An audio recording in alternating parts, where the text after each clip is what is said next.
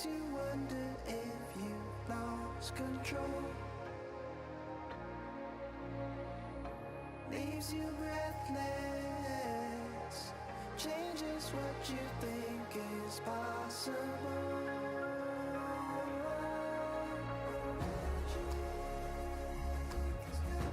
Got me too.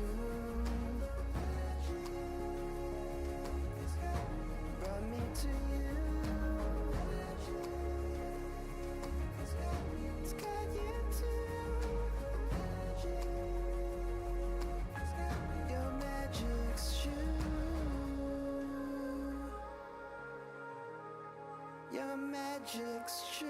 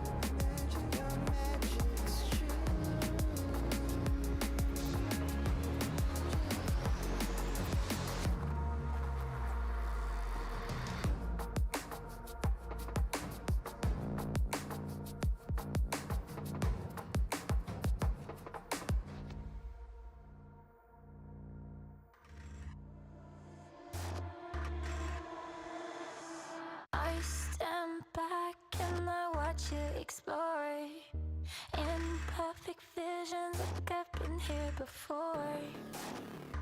Falling faster, I try to ignore. I see you, I see you.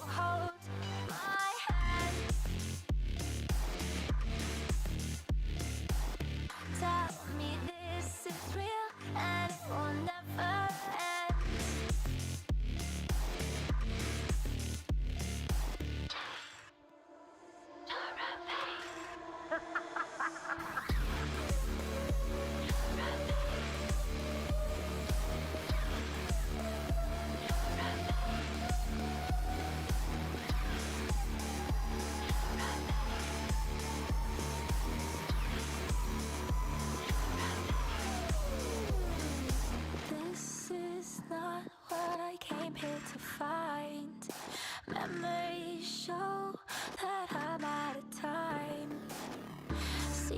shadow.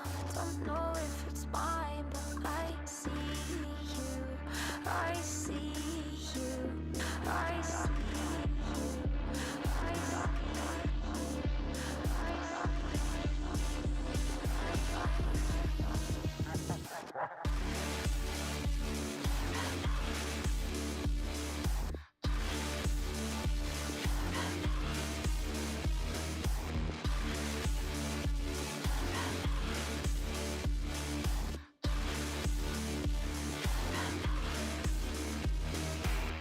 I'll let you drag me to hell if you hold my hand. Tell me this is real and it will never end.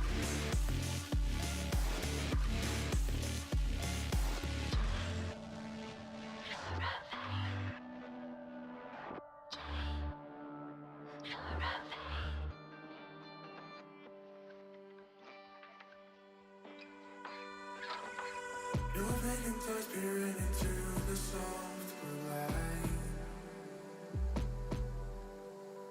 This unfamiliar glare blinds me out, I'm blinded. Inspired my efforts to keep you satisfied. I seem to be losing you, it's not worth the fight. So I speak up, I scream into the void. I reach for a hand to guide me through the shifting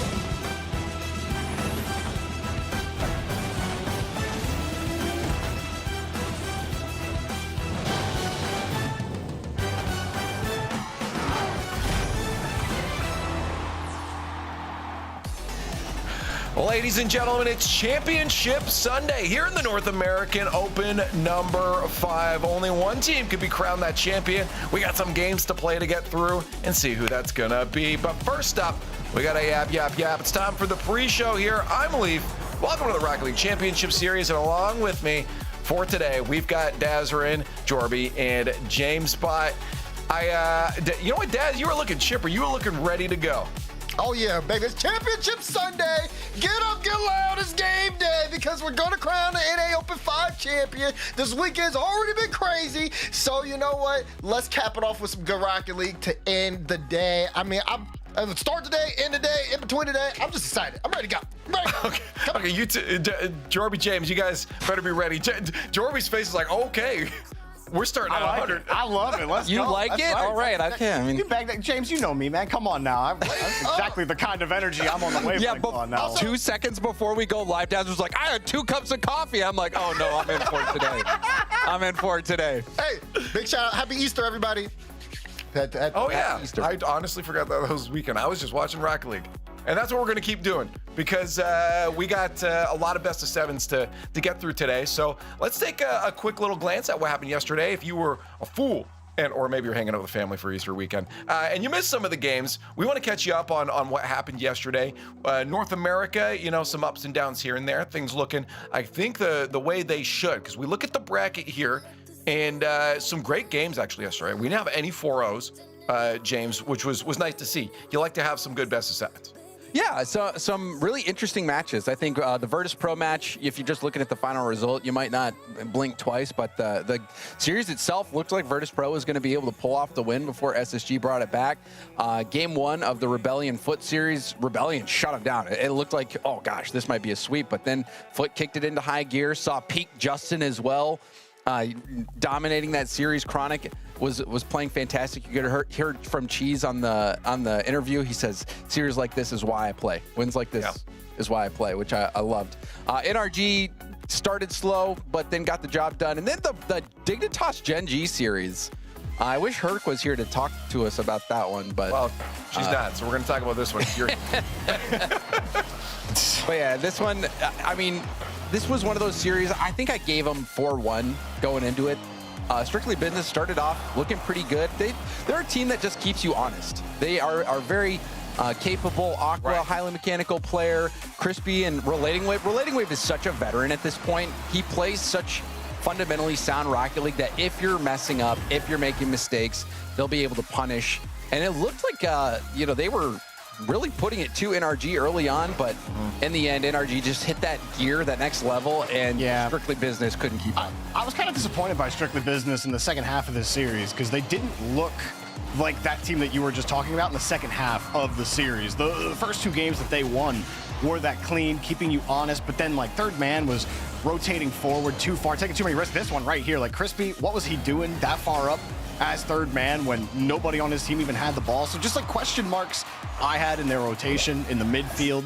I felt like Strictly Business left a lot on the table on the end of that. And obviously, NRG are going to punish that easily. So, I mean, that's what you expect. Once it comes to that playoff weekend, NRG is going to step it up. And I expect we're going to see some solid gameplay here on Championship Sunday. But then we do go to that match James was bringing up here. Dazarin, we look at that Dignitas Gen G matchup here, and that one was a scrapper. Yeah, it was. I mean, Gen G versus Dignitas, man. James said it best. I mean, it was a sloppy Joe, sometimes sloppy Joe, slap. I mean, he's absolutely right, because it was ugly. But one person who did look great was Magic Bear. He just had such a strong individual performance that it was exactly what I think a lot of people really wanted to see out of him. Same with Rise, and Frosty was there when he needed to be. That's when I feel like Gen G's at their best, when they don't need to rely on Frosty in order to make things happen. That being said, though, Dignitas fought tooth and nail. James, you said it earlier, and I think you're really right about it. It feels like Dignitas was just trying to survive during the series, and Gen G really kind of had the tone and had the control for most of it, but Dignitas just made it scrappy and forced that 7.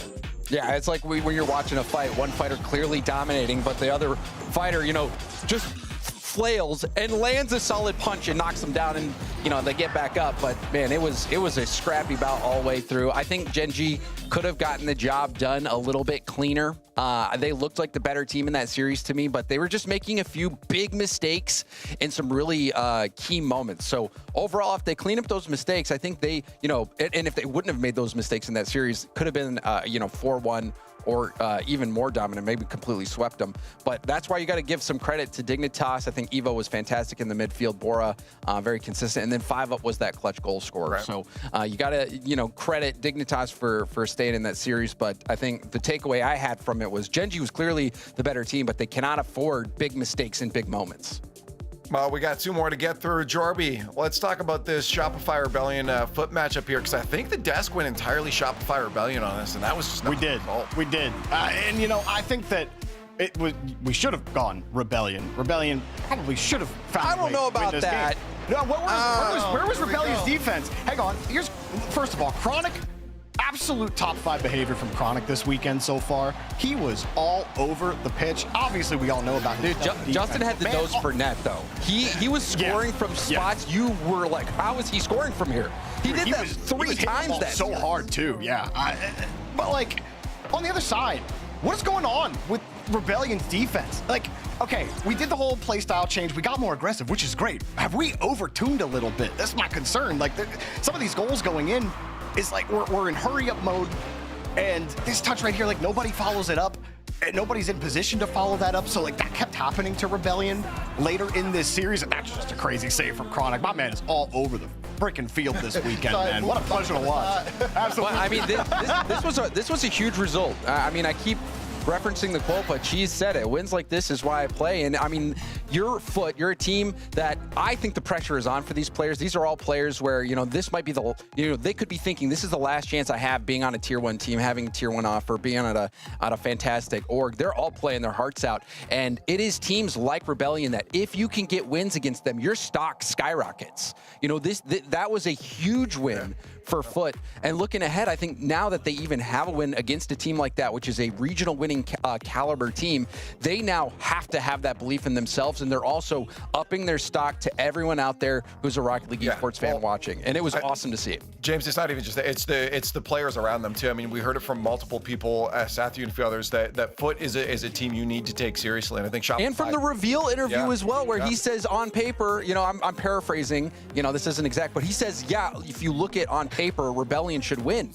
But Foot has the intangibles. They just look like the better team, even though player for player, the talent might not be at the same height, which is, still Foot, the levels are way up there, and I think they continue to improve as time goes. Well, we were talking just yesterday, like, they beat Rebellion, then they are in the conversation. Like, that was the thing. It's like, we just had to see it. We knew that team had the potential. We knew that they were going to find good performances.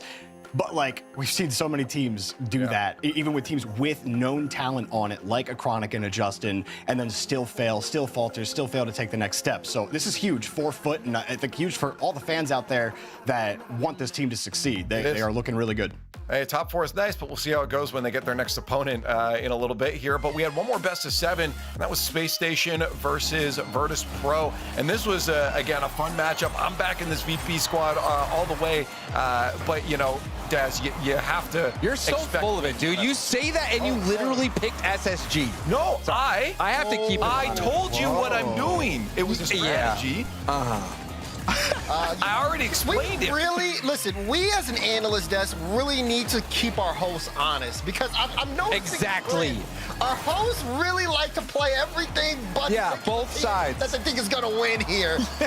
We have great loving hosts. The players should definitely love that, but we need to have some consistency across the board. Why are we talking about I told you VP is going be quiet. This is fraud watch. Leaf, I need you to sit down. I need you to shut up, because this whole game, we're not even talking about the game, guys. With Space Station and Vertice Pro, this was an excellent series. All right, like Vertice Pro, they go up 3-1 in this set, looking really strong. And the other side, the back half of this series, from this point onwards, Diaz took over. He was all over the field. He had some incredible saves in this series. And where Diaz last regional when Space Station won, I think a lot of people would probably have him ranked third best in terms of performance. And he just flipped the script. And honestly, he flipped the script this time. You're so right, Jorby, and that's the thing why I think it makes, or SSG is so difficult for top teams like NRG, who offensively, NRG doesn't seem like they can be stopped by anyone else, but Diaz, his defense is so good, and he's top level ones player in North America, and so he's got those mechs to go full field and really put it to you. SSG, fantastic James, team. What I want to point out here is we had a good day.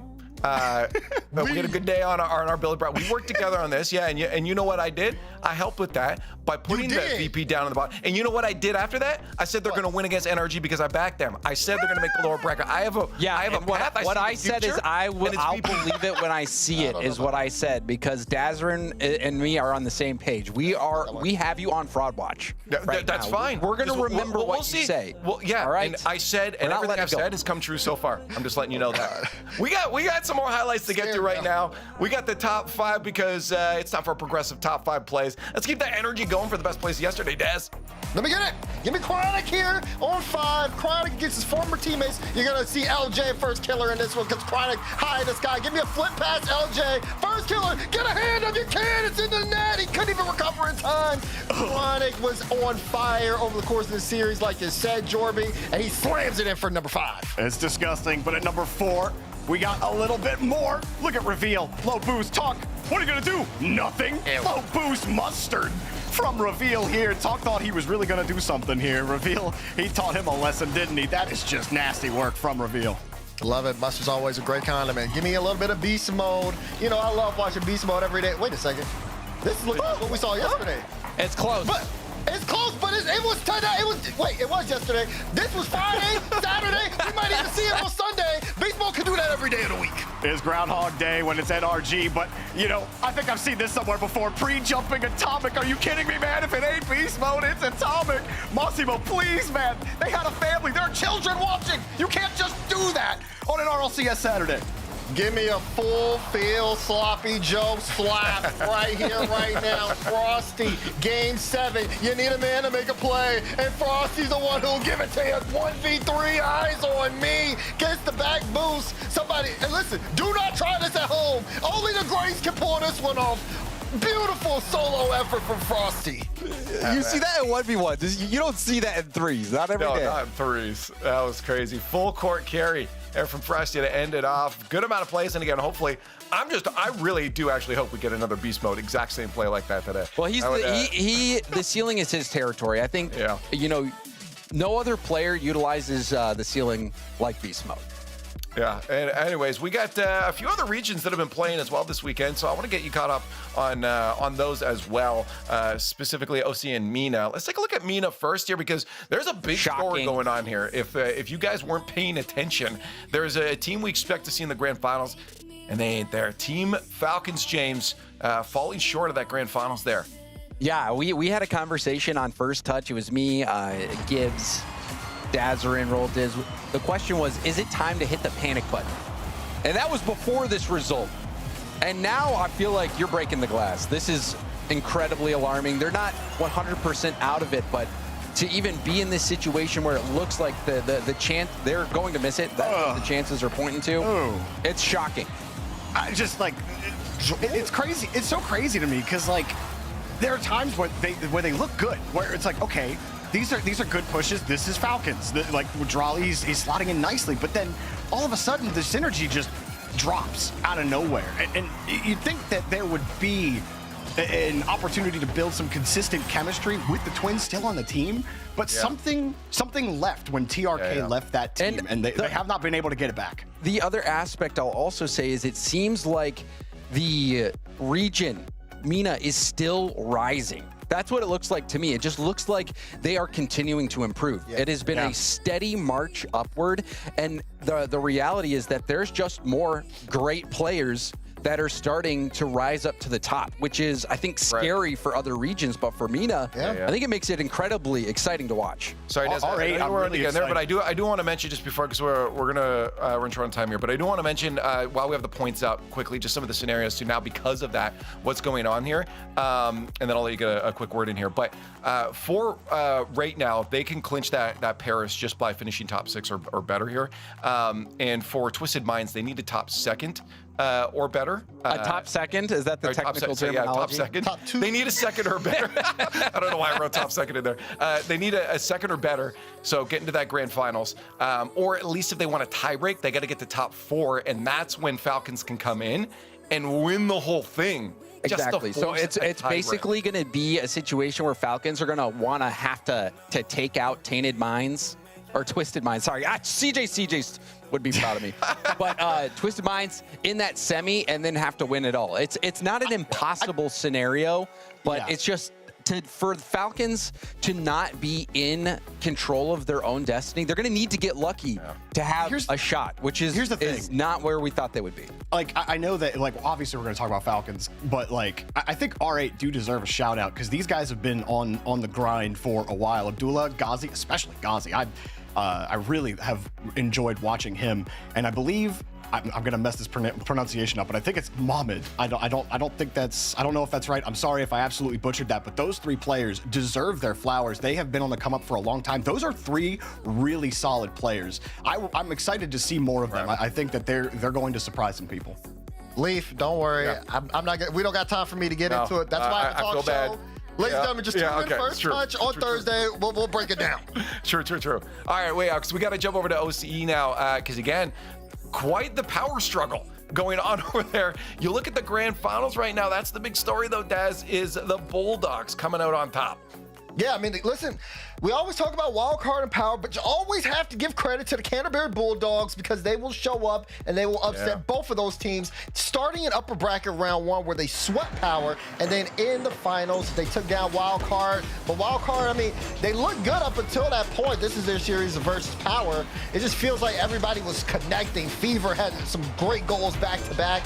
Then when the series went the distance in Game 7, I saw Banana Head really step up. It's so close. Well, In point standing right now in OCE. It is. It's Yeah, you're gonna really see exciting. It's also, for OCE, they lost a spot. You got to remember they lost a spot. So now it's more competitive than ever. And before, a lot of times it was just a 2-way struggle between power and wild card for the top. And now with Bulldogs in the picture, this is not just a one-hit wonder. They took down power back in Open 3, and now in Open 5, they took down wild card. So they've taken down both big dogs. I love seeing Kaka pop off, man. He was playing real well here. Yep. He was all over that highlight reel. Wait, it's Kaka again. Keep going. I'm cuckoo for Kaka. Wait. Oh, he's gonna own goal. Oh, he got to it. He got to it. I thought we were about to get the OCE own goal there, but man, Kaka's had some great performances on lands and has found, like, if he could find some consistency, man, I think he could be a real force. Like, sometimes he really shocks me with how well he plays, and that's a ridiculous goal at the end there. My God. Some OCE stuff. Also, Hunter had a brief time in the limelight as well. He was that incredibly young OCE player making a land, a lot of eyes on him, wondering where he would get to. And so, Bulldogs, this has been a long time coming, and yeah, the race is as tight as it can be. Yeah, this is wild. 2 points separating 3 teams right now. That next open is going to be incredibly important considering how many spots that region has right now. Yeah, you got to get that number 1 spot there. So that's going to be a really good open to watch. So make sure you guys tune into the next OCE broadcast. But we're going to move on here and play a little game. You guys have been some good energy today. I want to see now if you can work together. Put that energy into one pot, mix it up, and we'll see what comes out. We're going to play a game. We're going to play a game called Guess the Player here. We've done this before. What we're going to do is throw a bunch of logos on screen. You guys can play along too, chat. You guys aren't allowed to look at chat right now. That'll be cheating there. But yeah, we're going to put some logos on screen. You're going to work together, try to guess who it is. Now, I'm not going to give you their current team, and you have 10 points on the board you can try to get. Is there a timer? One of those points, you can get that last team there. You only get it 1 point for the guess. No timer here, but I'm going to keep you guys honest. So, because we got to get the kickoff soon. So let's get to our first one. Let's throw it up on the board. We got 5 to get through. Work together. What player AJ. had this jersey? Yeah, AJ, 100%. Okay. Are you guys locking Locking in? it I in. can lock it in. Yeah. Jorby was so worried about this before, and I'm like, I don't know if you need to be Well, too because worried about this. no, because I was they- only do they worried get because I thought it harder? was a different game. I thought it was a You different. got it right. Okay, Wait, okay. I got you. Wait. I got you. Alrighty. Okay, one off the board here. Chat didn't even have time to put one in. Did you even reveal the answer? Or are you just telling us? Yeah, We they did. It was did. at the bottom. It was at the Okay, bottom. perfect. Yeah. Okay. It was there. Okay, let's get the next one up. We'll see if they get a little bit harder here. What are you guys thinking? Speed. Yeah, I would agree. Speed, 100%. Shuffle skins Okay. Evo, definitely speed. Evo. There's no other option. And flip side, speed. Yeah, speed. The bricks as Speed well. for Shout out liquid? Mouse. What the? Yeah, speed He played- speed for a short time. Yeah, Wow. Are we locking? okay. Are you guys locking it in then? I'm locking it. Yep. locking it 100%. in. Oh, yeah, we're gonna cruise through this segment. It was speed. Yeah. Currently playing on the immigrants here. Okay. Well, you guys are at 4 points now out of a total of possible 10. You guys are killing it. Let's Okay. see. Let's see what the next one is. Let's throw it out. How are we feeling about this one, guys? Oh. Not as quick. I Not Banana. as quick. Probably. Banana. Super lucky. I was Oh wait, no, towards Super Power's Lucky's not, well. Power's not their last team, so they're on a different team. So maybe it is Banana Head. Yeah, I said banana head for the last team. Yeah. So I've got Wait, two how is it answers. banana? Oh, because of wild card. Yes. wild card. Right, Yes. right, He's right. on wild card. Yes. Yeah, I think that's I'm with you. Are we locking in a B head here? Yes, sir. yeah. Okay. Let's reveal. Let's see if you get another 2 points here. That's banana head. Let's go. Nice. That's right. Got it. That's right. Okay, chat. I gotta say, chat, you're overall doing pretty good too here. I like it. Okay, we got 2 more. You're at 6 points already. You guys might get the perfect score today. Let's throw. How many are there? I We missed got it. 5. Oh, This is Exotic. I think it's Wait. exotic. yeah. no, exotic. No, yeah, because exotic Yeah, was because on. he was on Semper. Yeah, Semper. Yeah.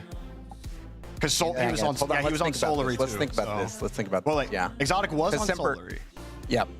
Yeah. Trying to think of that was who the only else one I was on Semper. Yeah. And Hold it's on, hold on. BTS. And Okay, his new yeah. team now is Yep. Vitality. Yep. It's got to be. So so we're locking in exotic. We're locking in exotic. All right, for an 8 out of 10 points here. The answer is exotic. Let's go, boys. Let's go, boys. Come on. Come on now. All right, let's One see if we more, get the perfect, one more. perfect score. No, chat. The answer is not Jinxie. Okay, for a full 10 points, our last one. What do we got? Oh God. I think it might be Redemption. one of the That- twins. It's one of the twins. Well, Can we just say the twins? I need a player. I need a single player. leave is gosh. tripping you guys up on this one. Who was the third on Rule 1? Was it Mawson? Was it Mawson? Was it Yeah. Mawson? Mawson? It might. I believe it might so. Be, this might be Mawson. You think so? He hasn't been on more teams? You know, I don't actually know for sure. If 'Cause he's who, been on, like, the same team Played, since then. no, because didn't he play on a team at the 20? Yeah, I swear it World must have. Championship? Yeah, It was pretty like sure. 01 There's esports no or way. something like that. I feel So like this one, but I feel the like thing is that's kind of. But the thing is did Rawas and Killers ever not be on a team? So how would this work? I feel like this is a trick question. That's what I'm saying. Like the twins are a red herring, so I don't think it's the twins. But Hold on, wait, Killers? KRN, Killers. Killers? It's got to be Killers. KRN. That's one of those all right, teams. James, I'm following you. I'm following you. I'm James. saying Go. Killers. Lock it in. It's gotta I'll be. lock it in. I'll lock it in. All The hit doesn't in. matter, so Wait, hold on, Killers. Wait, So wait, the R for Was. do we want to get chat involved? Ah! Do we want to get chat involved? And we could do a vote for them if you guys are stuck. Killers Rawas. One. Can we say, is the twins an answer? Wait, I don't there's know. No way, It's there's got to no be way an you made individual both. player. Let's An get chat. individual player. Oh, dude, this is such a cheap Which way to one do is it. it? Help us. Help us. Hold on, can we see the Wait, the I'm going to prediction say, graphic is so crazy. guys, I feel like it would be Rawas because I think Rawas was playing competitively a little bit longer. I'll go with you on that one. If you're, I don't know. I need Are you your help guessing? here. Are you just making stuff Can up we right see now? the teams again? Can we see the team names just one more time? One more time. Oh, please. All right, let's see. Redemption. This bird. Okay, that didn't help at all. It does. The name. It doesn't. Did it not? You know it's one of the twins. Okay. I would say Rawas. What did we get a Rawas. chat? Did we get chats answering as well? Let's see Yeah. chats. They're Okay. confused too. They're going with They're saying Rawas. I'm going with let's go. You guys locking in Rawas? Are we sure that's not the same picture? That looks like the same picture. His answer. There it is. Well done. Good job, guys. Yeah, chat was Wow, that was on close. that one. Yeah, their journeys were very similar, but there were some points where the before the convergence. So. thought you That were is trying to such trick a us, man. scummy move, by the way. That is whoever picked that. That was me. You're welcome. The lower third graphic is crazy. I'm gonna get them with this one. Good play though. Good play though. Yeah. Anyways, looking at the points for today, just a reminder again, the snare is on the board here. Yeah, I mean, I believe there's 2 clinch spots potentially here.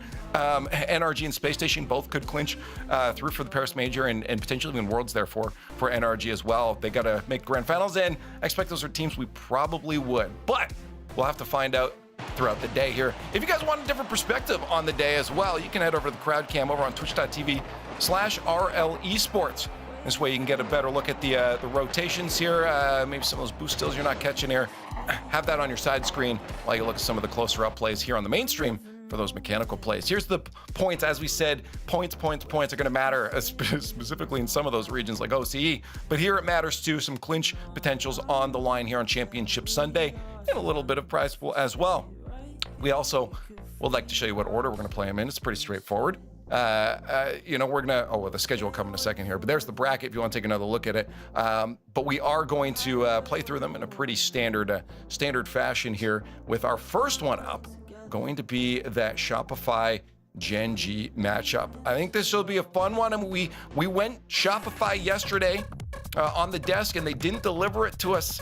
And the question is that going to happen again today? Daz, how are we feeling about Shopify here on Championship Sunday? I mean, this is a Shopify. Oh, we got first killer cam. I'm feeling great about Shopify Rebellion today. I think they're going to be locked in all the way through. Listen, you get first. We didn't have FK Cam yesterday.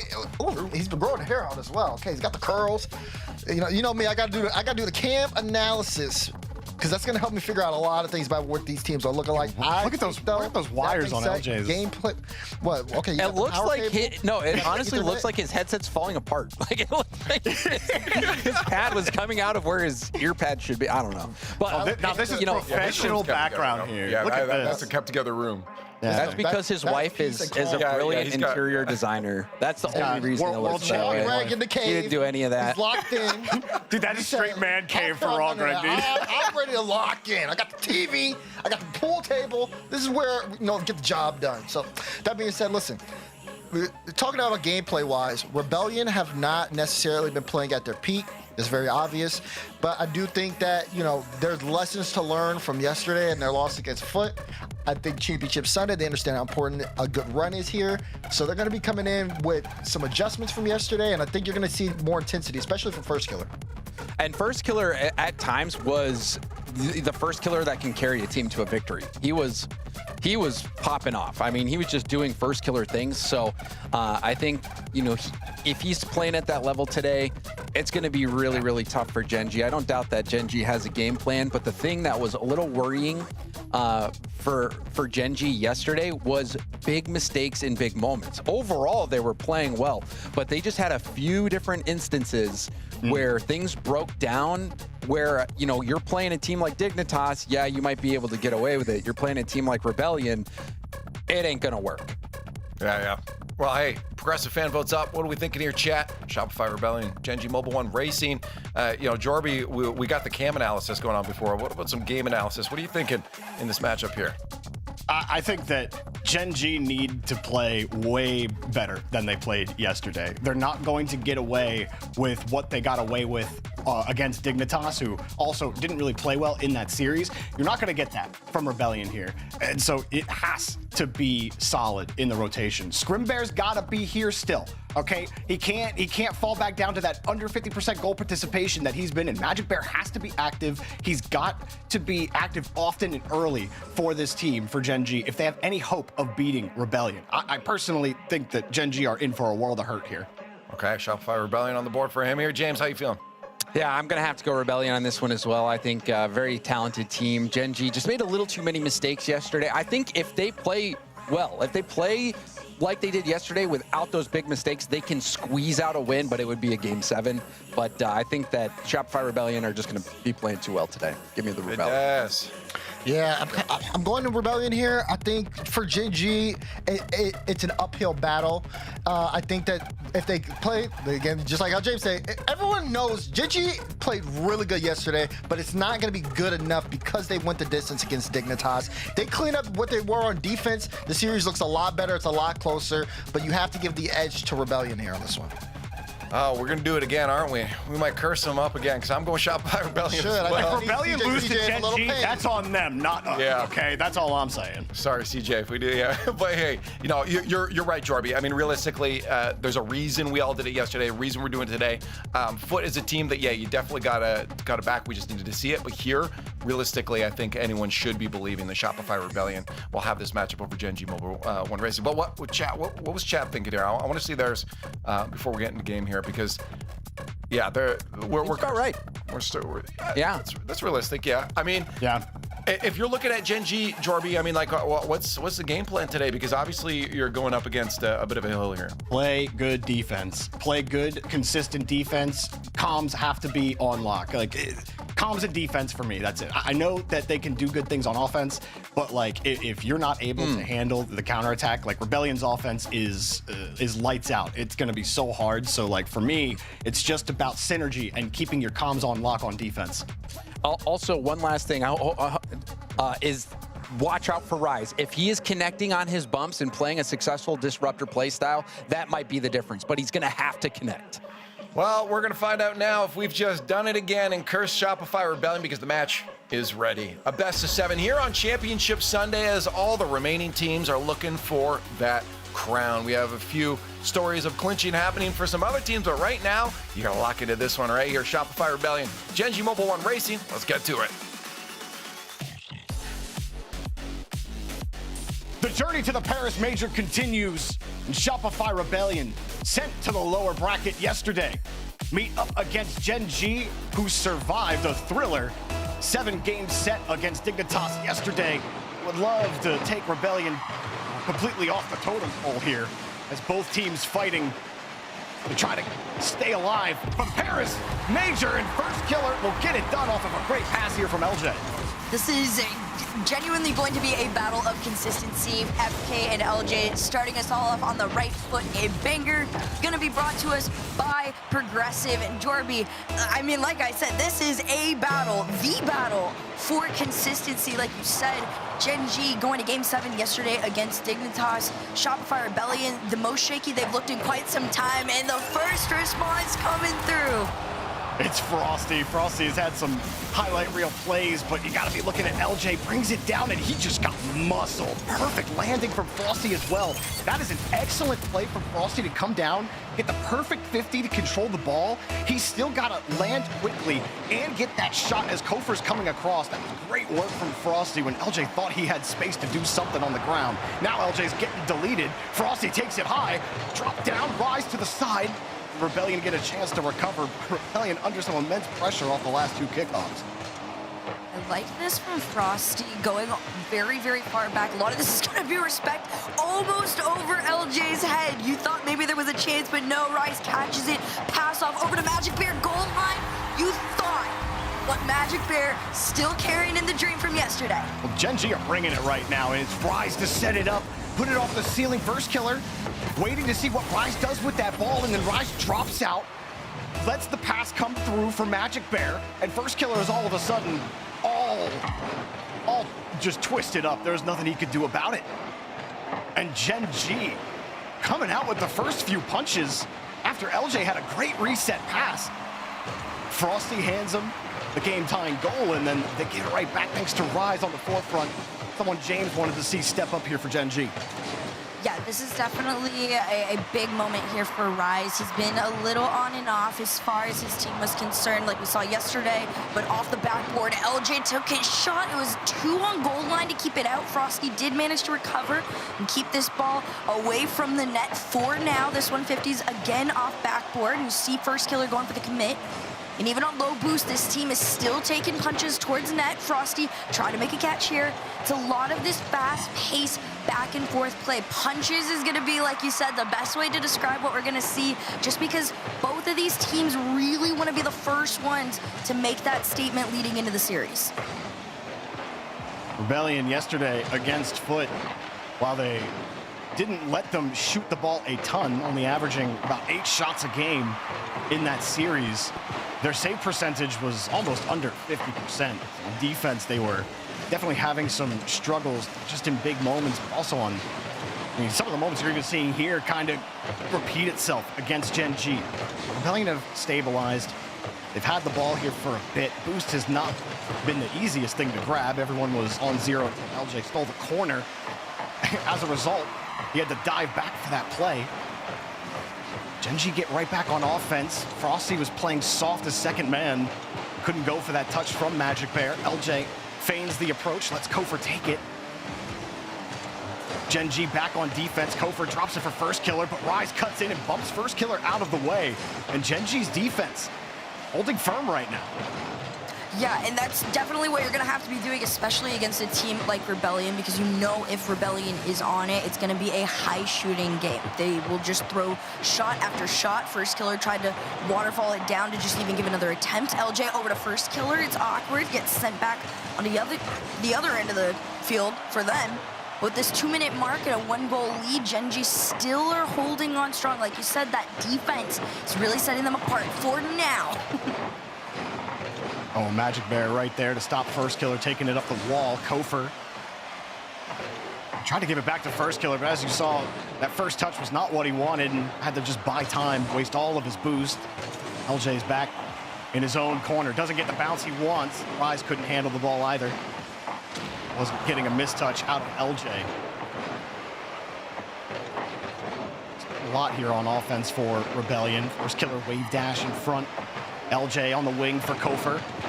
Kofheer gets the bump to open it up, and somehow LJ forces this through. It bumps off of Kofheer's car. There were 2 defenders in net for Gen G. Frosty just couldn't get there. Now, it's a big bump, like you said, for Kofheer that gives them even the shot opportunity at that point, because like we've seen for so long, Gen G's defense is pretty much rock solid. So they're having to now get a little bit more creative like we saw to be able to get on through, and it's working out. I mean, the fact that it had to bounce off of Kofheer's car to go in. LJ's touch was going to be wide off the post. Kofheer's still falling. It bounces off of his wheel.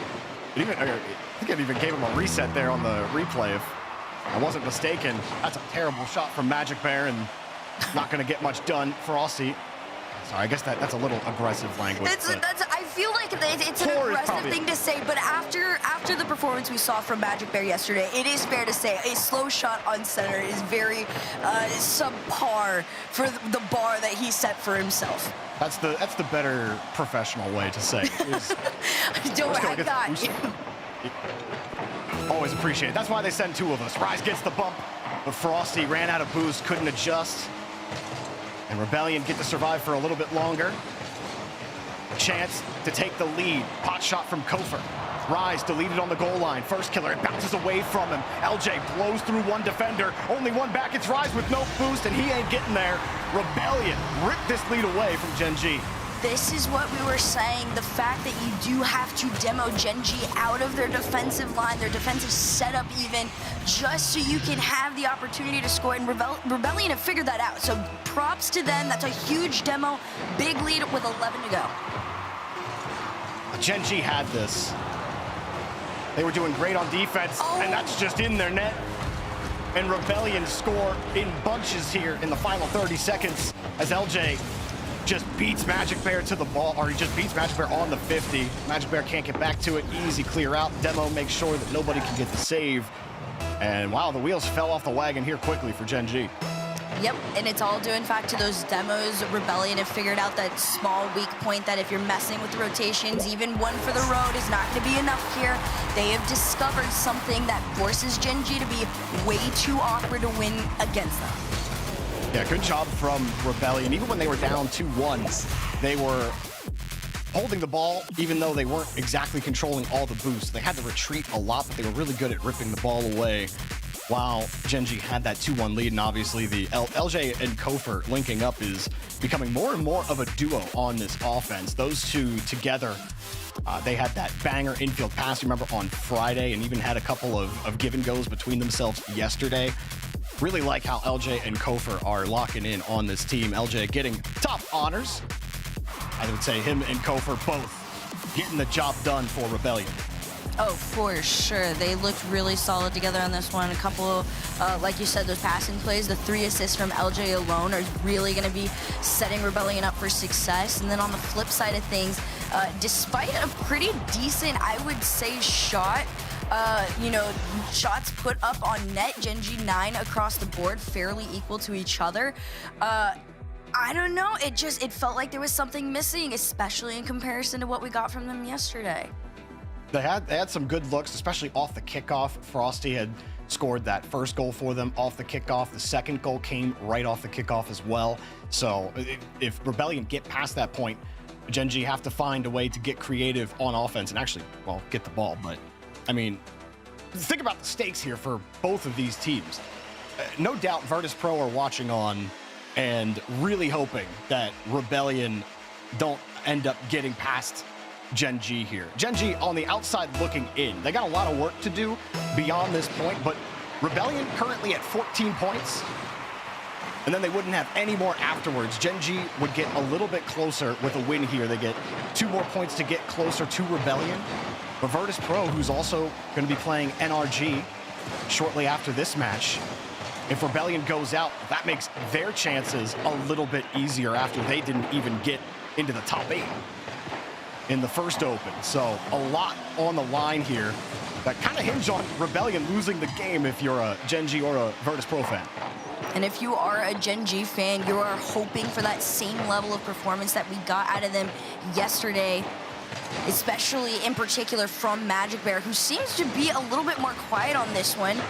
Right now, it's been pretty much Rebellion taking their turn with it. Finally, Gen.G out. Magic Bear very low boost, so it's an easy challenge there for FK and LJ to clear on out. Oh, Rise just missed the ball. Oh, okay. And that's just in. Looking on Rise Cam, coming up, thinking he might play a 50 with Frosty, and it's just a perfect pass out. And honestly, Rise hits that 9.99 times out of 10. I'm actually shocked he missed that ball. That was absolutely savable. I mean, And that's when you can't let that one go in. No, those are those moments where you can tell that Rise might be in his head just a tiny bit there. Granted, he is one of the top. He should, in theory, be able to shake that off faster than most. And he had a great play last game as well with that touch off the ceiling with the fake. And oh my goodness, first killer, just putting it in himself. And the offense continues for Rebellion. Grabs the reset, gets the pop on it as well. And the 50, that's just first killer things. And there ain't nothing Rise is gonna do on that. Frosty got dunked. Good luck and good night to you. 2-0 Rebellion. It's just, I mean, like you said it best, it's a first killer doing first killer things. The crazy part is it feels slow. It just feels so natural and easy at this point. Gen.G oddly feeling so absent from this series right now. LJ, another shot, just a little bit high off the mark there, but still a good one nonetheless. They return it on net, though. 50. What is this series? Yo, first killer scoring for both teams, but look at this shot. That's a banger, bro. That is, you couldn't do that twice if you were first killer. He might, actually, I'm not gonna say that. He might be able to do that twice. Maybe. Do it on the correct net maybe next time. So 2 own goal, or what? Really 1 whiff. And a beautiful own goal from each team. So now you could say they're even, right? There you go. Yeah, it's everybody can laugh off what they did as a mistake on their end. Magic Bear going downfield, trying to get LJ out of the way. And he did the job well enough. LJ in an uncomfortable spot. But look at Magic Bear chasing him down. And LJ's gotta respect it. He wanted the boost. Magic Bear makes sure that he can't cut and challenge Frosty early. We saw Frosty, he didn't have a lot of boost. So if LJ was able to get any kind of forward momentum on the ball, it was gonna be hard for him to win the 50. So the fact that he got put sideways by Magic Bear made winning that 50 in front of the net all that much harder. Great job chasing LJ out of that play. It's another attack here from Shopify Rebellion. Rise trying to do his part in getting this ball cleared out. Frosty just enough, only to be immediately returned by First Killer. The power he's had on some of these touches is absolutely insane. And that halfway point coming through in a tied game is going to get sent off. Look at Kofheer in the corner. Just perfect dodge into Rise. His recovery off of that, and then just drives up the wall. A little dash up and a little salt in front of the net. That is beautiful work from Kofheer. Off kickoff, we'll see what we get here. Kofheer went for that back boost, round 1, ready for these challenges. They've timed them so well against Gen G. Under 2 now. Magic Bear to send him back, goes for his 1v1, gets his shot. LJ, calm and patient. That's kind of just been Shopify Rebellion right now, just letting Gen G take their shots, play their game, and pretty much just wear themselves out at this point. Gen G not having fun trying to work this ball out of their corner. Rise trying for the bump. Kofheer somehow, dude, okay, on Kofheer cam, Rise like phased through Kofheer's camera and he somehow just ripped that ball up. Honestly, it was real trippy to look at. And Kofheer still going. Okay, it's crazy with 0 boost to go for the reset there, man. I know you're playing well, but that's a little crazy. Frosty's got this one, drop down, back to Magic Bear. First Killer got the boost, wins the touch clean. Rebellion running, rough shot on Gen G right now, and you just gotta hit the net, though. I really thought First Killer was gonna give you the shot you wanted back. They tried it again. Magic Bear just able to send it, keep it with him, pass off over to Rise here, and Gen G, despite having this ball, don't necessarily keep the possession. You see one cheating up from Shopify. Almost gave them shot opportunity there. Man, I just love how Rebellion look on. You didn't see this like nearly as often from Rebellion last split, where like his second man was never anywhere to be found on offense. Now look how they are. I mean, Gen G are on offense right now. They get the demo. Magic Bear will sink that one. So I'll talk about Rebellion's offense again when they actually get there. This is a great play from Gen G. Everybody starved on Rebellion. You get the demo to make sure no one can get there. Magic Bear with an excellent touch to keep it lofted. And we've got a tied game. Gen G staying alive. We'll see what we get from this final minute of play. 6 goals, though. A really big shooter between the two. Usually you do feel like it's a little bit more patient, at least as far as from Gen G, but they're having to play catch up behind Rebellion despite them being tied. Here comes Kofheer. Reset forward, hands off over to Frosty. First Killer gonna try and take it back. Juicy first touch. Good challenge from Rise. Kofheer right behind LJ. No boost for First Killer in the corner. LJ gets the bump. Rise scoops the ball out, though. First Killer the only one back. He'll keep it up and away for LJ. Kofheer downfield. Frosty barely any boost. Just gets to the 50. First Killer with a high touch. Gen G are ready for every touch that Rebellion gives to them. Frosty chasing, and LJ will avoid him and actually demo Rise. First Killer moving. Frosty bumps him out of the way, but just back to the ball. First Killer makes it work to Kofheer! And First Killer, you can beat him, you can bump him, but he's still gotta find a way to dish this pass. This team, it's so frustrating for Gen G too, because they kept Rise so far back. They tried to put Frosty in a position to make the save, and just First Killer coming from the angle that he was, there was no stopping him. They demo them off the kickoff. They try to go for the fake, and they still get the win. Well, maybe they gotta get the ball on the ground. There it is. Rebellion taking the game yet again, up 2-0. First Killer taking a sip of water. Stay hydrated out there, chat.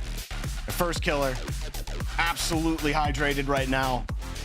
At the start of the game, you'd say it was all First Killer, and he did a great job closing things out. But in the middle there, he's on the bottom of the scoreboard. But let's put some flowers on Kofheer, please. His passes, he was dinking, he was dunking, and he was doing some great work out there in the middle of the series. Really liked how Kofheer was looking for sure. First Killer doing First Killer things you just expected. Rise missing that ball. First Killer got a little cheeky smile there on that one. And that was a stellar own goal as well. Definitely own goal of the weekend, First Killer. That reaction, he's not as happy about that one. My goodness. And I will say, there is one question that does need to get talked about a little bit. And is this a matter of Shopify Rebellion playing at their best? Because I will say, they have been a little up and down. Or is Gen G not doing as well as they did yesterday? If Gen G had been playing like they did yesterday, would this be a different story? I think they would probably be getting smashed a little bit more. I actually think Gen G are playing pretty decent. I just think Rebellion's offense is so good. Like, Kofheer, think about how he played on that corner pass, but also in the midfield as well. Frosty or Rise who got the bump on First Killer, bumped him back up to the ball. First Killer gets his flip back anyway and just throws out a beautiful pass over to either Kofheer or LJ. I can't remember who shot that ball, but like, I just remember Rebellion's offense, it'd be one guy on the offensive half of the field. A second and third man are like split beyond the midfield line. Like, they're not even up there. And so like, follow-ups were so slow if they were even there at all. That's not the case at all with Rebellion's offense anymore. They were doing a great job kind of sticking close to second man, quicker follow-ups, changing things up against Gen G as well on offense. I thought Gen G actually did pretty decently on defense with the different looks that Rebellion gave them. I do think Gen G are playing better than they did yesterday. I just think Rebellion are playing better. You think they're playing better than yesterday? Hercules, did you watch Gen G versus Dignitas? I did. But are you watching Rise right now? I feel like this is a very... I watched Rise with at the start of the... You watched Rise with me, and you should be able to say that Rise is playing way more inconsistently than he was yesterday. Okay. I mean, besides that whiff, though... What else I don't think it's just the whip. A couple of the decisions I've been seeing him make on the back line. Case in point. It doesn't really matter. It doesn't really matter when First Killer's behind the ball. Let's see. LJ, first of all, one heck of a touch from LJ. Magic Bear was not thinking he was going to get that kind of power. There's nothing Rise could do about that. Like, after Magic Bear's beaten the midfield, Rise's name was written in the death note. There was nothing he could do. Well, we'll see if anybody is light on the other end of the field. Otherwise, it's just going to stay the same way it's been. Shopify Rebellion one game away from match point here. Another shot floater on net. Magic Bear to keep on out. And First Killer definitely still the one to beat if you are Gen G. You have had some good looks from Frosty. Remember Frosty near the start of the last game, he got that great dunk and pop against LJ. To get the first goal for Gen G. There have been some good things here for Gen G on offense. First Killer getting demoed by Magic Bear, but it's another great 50 from Rise, and LJ gets dunked! Frosty! As Frosty versus LJ on the blue, Frosty finds ways to win these a couple of times, but a great follow-up there from Rise. LJ coming across. I mean, good luck trying to get that one past Frosty. I hand that off to Frosty on that one, too, because he knew he was going to try and pinch it off the post and just bounce it out, and he timed himself and read it perfectly. I mean, granted, he was close enough that it was going to be easy, but yeah, a little bit close here off kickoff. We'll see what we get here from Gen G. Another attempt from Magic Bear. Everybody playing a little bit spaced out, though. Rise the whole way back on the wall to defend off of Magic Bear's 50. And, oh, yep. Frosty will go. Just little things like that. I'm just not used to seeing from Rise. We'll get back in time for this one. Frosty can't go, seeing First Killer there. First Killer never quitting on the ball. Kofheer knows that's not the ball you go for. Instead, he'll actually rip it away from Magic Bear. Good landing. Moves around Rise. Kofheer turning almost Cole into goal there. And First Killer, shot denied by Rise. Good save, pop up, no rebound to play with. Still Kofheer will send it right back. And a follow-up again. Gen G, they get that first touch up into space, and it's just taking them so long to get back to the ball, allowing Rebellion to get back into position, to hold possession. LJ's just downfield, planted. Magic Bear will take this one. And Gen G still playing defense despite some of the clears. First Killer already up against Rise. 50 back down. LJ patient, waiting for Rise's next touch. The First Killer keeps it down. Frosty with no boost. Kofheer right behind to defend again, or to attack against Magic Bear. And Gen G are under some duress right now. They were getting to the 50s. Magic Bear protects his own boost. No play as First Killer will come back down with it. Doesn't get the touch he wants. Finally, Gen G will break out. And this is a very important breakout, too. It's been so long that they've been boxed in their half, and they almost get sent back. They leave it to Magic Bear to try and make it clear. The one thing that Shopify Rebellion's been doing, though, to really keep them boxed is on their turnouts. They're taking those big boosts from them. They're forcing Gen G on the small pad game, which is slowing them down just a little bit, but it has been enough to make a difference. As LJ makes his breakaway back on in, Shopify Rebellion, it's just the same story as it has been for the last 2 games. That was aggressive from LJ. Ooh. Works out. Yet Kofheer wanted to, or thought about going for that touch from First Killer, but LJ comes from the blind side. Now he comes from the top side, off the bar. LJ goes for one more, had the reset. Will leave it. There was no way he was really gonna get around that without creating a rebound for Gen G. First Killer steals the ball from a boostless Rise, but the clear comes nonetheless as it bounces off the board. And First Killer's just sitting downfield, no redirect, but they missed the ball! Gen G can't make contact, and Rebellion have the lead. This ball just continues to go over their head. Oh. Look at the tiniest, most slight of hand fake to leave that over to LJ. This is top tier Rebellion. You know, he's thinking, First Killer, what is he gonna, he could play that to the ceiling, he could try to shoot that on net, but the way First Killer skimmed it off of his car, it just sent it a little more straight angle, and you saw Magic Bear thinking he was gonna get something that was leading towards the corner, and that little touch messes him up just enough. First Killer's had some great pushes in this series. Just the expectation for him. You know, he's at the top of the leaderboards for NA for years and years and years. And Rebellion score a goal for years and years and years here as First Killer lobs it up. And Kofheer slams it down. Nobody can get there. The rebound just comes out too far for Rise to get, when no one from Gen G can touch the ball.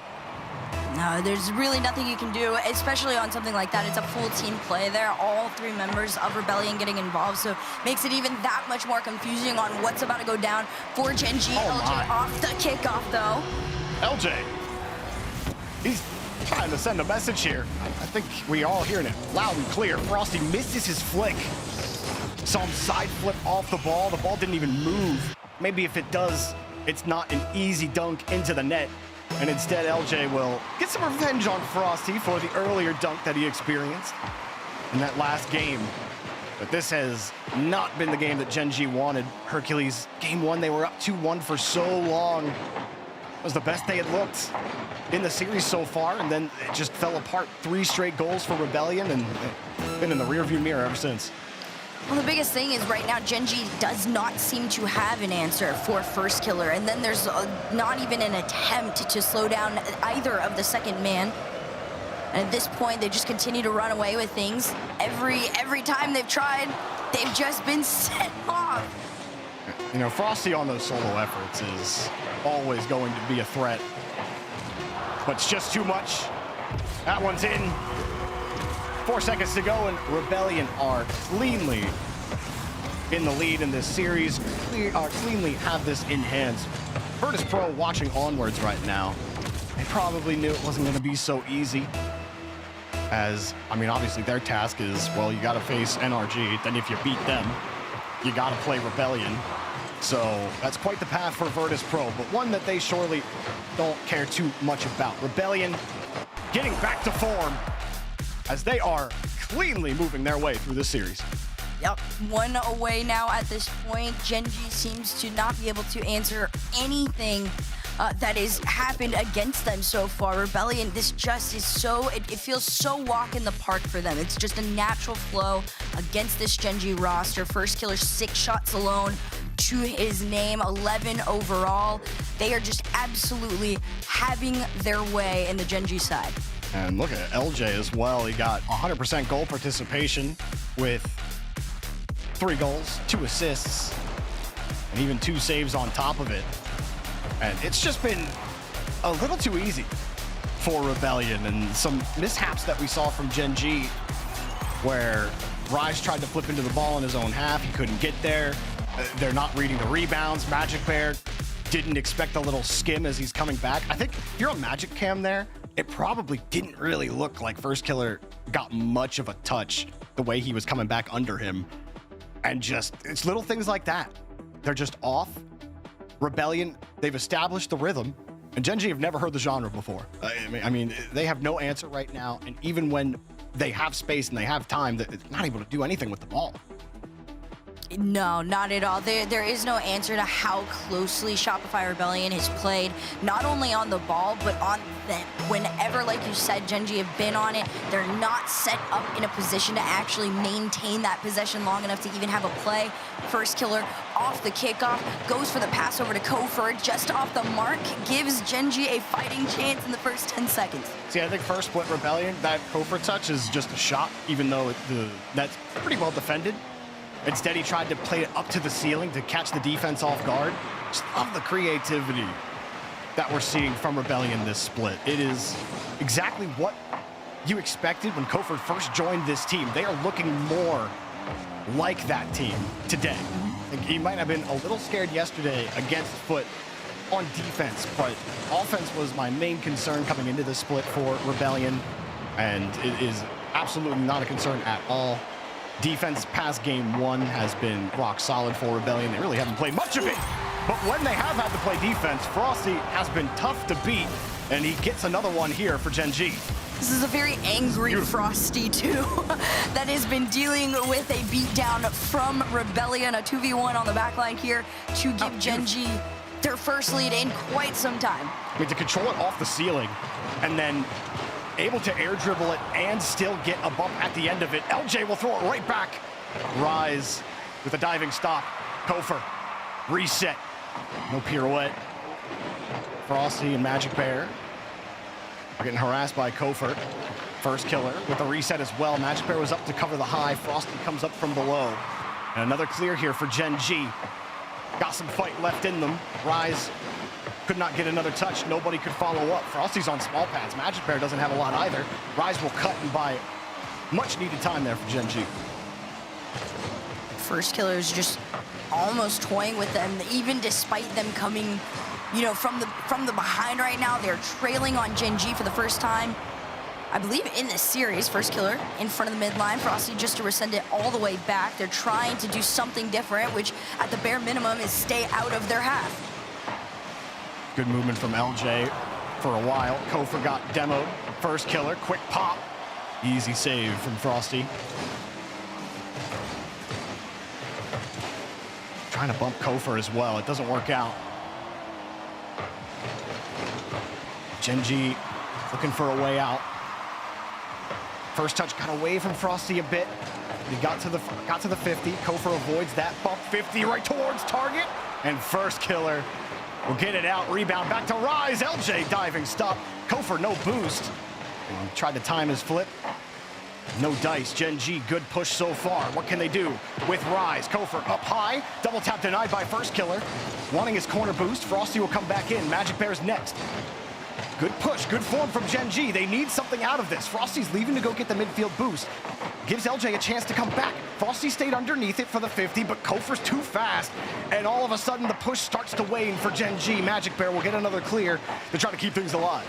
Right now, Rise has kind of just been all over the pitch as well. He's tried to be the one to find that sneak attack for Gen G. Unfortunately for them, there hasn't been that pass yet. Magic Bear over to Frosty. Frosty down to 9. Kofheer was right there the whole time. He's like, you want to hit topside? I'm already here. First killer got bumped by Magic Bear. Some close calls here. A couple double tap attempts denied. Good defense from Rebellion. Gen G, it was good form on offense. They're slowly losing possession. Rise has gotten some really quality touches out to teammates. Looking a lot better so far in game number 4, trying to prevent a sweep. As first killer up high from the midfield. He gets chipped on the play. Kofheer tried to steal that boost. Now everyone's got to leave. LJ's got a full tank. Magic Bear stays underneath it. But everyone playing back for Gen G. Unfortunately for Gen G, there's not really a lot of solo play opportunity for them. Two rare double commit. Hasn't quite resulted in anything. Yes, Frosty had opportunity. Rise is going to try and find it, but first killer back in time. I think that was LJ there. He knew that he was going to have to defend against LJ. He thought he was going to get a touch there. LJ ended up missing the ball. First killer going for the ceiling, or the flip reset up to the ceiling. As LJ trying to create space. First killer on small pads on the right. LJ gets a little roll on his flip. Kofheer's up high. Kofheer going low. Kofheer gets the goal. Rebellion finally find the game-tying goal. The reset over one. Rise's pop-up, though, just sets Magic Bear up for the complete opposite of success in there. He's so awkward, and it's unfortunate, but if you are a Rebellion fan, you are freaking out. You tie it, 43 seconds to go. This is where they're going to thrive. This is where these pushes are going to start to come through for Rebellion. First killer to catch off Magic Bear's shot. Carry him over. It's very low boost. Has his flip. No challenge. This one's all the way out to the side. As Kofheer comes around with 30 seconds left to go, everybody from Rebellion is lurking, waiting for the chance to shoot. Everyone on Rebellion has had their stars in this game. You've had first killer, you've had Kofheer, LJ. He set up that only goal that Rebellion have. Now he's demoing everybody. Takes the pass from Kofheer. Kofheer getting in the way. LJ coming across, trying to end it in regulation. Nobody can rip the ball away from him. Magic Bear, desperation, clear to Rise. Rise, off target. First killer will keep it in the air. LJ chases it down, no dunk. Kofheer will put it on the ground. It's golden goal for Rebellion. It's survival goal for Gen G. The frustrating thing, too, is off the kickoff, they go for the fake. Magic Bear stays way far back. It's still not going to stop the pressure here, though, but Rise had opportunity, was just off the mark. And like you said, it's that golden goal that's going to keep Gen G in this. Kofheer, nothing for him. Magic Bear sits in the midfield. LJ avoids him. Has a pass to Kofheer and missed the connection. It's usually as solid as fiber internet. But this time, Gen G, they didn't have to do anything. The cable snaps. Magic Bear getting back to the back wall quickly. First killer just chasing him down. Oh, it did force a slight mistouch, and Magic Bear is all out of sorts. LJ just keeps it up high. Kofheer, fake, first killer right into Frosty. It's not quite over. The ball stays close on the rebound. Magic Bear doesn't have a ton in the tank. He's got nothing.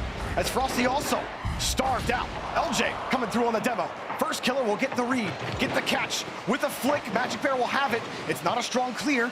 LJ doesn't have boost, though. Wants the midfield. First killer, he just decides to take it himself, and Kofheer's ready for it. With the first touch, and the second touch!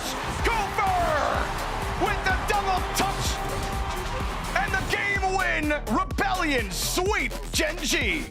The double down for the golden goal to sweep Gen G after the performance they had yesterday. Rebellion completely clean up and perfect their act.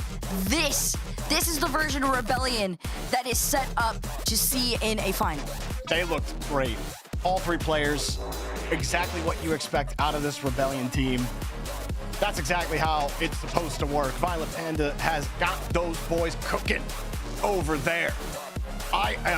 It's great when you see a first killer team where all three players are producing, and a lot of times it's LJ and Kofheer the ones linking up. When first killer don't have to do much work, you're gonna be feeling very good, especially if you're a Rebellion fan. We got so much more Rocket League to play for the day. The road to the Paris Major continues after the break, so don't go anywhere. We got more.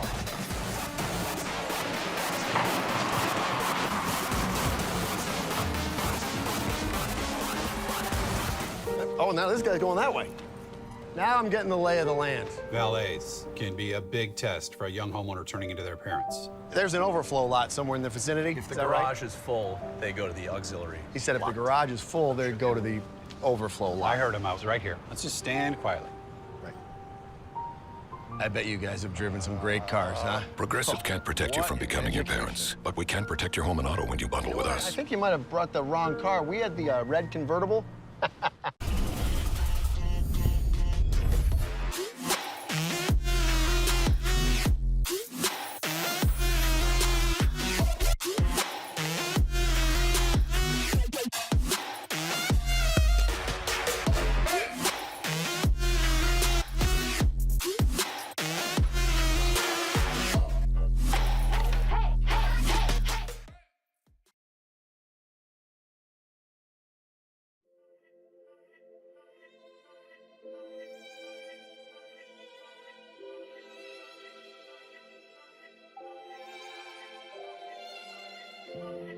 Looking back when we were younger, heartbeats were rushing, but always pumping. I drive away,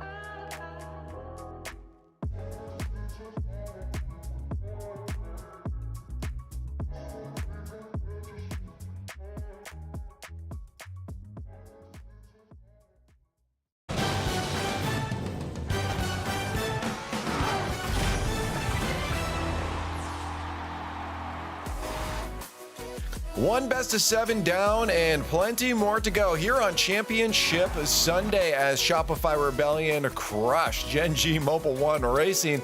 Move on to face SSG next, and to talk about it, VP, congratulations on the win. Thank you, Leaf. You look confident. You guys knew this one was going to end the way it did. It feel like that's what I'm getting from you right now. Maybe, but no, practice have been going great. We've been having a system worked on a system that works for us. We just haven't really been able to perform on the day yet. Until today. Today we've been it was more of a mindset thing, more of a mental thing than actually in-game stuff. So we changed that. We worked on that, and that's how we got to carry throughout the weekend. And if we keep that the same, we'll be good. So I have a few questions when it comes to integrating a newer system with the team. The first one you said was a mental. Was it having to do with trying something that the players maybe were uncomfortable with that they just couldn't wrap their head around? Oh no, the players are very comfortable. Like I said, our practice has been going amazing. It's just a little bit of nerves that's been affecting us. More of that mental side. But I think we'll be good, and we're on it, and we're fixing that, and we'll be good. Okay, good. Now the other thing I always want to ask is when it comes to implementing a new system, is there a point where if you have a couple rough goes at it that you maybe want to panic and revert back to an older system, or where's that line of it's not working, or we just have to push a little more? That's what we had last split, I'm not gonna lie. We had a good system, and we had some doubts, so then it didn't work out. But we know this one, it's working for us. We're feeling really good in it. Everyone agrees. So we just push. We've been doing well, in practice and all that. It's just, it was just on the day, we just have to perform. And that's what we're doing now. And I hope we can do more. Yeah, no, hopefully again, I believe you guys have a potential for a world clinch spot too if you can beat Energy in grand finals. I don't know if that sits at the back of the mind at all as well, or is it just match by match? Match by match. You can't be thinking about that. And especially with the mindset we're in now, we're one of the best. If we can be the best in NA, in my opinion. We just gotta have that mindset of not even worrying about it and just play.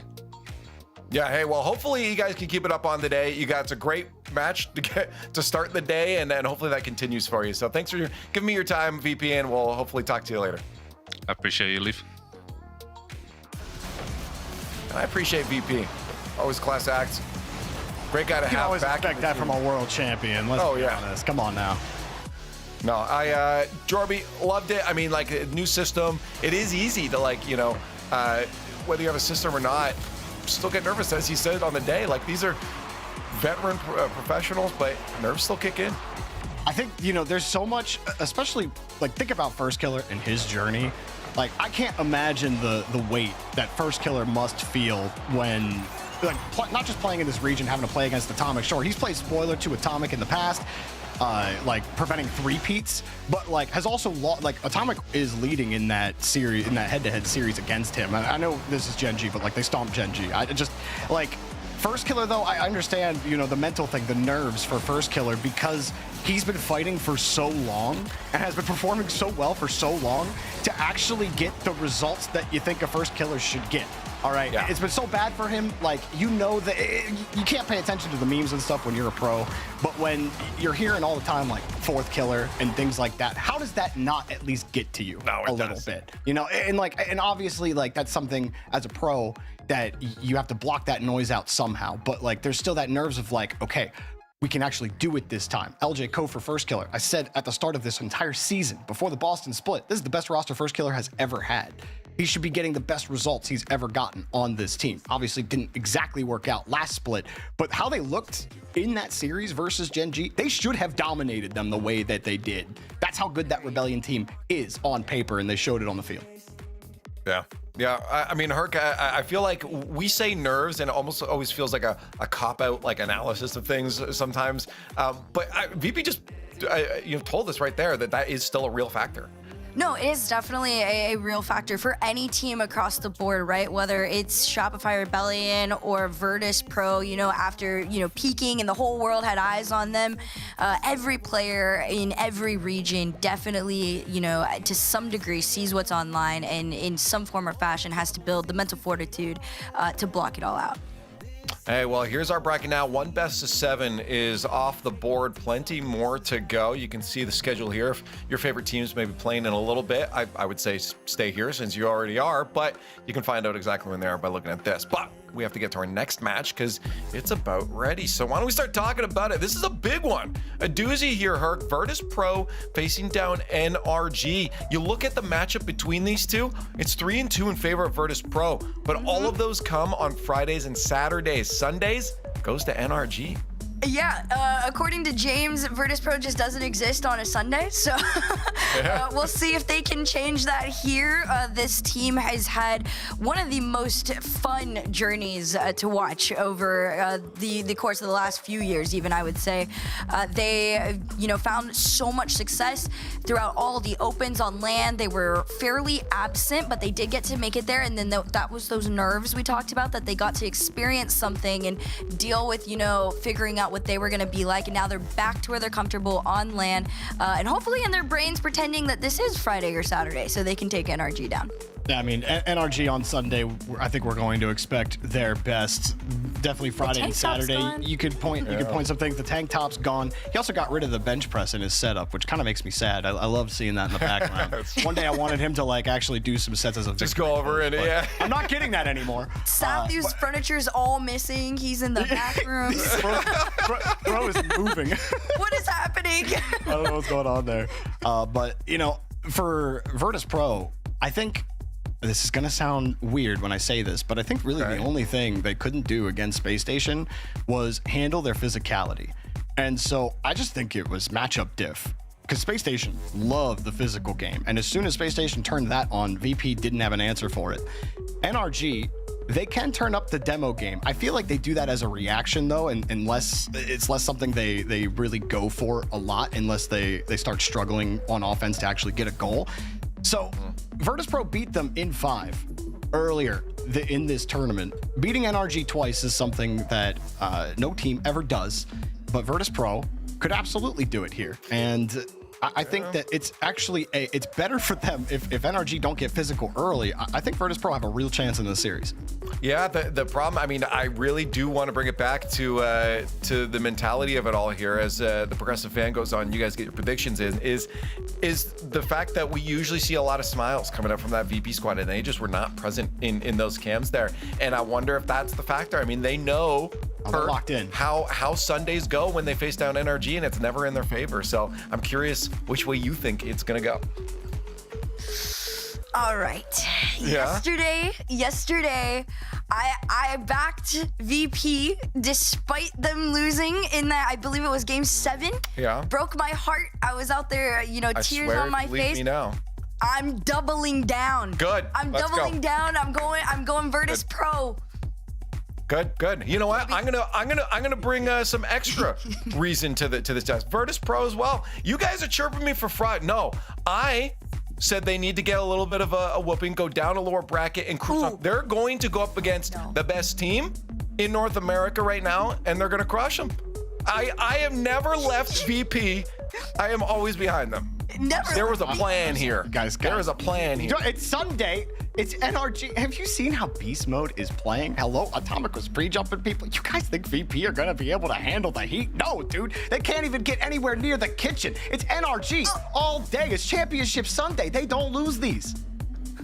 Oh, I love what I love what chat cannot hear right now, but I got Daz in my Discord right now just backing you up all the way, Jarby, but I don't know. I think this is the one. I think this is where VP finally overcomes their Championship Sunday demons. We're going to find out right now with the best of 7, NRG and VP. It's always gone in the favor of NRG. Vertice Pro has a massive mountain and obstacle to overcome here. The question is, can they do it when it comes down to the wire on Championship Sunday?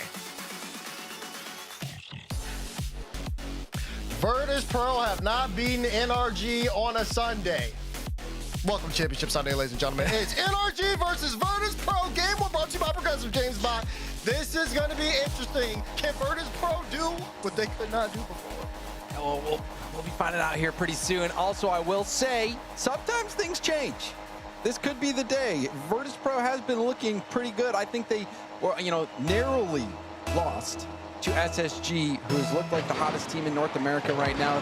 They also beat NRG earlier, but it's not off to a great start for VP. There we go. We already got the Beast getting on the board here. Great kickoff from the Dodging the bump. That was crazy. Clean cheat, clean beat. Yeah, he jumps over the first bump attempt and then gets that hit using his flip perfectly around the second defender. Kickoff strats definitely improving for NRG. Vertice Pro, where they really shined, I thought, was on their defensive end. They held off some crazy barrages from NRG and were able to score on counterattacks. See if they can keep that level of defense here on Championship Sunday. Atomic, the catch, looking for the follow there, but Wavy, strong clear into the midfield. Beastmo will intercept. NRG looking to hold on to possession in the midfield. We'll see if Talk gets changed out with this double. Gets it past one. Gets it a good 50 pass Daniel, but Daniel's got enough boost to stay in the play here. It's going to be kind of waiting here on the left wall. This gets centered. Daniel almost picked it up this time. Leaves it for Atomic. High ball, but not enough boost for the follow. Two-piece clears it, but NRG still looking, James. But you're seeing early signs of miscommunication, disorganization there on the VP defense.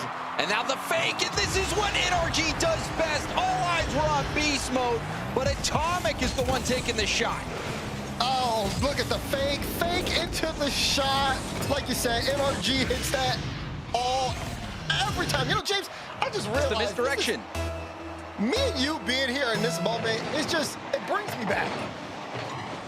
All right, I know you're trying to steal Az for his job, but we got a job to do here. Listen, that's not a hard thing to do. Okay. What is a hard thing to do is to stop this NRG offense, and this is what I was saying on the desk. This is what I was saying on the desk before, is when you look at all the teams in North America, the levels of misdirection that NRG has is higher than anyone else. And their fearlessness to go for it as well. Sometimes you think it might be an open net that they're choosing to not go for, but with how quick defenses are, a lot of times the defenses can get back just in the nick of time. But NRG will go through that one extra layer of fakes, one extra layer of hitting it off the backboard. And a lot of times that helps them get those goals. Daniel looking for a double here. Good read from Talk to stop it right before it hit the back wall. Talk now, no boost in the midfield, so Wavy will come in. Just bring it to the side while Beast Mode's there to meet it. Beast Mode to Atomic, trying to get it back to Beast Mode. Talk there to intercept. This is just a big battle right now for that midfield. Wavy sends that one, switches the play to the orange corner where Two-Piece tries to pick it up. This ball has just been no control here. As both teams trying to fight for that possession, and you can just feel how close, like how important that battle for the midfield is as Daniel plays it into his corner. Talk wants to work it out, but Beast Mode just so ready, and the ball back and forth here as NRG holding on that 2-goal lead halfway through this first game, James. They're hanging on to it now, and you saw the fake there from Daniel at the midfield. You wonder in those midfield battles if Beast Mode's going to be playing far up, how Vertice Pro is going to handle that pressure if Beast Mode's playing deep. And now you see a 2v1 Atomic laying off. Now Wavy has a chance, but no, he does. It gets demoed from behind. The midfield battle not going great for VP. Two-piece, good follow-up touch there as well. Since to Talk. Oh, Talk can connect. Would have been a pretty good shot. If he could have gotten some pace behind it. Would have made it pretty hard for a save to come through. But now they'll have to try again. So far, only one shot on Vertice Pro. It was from Two-Piece. I don't even remember when that shot went through. That just goes to show you the story of this offense for Vertice Pro. Not too many chances being generated. But a chance here. It's a demo out of midair, but no shot came. Talk, I don't know if he was expecting a touch. That demo was so clean. Just needed to make contact on that ball, and it was likely going to be a goal. Now the skim shot, rebound almost knocked in. We're seeing life now from Vertice Pro. We're seeing life from everyone except Talk. This is 2 times now where he's missed a good pass opportunity into a clean chance. 2-piece may be the one that needs to score here, as he's the only one with shots on the board. He's gonna try to pass it though for Wavy. Wavy forces 2. Talk is up next. What's he gonna do? Plays a high. Wavy pre-jumped, but he can't connect on that one too. And it's gonna send Vertice Pro back after Beast Mode's clear. Beast Mode with no boost still gets a hand on the 50. It allows him to steal the corner boost as well, but Talk gonna try to take it full field. The reset, late hit, not the best touch, and now leaves Wavy half flipping back, trying to get there in time. Awkward ball for him. Daniel looking for a bump on 2-piece. 2-piece though, great composure. Vertice Pro though, low on boost here. Beast Mode tried to get the cut to get it off the back wall of Vertice, but not good enough. Here's Daniel. Oh, too far away. That was a heavy touch. Now Wavy will put it toward NRG's back wall. He played the miss, but Beast Mode doesn't miss there. Now with 24 seconds left, all NRG need is 1 clear, and Daniel gives it to Atomic. That should be enough for the game here, James. Really difficult defensive read for Daniel to make, but it was a must read play for him. Him making that read really locked in the game for NRG. Vertice Pro, though, offensively had some good looks. It's just those little moments, you know, you've got to capitalize on those small advantages that you get. That demo was so good out of midair. Talk just has to make contact on the shot. Yeah. I mean, had 2 opportunities. You can give them 1, you can't give them 2 on that one. You gotta have a little bit of accountability there. When I talk about giving them 2, well, the only 2 that Vertice Pro got were 2 shots from 2-piece. That was it. That was how much of a lockdown style that NRG had in that game. Yeah, and then you could see it too. I mean, a lot of it though, you know, Vertice did do a good job trying to contest the midfield for sure.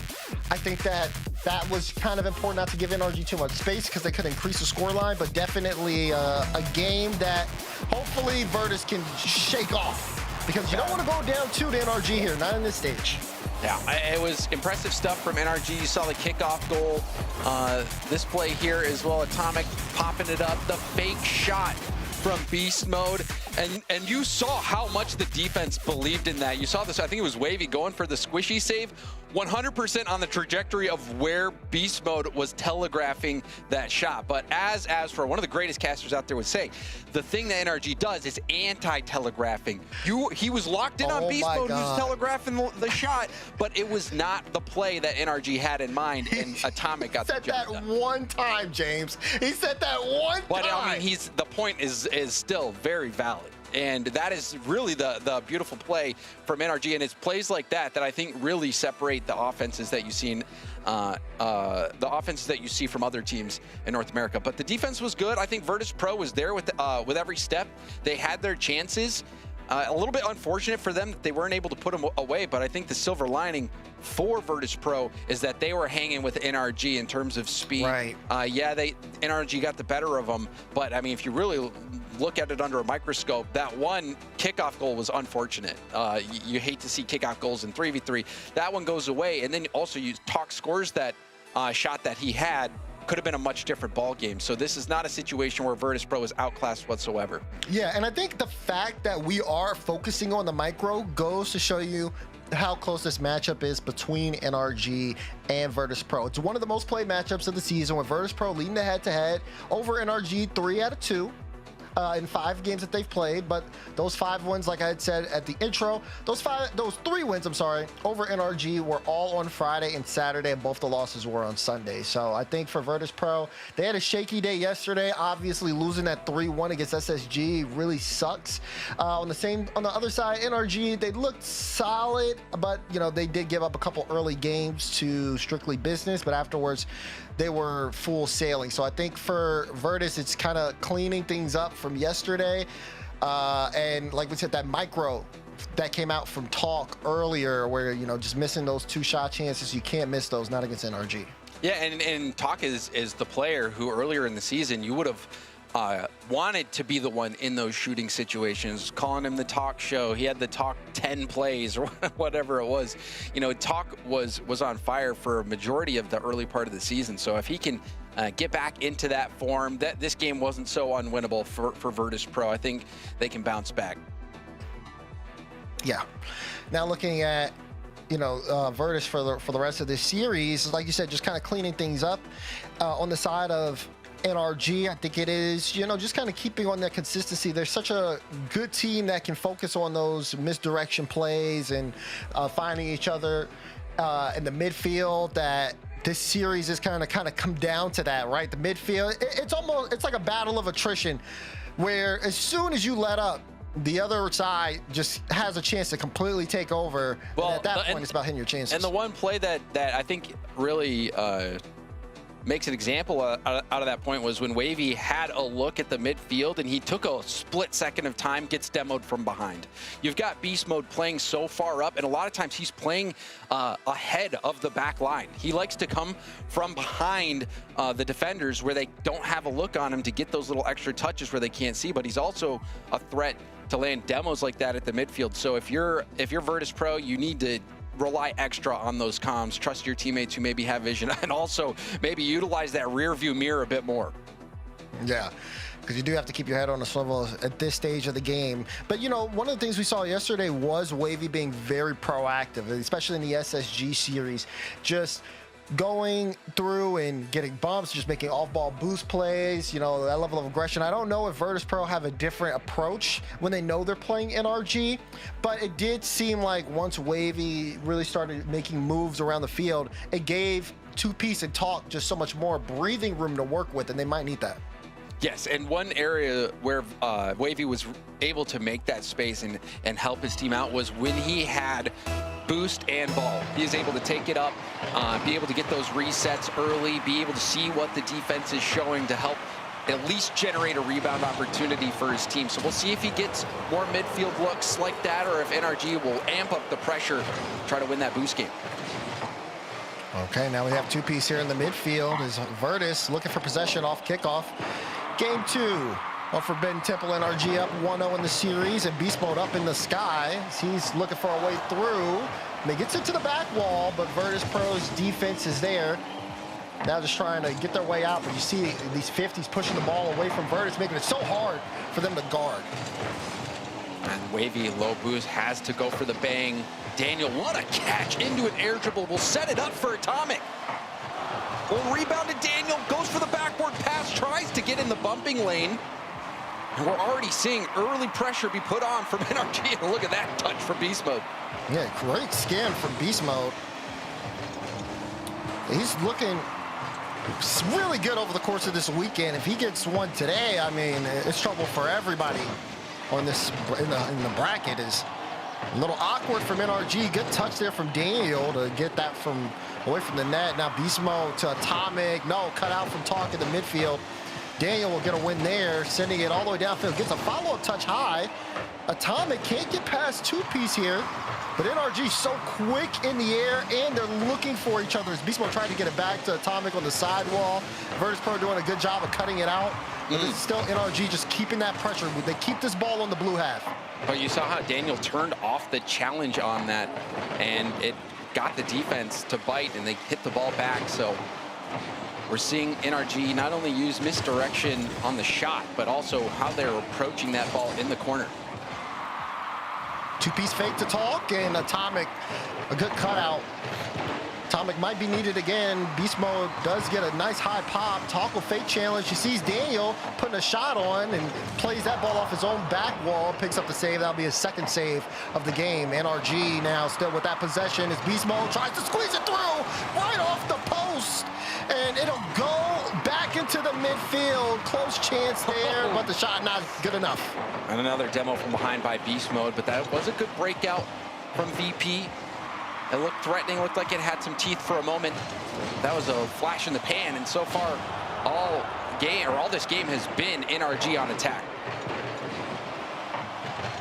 Oh, right off the ceiling of Daniel, but the shot's not on. Good idea from NRG.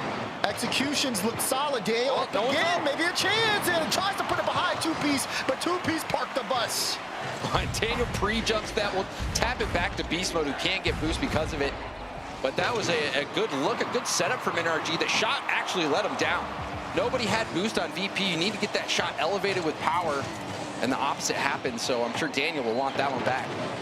currently 6 shots to 2 in favor of NRG, as it's been a slow game for Vertice, and the pressure still mounts. Wavy with 42 points at this point. Just goes to show you how much Vertice has been stuck here on the defensive end. There's the bump happening, and Talk, he gets another save. That's his 4th save of the game. Off the respawn as well, but it's still looking dangerous. That one off the bar. Atomic going for goal, hits off the corner hard. Talk with a pass over to Two-Piece, who stays alive. And we've seen this from VP before, where they're playing NRG. NRG is taking shot after shot after shot, but VP is making save after save after save. We've seen them steal games like this by scoring on the counterattack despite playing defense all game. Vertice Pro have been surviving. Now they might have a chance to strike here. Can Talk at this center? No. Two-Piece, the only one with boost. Can he stop Dale? He is reversing and will just get an errant touch there. A little bit of chaos. Vertice Pro, they're used to it, but Beast Mode strikes! Beast Mode pounces on this. Talk was in net. Did not expect Beast Mode to go for this ball so quickly. Beast Mode, incredibly fast to get up there. You saw him go for the one pinch off the post earlier. This time, doesn't miss a beat, getting that one off the bar and in. Beast Mode picks up the first one. That was his 2nd shot of the game. And now NRG up by 1. Still in the realm of possibility for Vertice, but this game has not looked like theirs at all. They've been trying to survive, and they haven't been able to get anything on offense until now. Free jump, Wavy straight down. Talk doesn't have boost. He can't go. Daniel, light touch, wants to play at 50, and a double commit on the side of Vertice. Now that will get sent away, and Wavy will have to play it off his own back wall. Only 15 seconds left to go in regulation, James. Yeah, it's end-to-end action, back and forth quite a bit. Daniel trying to get a late goal to secure it. You see Vertice Pro trying to break out. Atomic peels off, but hits it right to Wavy. Wavy, though, gets bumped off the ball, and that one will sail downfield safely to the ground.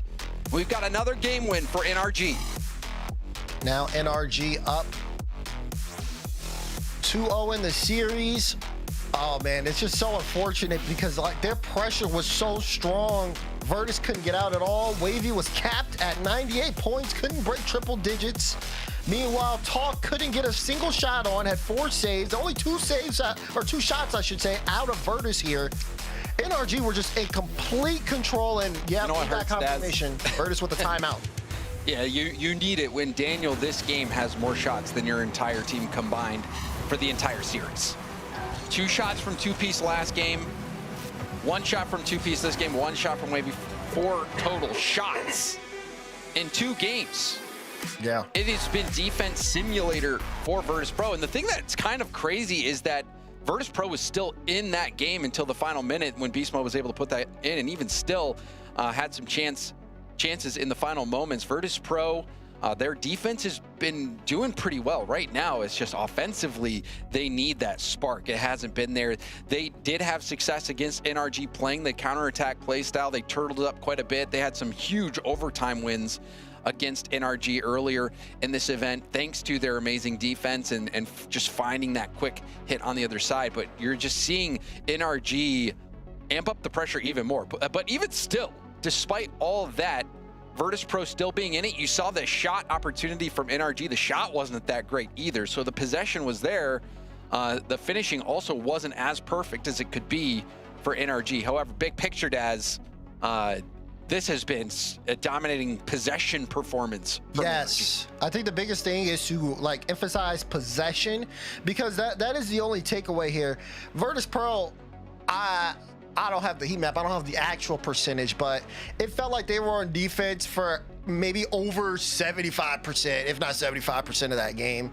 And for them to be on defense for that long and only be a 1-goal game is indicative of something, right? It's indicative that they can hold up to pressure. They can't play an entire game of that, though, clearly, obviously.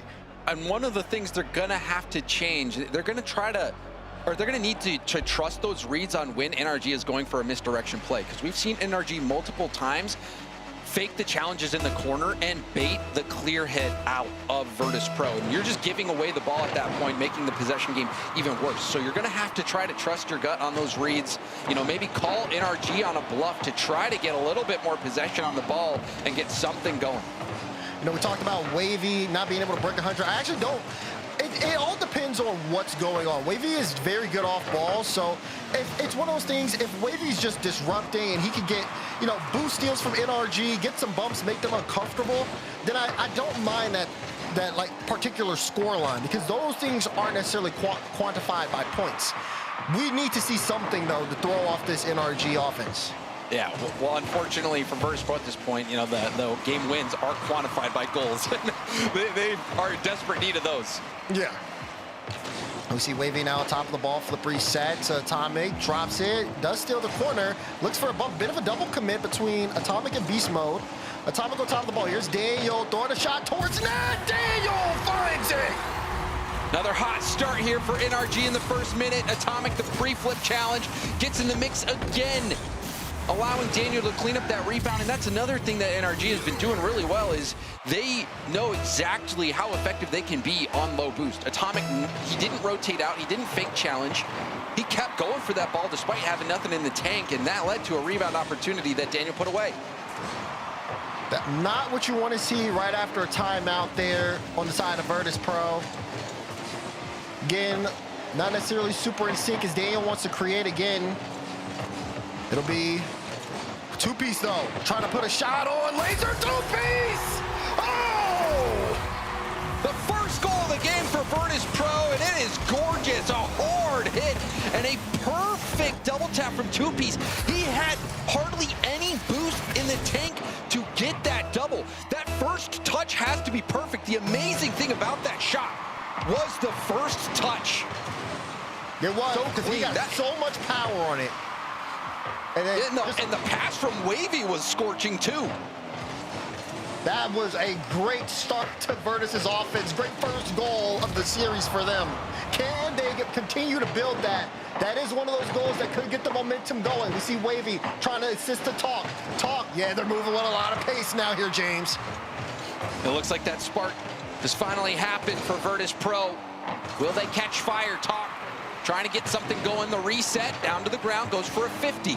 Now up for two-piece to work. He got the reset as well. He's in the mix, trying to get a bump. Ended up getting one there off the back wall. Talk, wow, first touch flip reset there. Got a bit of a dunk there on Beast Mode, but Atomic got the pop-up. Beast Mode again. Not able to find a double himself, but Daniel, almost hit the top left corner. Not enough. Atomic wants to keep this ball in, but a lot of distance here between the ball and the NRG. Beast Mode keeps it through, but now Vertice able to get boosted up. They are in a tough spot. Atomic top left, no, blocked away by Wavy. More good defense from Vertice Pro. And also the shooting from Daniel has been coming up just a little short. You saw that setup from Beast Mode. He chose the double tap. The defense respects it, gives Daniel that open look. He just has not been able to find the mark. So Daniel's shooting accuracy, that has cost NRG in this one. See if it costs him the game. Wavy wants to pass the Talk. Daniel there to intercept. Two-piece looking for the cut. Daniel plays it toward the side, but two-piece is going to pick up the boost. Got him up on Atomic. Talk. Can he find the double? No, Beast Mode denies. He looked for another touch, but Wavy recognized the danger, got there quickly. Now it's NRG a little bit low on boost here. It's Beast Mode going to be out to play for the moment. Vertice looking to capitalize on this. Big touch from Beast Mode, and now Vertice pass. Two-piece to Wavy. Looking for Talk on the other side. Cut out, though. NRG not trying to give up this game easily, but it does feel like they're starting to get on the back foot here, James. But you're seeing Wavy move upfield into those corners, landing bumps. NRG's getting low on boost in these key moments. Also, Talk doing a great job denying that sidewall double earlier. You're starting to see Vertice Pro have success getting this ball past the midfield and spend some time on attack. Big demo as well. Wavy staying on it. Flip reset to Daniel. Daniel now brings it, keeps it low. Plays it high, ends up winning the 50 against two-piece. Talk looking for Wavy, and no, Atomic gets in the middle of that. NRG have done a good job of getting these cuts. We haven't seen them on offense for quite some time as they've been just managing the play. These heavy touches from Beast Mode get away from him, but maybe Atomic. He tries to fake it for Daniel, but Talk floated perfectly to get in between it. Yeah, but still, this time upfield, Atomic will pinch it across. Sometimes NRG, when they get in those situations, they're more just trying to play keep away. They don't really care where they hit it as long as it's away from the opposing players. Two-piece challenge there. Now Atomic has a free ball airborne, going for the bump. There's the shot again, just off target. Daniel, though, will hit it good. And he strikes solid right into the net. Beautifully done by Daniel, and a great team play as well from NRG. This is why the battle for midfield is so important. You knew as soon as Atomic had the ball on the hood, something dangerous was coming. Once Beast Mode got to the air, it confirmed it. And Daniel in the right position at the right time. Vertice Pro, so much pressure just to give up one late. 20 seconds here. They got to get up the field. Otherwise, this game is going to be over, and NRG are going to be on match point. 10 seconds now. Two-piece. Lets it go. Atomic trying to kill time. No boost for two-piece. Wavy gets the bump. Talk wants to get the pop. Beast Mode intercepts, but Talk gets past Beast Mode. Plays it low. Has it on the hood. Flick. Boof. Good! A remarkable goal from Talk. Talk gets the reset. Wave dashes into the dribble to keep the ball up. Vertice Pro stole games from NRG earlier this weekend. They have a chance to steal one now. We got overtime here. Vertice Pro must-win situation. I mean, if they go down 3-0, I don't think they're reverse sweeping NRG here. Not on Championship Sunday. The pressure's on. Oh, watch the pass. Atomic opted not to go to the middle of the field. I think that was the right call. Just go for the sidewall. Now has to be careful. Numbers advantage for Vertice Pro, but Atomic stays cool under pressure. Two-piece, sends it across. Good read from Talk. That one gets away from two-piece. Needs to leave it for Wavy, and he does. Beast Mode, two-piece get tangled up in the back corner. Wavy pop over one. Oh my goodness, Talk was up so early. Damn, didn't have a chance. Two-piece wants to play it close. Good cut from Atomic. He'll stay on it, playing at 50 out. Beast Mode, great follow, second man. Wavy was a little awkward, played it high. And Demo's Beast Mode, so good for getting Vertice space. Now they can work up the field. Talk goes low, trying to stay behind it for a 50. Beast Mode trying to fight this battle in the corner. Two-piece staying in it. This is a good bounce. Wavy, though, didn't go up for it. Now gets bumped off the ball. But Talk still threatening. Now, numbers advantage on the other end. There's a demo as well. NRG on the hunt. Beast Mode tries to play it low. Thought he could throw off the defense. I mean, the net was open, but the ball just wasn't in a great spot for NRG to just score off of it. So they had to take time, and it was just enough time for Vertice to get back. Atomic pass one. Talk clears it away and forces Beast Mode back, but Daniel's there with the cut. Daniel pops it high. Beast Mode off ceiling, maybe to Atomic. Atomic's waiting there on the wing to keep it in, and two-piece has to send it aside, but he cannot get a hard touch. You see Daniel lurking there. If it's too hard, Dan will turn it into a shot instantly. Atomic could go for a double. He's going for it. Atomic the 50. Talk is backwards on low boost. Back to the middle of the field. Daniel is there. Daniel going for the high backward hit. Beast Mode was floating as well. NRG still maintaining possession. Wavy goes off the ceiling for this one now. Drops it straight down. Has a follow-up touch. Got it past one. Can he get another touch? Yes, man. Atomic just on the goal line. No follow. Two-piece tries to strike to end the game, but it was too high. And now NRG looking the other way. It's a high ball here as Atomic drops it straight down. Daniel taking it to the corner, but Daniel, he can't do anything there. Everybody from Vertice Pro getting back. And Vertice Pro surviving. That defense is really working out for him this time. Daniel, though, from his own back wall, flip reset, pushing it down in an air dribble. Atomic peels off, gives Talk this space. Oh, Talk forces it low. Wavy, good! You can't give Talk that space. Gets the reset, fights through contact, gets the 50. The ball sitting there on the goal line. Wavy, the one did not get in, but that was all Talk. And Vertice Pro show up when they need to here in Game 3. Big performances from everybody. And this is yeah, go. This is when you start to get a little bit concerned for NRG, because this same exact playbook, this same exact script happened in their earlier series. It looked like NRG was going to be dominant. They were winning in these final seconds, but somehow miracles happened. And you can't even forget how good Talk was in the series. To be able to get that 0-second goal, perfect flip reset into a wave dash dribble at 0 seconds to force overtime, and then that play, I mean, I knew as soon as Atomic turned, NRG are in trouble because Talk is airborne with space and boost. You can't give this dude time. You can't give him space. He will hurt you. That was such a great performance. Look at that 50 though from Talk. Wavy, that's the reaction for winning that overtime goal. Vertice Pro, I don't think they're satisfied just yet. Feels like for them, they finally walked into the series. Now they need to keep this play up. They certainly do, and it's just crazy how much things can change in a matter of seconds. We were seconds away from NRG being up 3-0, just, getting ready, go getting a snack, waiting to see, how quick they're gonna make it, but no. Talk with a crazy 0-second play, a beautiful overtime play as well to help get the OT win, and now we've got a series. This is a ball game, Daz. Things gonna start off kind of quiet here for game 4. Beast Mode in a little awkward spot, so 2-piece plays a high. No follow there. And Atomic tried to play that to Daniel, but Talk with a good cutout. Felt like Atomic rushed that just a little bit. But he does get a good B here. Wavy last back as the Beast is up high in the sky. Double it, Wavy. Great read on that. Daniel will try his hand at it. Waterfall down. Gets everybody from Vertice, but 2-piece able to recover. Dan the Beast, no. Wavy denies it. It was really close there from NRG. That was a triple attempt there from Beast Mode, but the defense from Vertice Pro continues to make these stops that you just can't believe. Another pass broken up. Vertice Pro's defense, again, getting the job done. Good flick there from Wavy. 2-piece. 2-piece of Talk. Commit though. Crazy double commit. I don't know if they'll get punished for this one though. Atomic, wait a second to Daniel. Wavy still in net though. Got back in time, high off the backboard. And Wavy again keeping Vertice in the game. He's had some clutch saves this game. And a clutch demo from 2-piece as well. He demoed the player that was going to be taking the shot on that play.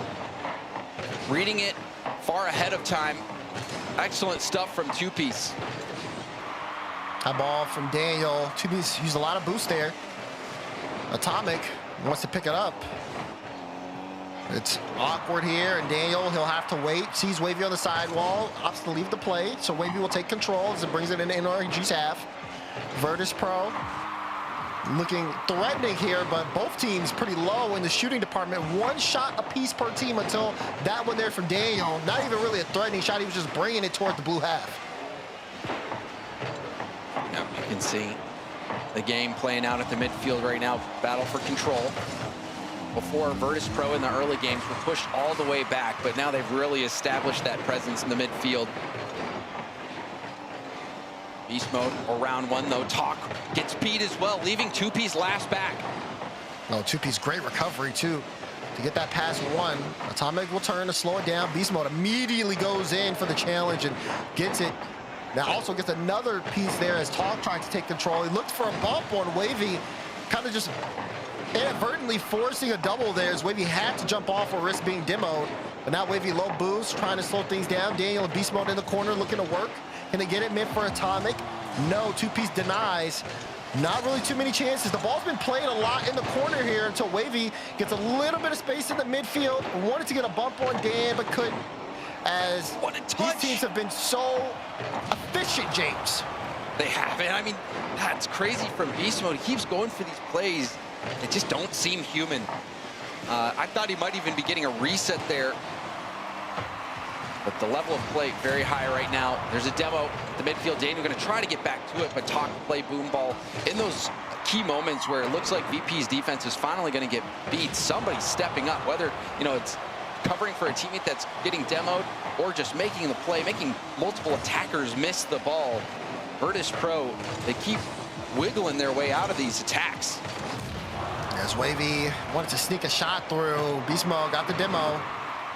Now NRG working up the midfield. Wavy comes back and immediately is in front of the ball. And with this space, Beast Mode not going to be able to follow it. Two-piece with a little room here in midfield. Has Wavy on the wing. Wanted to get the pass to him, but Dan with a cut. Dan with a big cut, beat the entire team. Dan puts it towards center, but Wavy back in time. Really excellent effort there from Daniel. Trying to get that towards net. Almost got the job done. And now a shot opportunity. Shot top bins. Daniel puts NRG ahead. This game has been so tense. We haven't seen clean shots, so Daniel knew he had to make that one count, and he did over the defense. And it's not an easy shot. I mean, you have to hit that ball. It's barely bouncing. To be able to get that just underneath the crossbar, but over the defender, that was a perfect shot. I was critical of NRG shooting before, but that shot was perfection. Now Vertice down in the game. Will we see late game heroics again? Talk needs to cut this. Daniel right under it, but Daniel takes boost. Looks for a bump on two-piece in a great spot. It's now two-piece. Still staying on the top of this one though. Gets a too heavy of a hit, and now Talk, he'll have to try to pick it up. Beast Mode, playing it close. Just trying to kill the clock here. Final 15, and Vertice showing no signs of getting upfield. Big battle from Atomic, but Atomic gets beat by Talk. Talk, the one who did him in last time. The flick isn't hard. It allows NRG to get it clear out, but two-piece will get the ball back in, and now that ball right to Daniel. Two-piece tries to keep it airborne, but that will be it. NRG lock in their third game win. This series has been close, James, but Vertice not able to sneak a win there. Only limited to one shot that game as NRG hunkered down. But that's been kind of every game in this series. It's felt like low shots for Vertice Pro, but still just one goal gains. You know, the NRG, they won game one with 2 goals. They won game 2 with a single goal. They won this game with a single goal. It's tight. Yes, they're not getting many shots on net, but the game plan isn't so far off for Vertice Pro to be able to withstand that pressure, try to find those gaps in the defense, make it happen. But at the same time, you're going to have to hope that NRG isn't able to slot those shots. In this game, it was that single slot from Daniel that made the difference. He missed a few opportunities before, but in a big moment in this series, he came through for NRG. Now, we ended up seeing a 3-1 comeback earlier. It was against, I think it was SSG Vertice? Yep, and not in a good way for Vertice Pro. Maybe they can change that around. We'll have to see, but again, no timeouts, close game here. They've beaten this NRG team before, but again, Championship Sunday wins are the one that eludes them. Here we go. Will we have a closeout game here for NRG, or will Vertice Pro take us to Neo Tokyo? Already, we see possession for NRG off kickoff, and Talk getting beat to the ball.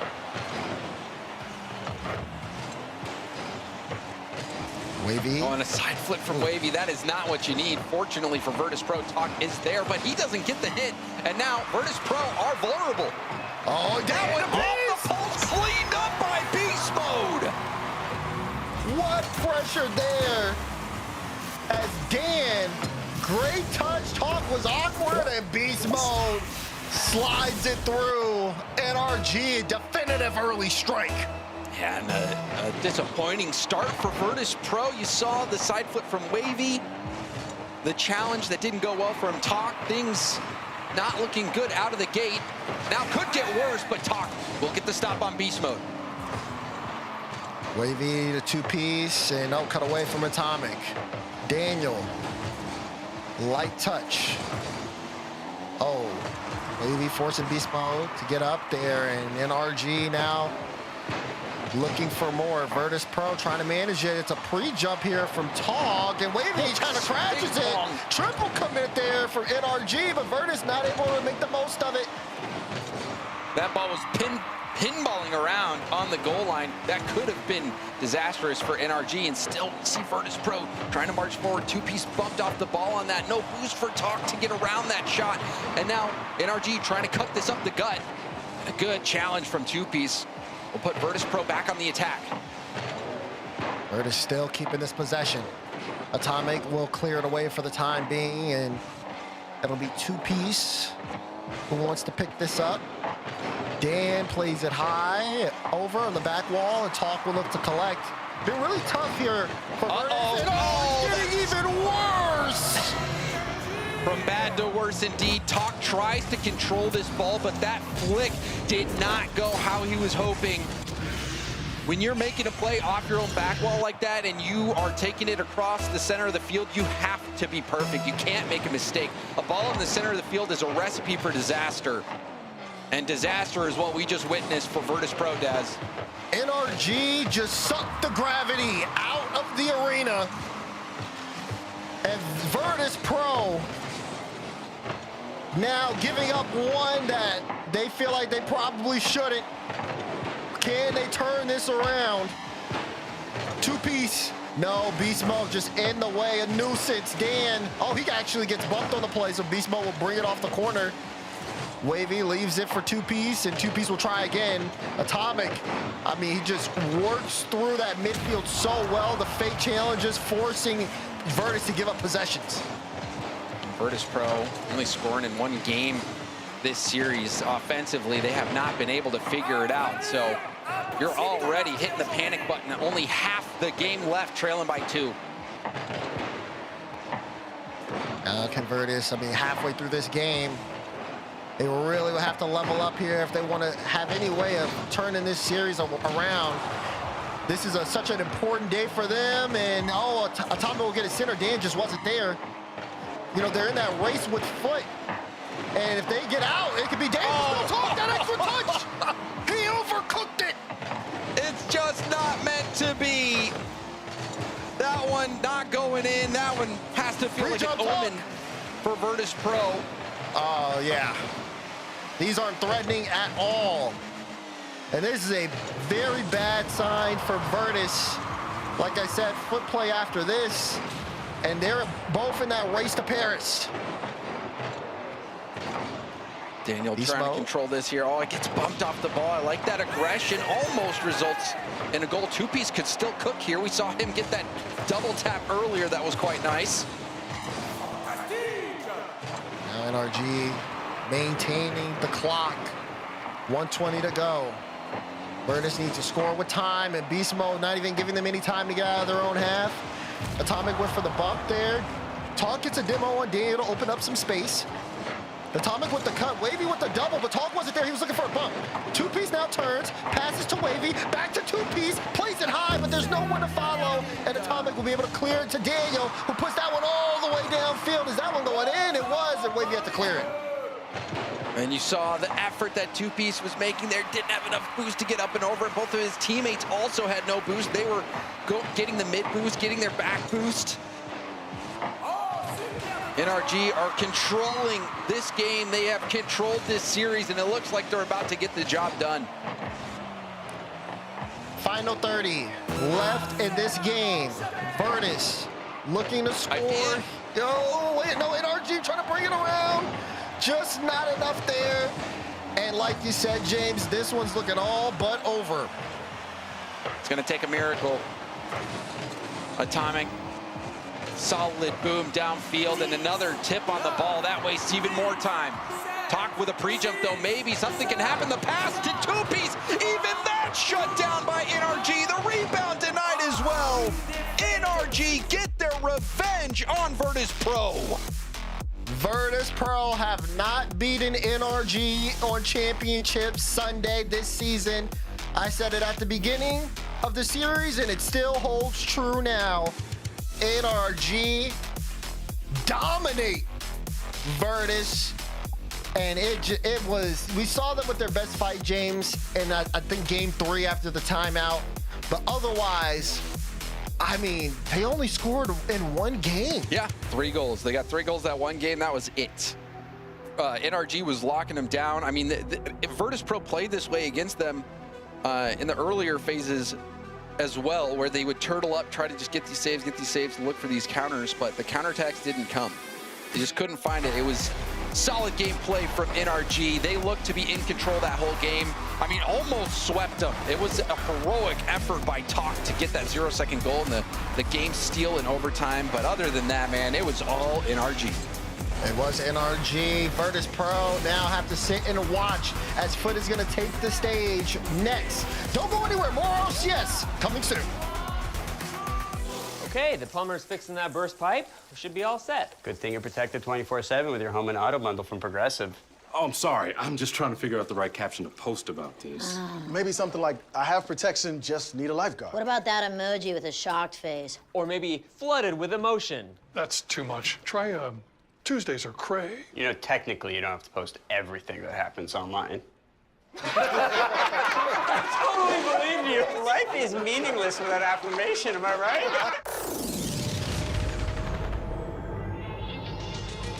Don't hold back, cause you woke up in the morning with initiative to move, so I make it harder. Don't hold back. Galvanize. Trajectory and balance look good.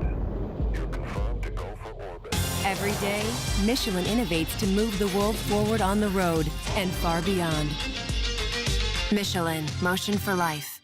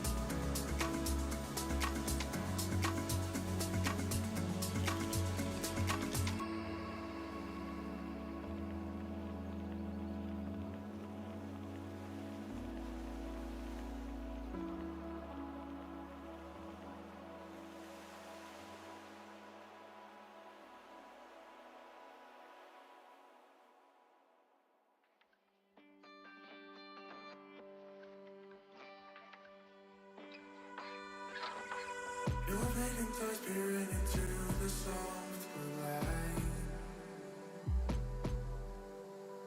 This unfamiliar glare, it blinds me out, I'm blinded. In spite of my efforts to keep you satisfied, I seem to be losing you, it's not worth the fight.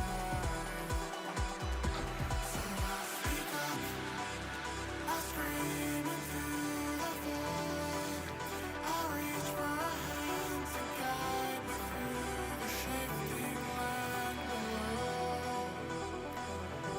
I'm running up, the walls are closing in. I feel the cold embrace, dust we rise and dust we fall.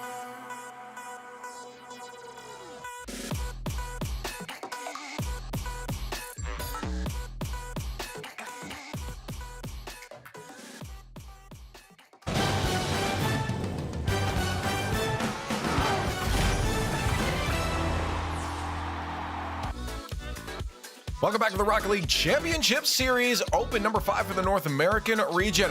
2 best-of-7s down, and it's NRG that's going to come out on top 4-1 against Vertice Pro, and the allegations stay true for the team of VP. But here's Beast Mode continuing on a journey that I think he's familiar with. Congratulations on the win here on Championship Sunday, Beast Mode. Thank you so much. I gotta ask, man, because this matchup is now, I think, 3-3. VP seems to get the best of you guys when it comes to Friday, Saturdays, but you've won every single game against them on Champ Sunday. What's the difference? Like, why is this so back and forth on different days?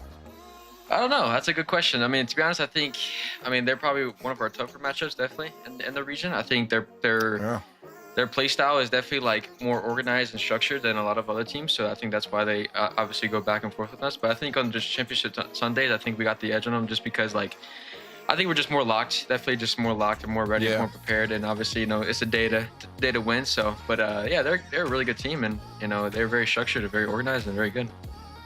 I like it. It's you guys are so good. It's as if it's guaranteed, and it's guaranteed you'll be on Sunday, that you can kind of relax on it. You were in the tank top yesterday too, just kind of chilling out. Yeah. Is it in your head like, we're gonna make Sunday?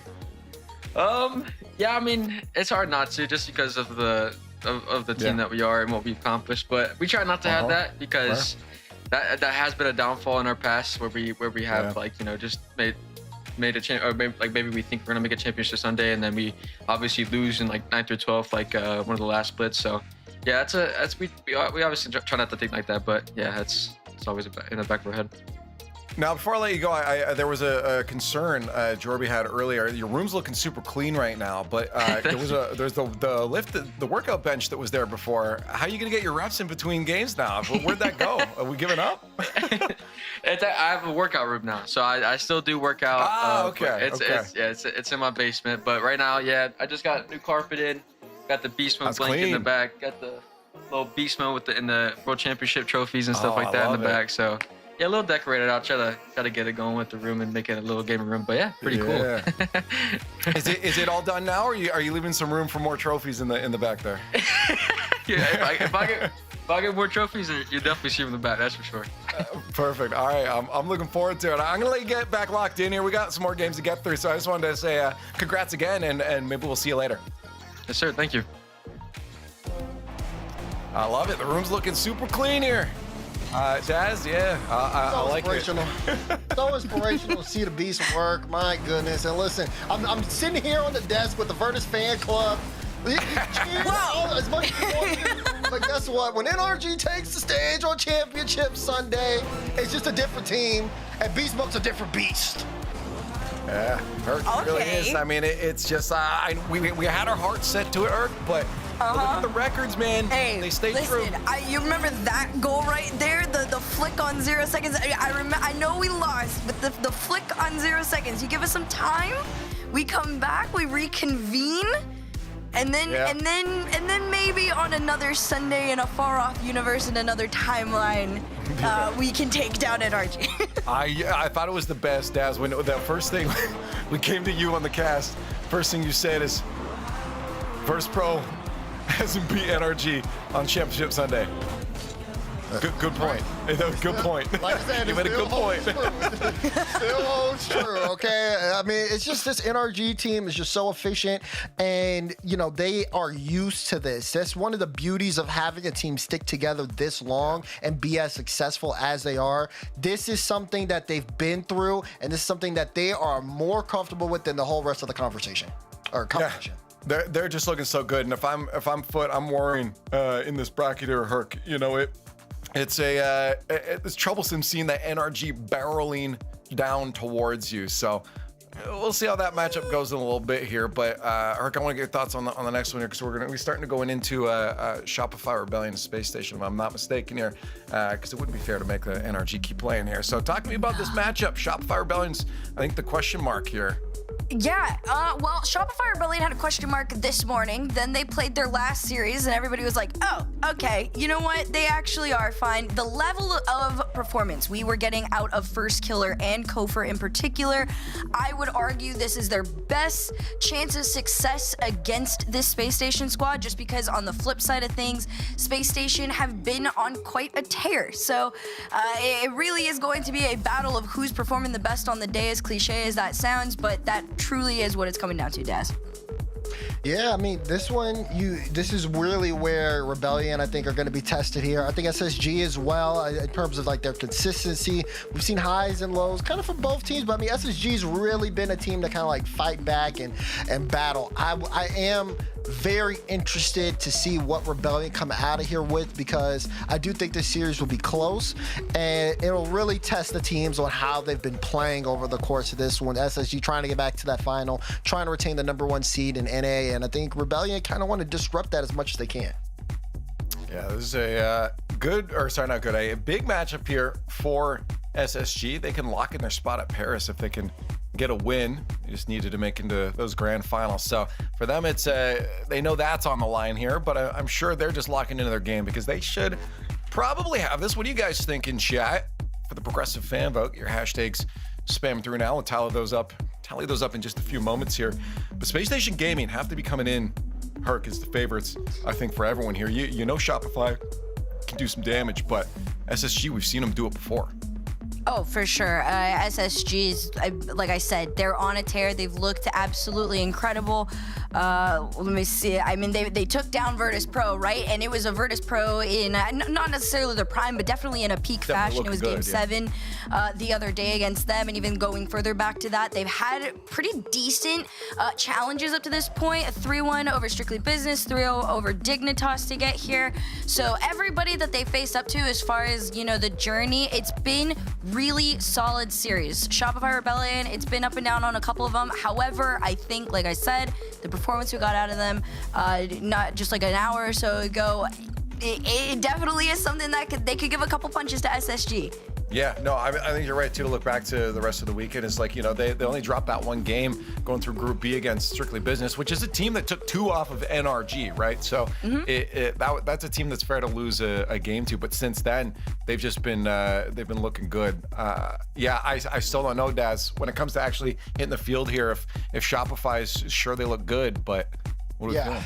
I mean, this one is kind of tough. I think, you know, for all my Star Wars heads, it's like SSG's the Death Star.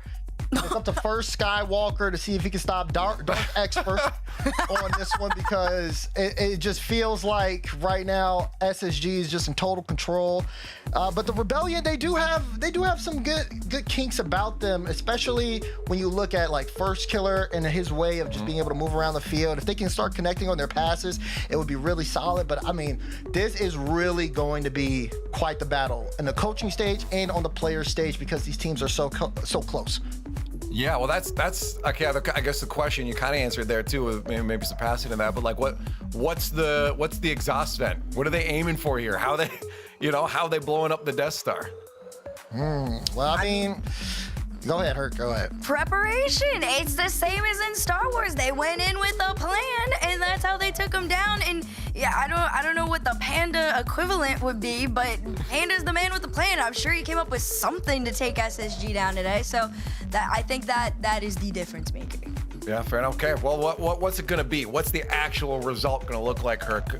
Since you're talking anyways, let's get your prediction. Get it on the board. I think actual results, as incredible as Space Station have been, I do think Panda has put this new play in motion that puts Shopify Rebellion a little bit too prepared for SSG's almost like runaway game plan. It doesn't feel too planned out, and I think Shopify have the upper hand. You think Shopify? Okay, Daz, are you lined up with that? Because I don't know if I am. Give me Space Station Gaming. Yeah. I'm going SSG in 7. Okay, listen, the Death Star's not blowing up today. It's going to be a close series. Like I said, I got them at 7, but I think SSG more consistent, and if they really start to peak, it's going to be really hard for Rebellion here. I think if Rebellion winning, it's SSG series to lose. That's how I feel about it. Yeah, I'm gonna have to agree here. Space Station Gaming, they took the last Open for a reason. I feel like they're gonna be sitting on that same kind of laurels coming into this one here, and that'll be good for them. And chat believes it too. Not super convincingly though. A lot of Shopify fans out there. We'll see. I'm gonna have the CJ stream open on the side here. Let's get into match. The best of the 7. It's time to get it. Who goes to the grand finals? Can Shopify overcome, or is this Space Station Gaming clinching their spot to Paris? We're going to find out right now. Grand Finals is coming up soon. Only one team goes. Bangers ahead right now. Space Station versus Shopify Rebellion. Fighting to get farther in this tournament on their path to the Paris Major. Game 1 brought to you by Progressive. And they're going to have to go through the defending regional champs, Space Station Gaming. We'll see if they have it in them. Their last series was pretty dominating against Gen G, but it did look like Gen G may be a different caliber of opponent than who they'll find in Space Station Gaming Derby. And this is actually the first time these two teams have met this split. And the first time SSG has seen Rebellion with Zach on the roster. Every other matchup has been with Chronic in the first split. So we get the first real look at these two squads against each other, and it already starts out with a quick demo from Space Station. Diaz Big setting bump up as well. Zach. Weak shot. And what's a weak shot? But you're seeing demos connect, you're seeing bumps connect. First killer having a solid start so far, at least out of the gate. We'll see if he can bring his performances from the past up to the Space Station level. He has been a huge part of the success for this Rebellion team. Much needed for Rebellion after the way the last split ended for them. The way the major ended for them. That's Kofheer. Not able to completely avoid Diaz. Zach winning the challenge. Zach just dunking LJ's clear attempts, and Space Station doing everything they can to hold the midfield. Working out. Zach keeps winning these 50s. Keeps expending the tank to do it. Diaz is posted up here in the third as well. And no one going to jump for that one. Zach happy to let first killer send it right to him. Still allows Rebellion to get set back up here in the midfield. Kofheer maybe back to LJ. LJ waiting. Picks Diaz's pocket. And Rebellion get the give and go. 1-0 for Rebellion. Good finish from LJ as well. That killer instinct. He gets the pass over, stays near that far post just in case he's needed, and I don't think that one was going in. LJ needing to knock that one in. Right there on the scene, getting the job done. To me, James, that is the true key difference of Rebellion this split, is it's LJ and Kofheer linking up so often. And how often are we like, man, first killer, he's always doing everything. He's always having to get his team involved, and it's usually first killer in the middle of all of it. So many times it's just been LJ and Kofheer getting it done, and first killer holding that back end down. Yeah, I think the problem for the first killer teams is when that's all you're talking about on those teams. It doesn't seem like anyone else is stepping up, so he feels like he's got to carry it. But LJ and Kofheer, they seem to continue to get comfortable. They're still looking for amazing results internationally, but this team is one that you can have faith in. And this is a big test for him here against SSG, who's been quite hot. If they dethroned NRG regionally, it's really a tough job to do. So if we can see Rebellion get that win here against SSG, that would be massive for the hopes of this squad. Zach was getting bumped there after the double commit, and first killer will make them pay. So you saw the double commit on low boost between Reveal and Diaz. Zach would have been able to rotate back, but he literally got scooped up off the ground by Kofheer, delaying his approach back. That made the 50 so easy for first killer. Rebellion are on a roll right now. They have not lost a step since exiting that Gen G Series 4-0. And then you'll just look at the last matchups that they played. SSG barely fending off Vertice Pro. And then saw Rebellion, though, handling Gen G mightily. There was a beatdown, so that's got to help the mental of Shopify Rebellion. You heard Violent Panda talk as well about how he's felt the team's had a little bit of nerves. So it looks like they've shaken those off, and they're finally playing at their pace. Yeah, I don't see any nerves right now. I think this would be the match that you would feel that a little bit, but there just hasn't been enough pressure from Space Station on offense. Here's a little bit, though, off the bar, and Diaz will make sure it goes in. The star of Rlcs Saturday finds the first goal here. Yeah, gets bumped as well, stays in the play on the bump, almost helping him reposition there. Diaz able to jump back in the scene. I thought that Reveal's little poke was going to be enough to get that goal, but Diaz was necessary in that one. Reveal actually getting demoed.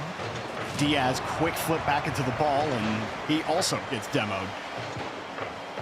Kofheer trying to beat Diaz to the punch. Him and Reveal kind of get tied up, and it's two mistakes now for Space Station. It's Reveal and Diaz, both the perpetrators of it. They get punished again. Yeah, that ball floats out perfectly for first killer, and even still, it looked like that might have been a blockable ball, but first killer so perfectly places it, slotting it right through the defense. And now they're gonna almost get a response back, SSG, but the defense is there for Rebellion, who've had a strong game one. Yeah, first killer's locked in. He's been at the center of everything. We were talking about LJ and Kofheer on that one goal, and now you don't need first killer to step up every single time, but he's still gonna be there. And he's at the center of it so far here in game one. Feels like he's always there. One of the most consistent players in the game.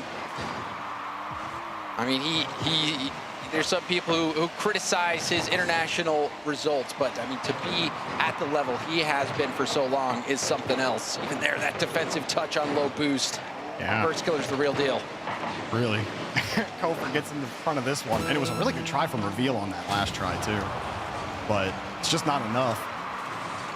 Space Station have not had much, and two of these goals could argue were preventable. Here's a great pass to Diaz on the midfield line. LJ on the back wall, couldn't do anything about it. And now things getting interesting. Reveal tons of boost, nails that pass. Diaz has no boost at all, but Reveal still going for that pass, trusting that Diaz can get the job done. And now all eyes on the kickoff. Will we see any shenanigans? They did get a clean one last time. They got Diaz now. LJ on the ceiling. Diaz playing it towards Reveal. LJ gets there. First killer follows it up. Space Station reloading for one last try.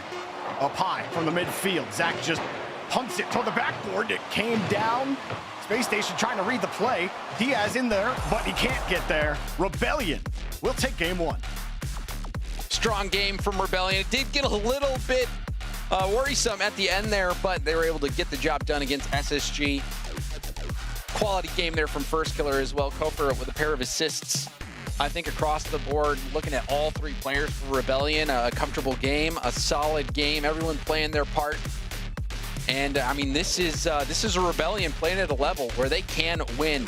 They can win it all if they can keep playing at this pace, keep playing as a team, locking in, getting those opportunities put away. First killer, you could see how he had that lovely first goal.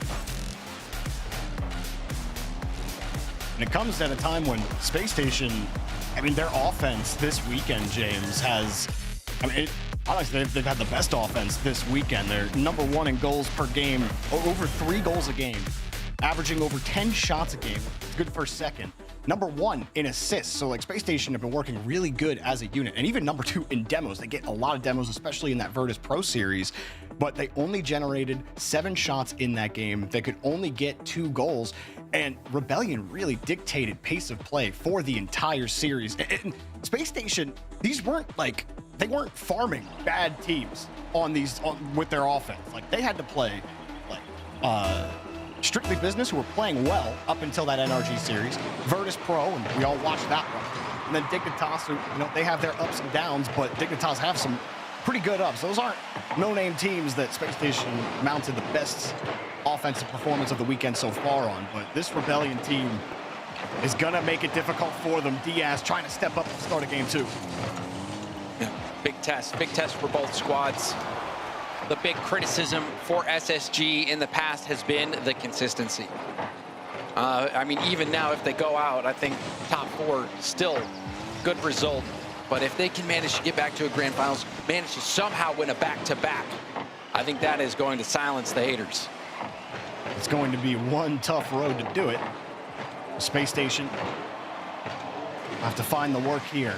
I think for them, it's just, hey, you don't double commit, and the game is still tied. Zach doesn't get bumped.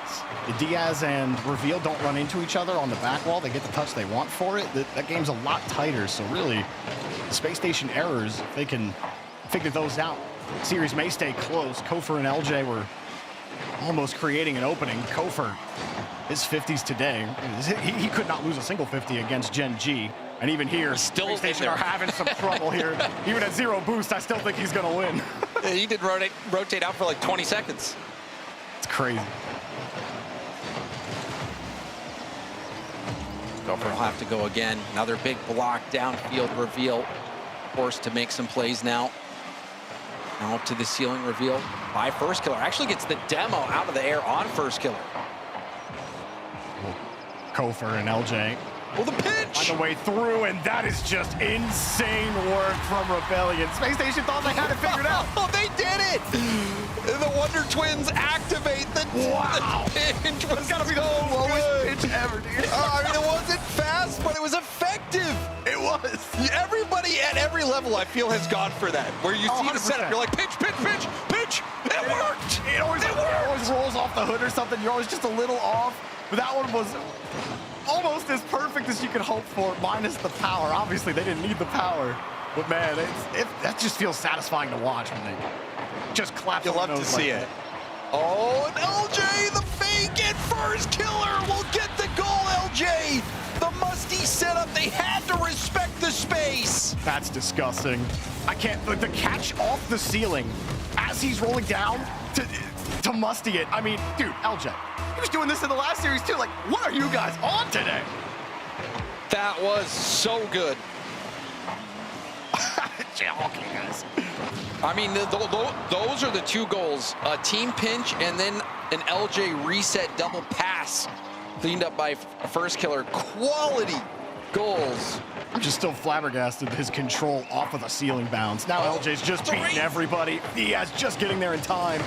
Zach trying to win a 50, trying to control the ball, Reveal downfield. He gets beat by Kofheer on the blind side, 0 boost challenge, and Space Station just can't get anything done.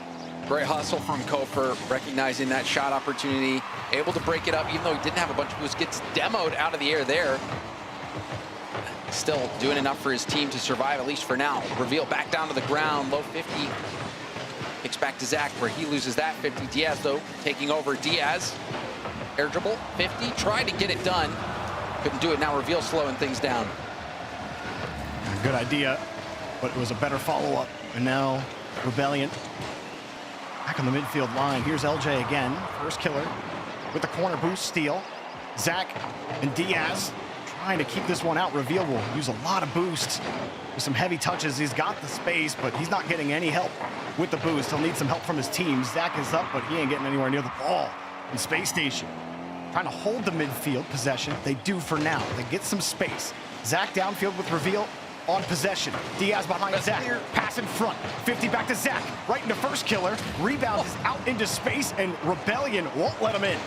A nice decision from Kofheer as well. And then you can see First Killer almost going to get triple tapped there. But Kofheer deciding to go for a demo on the attacker rather than trying to get possession on the ball. Another big save here from First Killer. The defense has been there. 6 saves being forced out of Rebellion.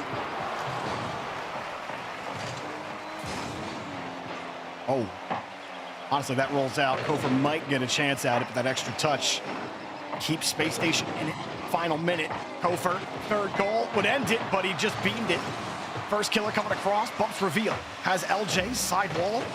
Kofheer right behind. LJ, I don't know how he keep Diaz away there. He was still recovering.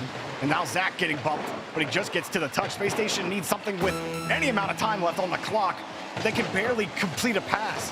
Rebellion are just jumping every passing angle. Zach is desperate, half flipping, and scoring his first killer. Rebellion trampling Space Station. Yeah, this is a beatdown.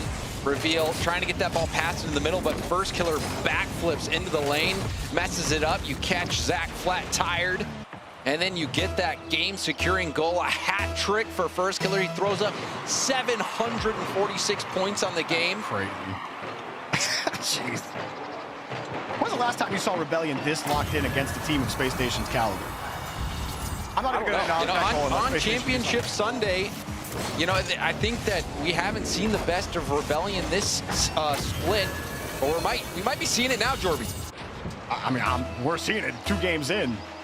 They're making Space Station look like Gen G, which is actually not a small task to do, considering how Space Station have performed the last 2 opens so far, but they have been able to do nothing. As first killer and LJ, first on the punch here in the midfield. Why not go for an empty pitch? You're thinking? That would have been pretty funny. What's the answer, though, for Space Station?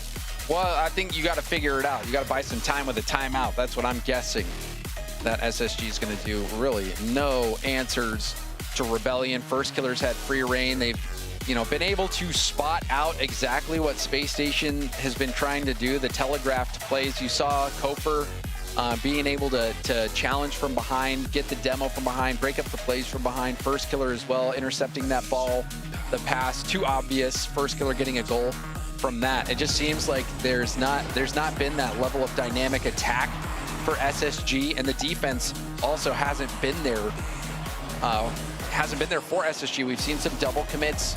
We've also just seen some overpowering plays by Rebellion, that flip reset, musty double tap show that LJ was able to force that rebound on, and then also the team pinch goal this game as well. Some tough breaks for SSG, but overall the execution from Rebellion has been there, and on Championship Sunday that's been lacking, but they're starting to find it now. It's 2 back-to-back amazing games, and now a chance to go on match point as well for Rebellion. This is as hungry as we've seen them, as effective as we've seen them against an SSG team that just won the last Open. So this would be a massive, massive win for Shopify Rebellion if they can pull it off. Well, Diaz came into today leading the team in goal participation, probably pole vaulted over the entire team after yesterday's performance, and somebody on Space Station has to lead the charge here, because Kofheer's 120 points. That's the biggest 120 points I've seen from the bottom of the scoreboard. Like, so many. Sometimes that hard work doesn't show up on the scoreboard. Those demos, those bumps. I mean, even if you get a tip into the midfield and then someone else gets the assist for it, there's a lot of things that don't get accounted for on the scoreboard. What we saw that last game, even though it was first killer with all the points and all the goals, is it really was a team effort. You saw the LJ team effort, the team pinch. I mean, how much more of a team effort can you make on a team pinch? It's just a shame only one player gets a credit for that goal. And I mean, it's just insane to see, like, first killer, he's at the center of it all, as he always is. And with LJ and Kofheer both locked in, looking like the way they are, I mean, Rebellion, definitely the best Sunday we have seen from them with this current roster, at least with my eyes. And they've got a tough road still. Space Station have the talent. They have the ability to come back in this series. Every game is a chance, but Rebellion had started hot. Want to keep the flames up. Already forcing a double commit out of that threatening shot. LJ trying to get back to the ball, but Zach will hit it out. We're seeing good play. Zach with a big bump on Kofheer, who will still go up for the ball, but didn't get there in time because of that bump. First killer will try to catch it and pass it off to the side. Diaz down to Reveal. Big demo from Reveal will give some space. Diaz pre-jumping, gets a hit down to the corner. Might be a chance, but he can't get back to it. Maybe he was hoping for a bump on LJ. He already left the wall. Yeah, I mean, if you're not even winning that 50 with first killer in the corner, you just in full retreat. There's nothing you can do. Kofheer takes the midfield boost, and first killer will have to leave. LJ was getting bumped by reveal. The first killer around the corner. Not going to get anything there. Good release from Space Station with reveal to the right side, and LJ can't find a way in. This completely faked out the defense. It looked like reveal was going to go for a skim or a redirect or something, and you can see LJ's playing that option. He just lets it bounce, and it bamboozles the defense. Not a pretty goal, but SSG will take it. Pulled that one out of the spam folder. You'll take it. Here's LJ. Not the shot you want. First killer. A little popper. Diaz has no boost. Kofheer happy to let him play that ball if he wanted to. And he'll bring it straight down. Reveal was just too high. First killer. First killer's winning every 50 he goes for right now. Even here, rips it out of Zach's hands. Kofheer in the area. What? That is just... Dude, the way pros catch I know, the ball, it just seems to stick to their cars. I don't even understand that one. That's a great drop pass. First killer denied, though. See if Kofheer can keep cooking. Landing a bump. There's a demo at the midfield. First killer does move the ball upfield and get that corner boost. But SSG still able to break out. Best it's looked for them so far.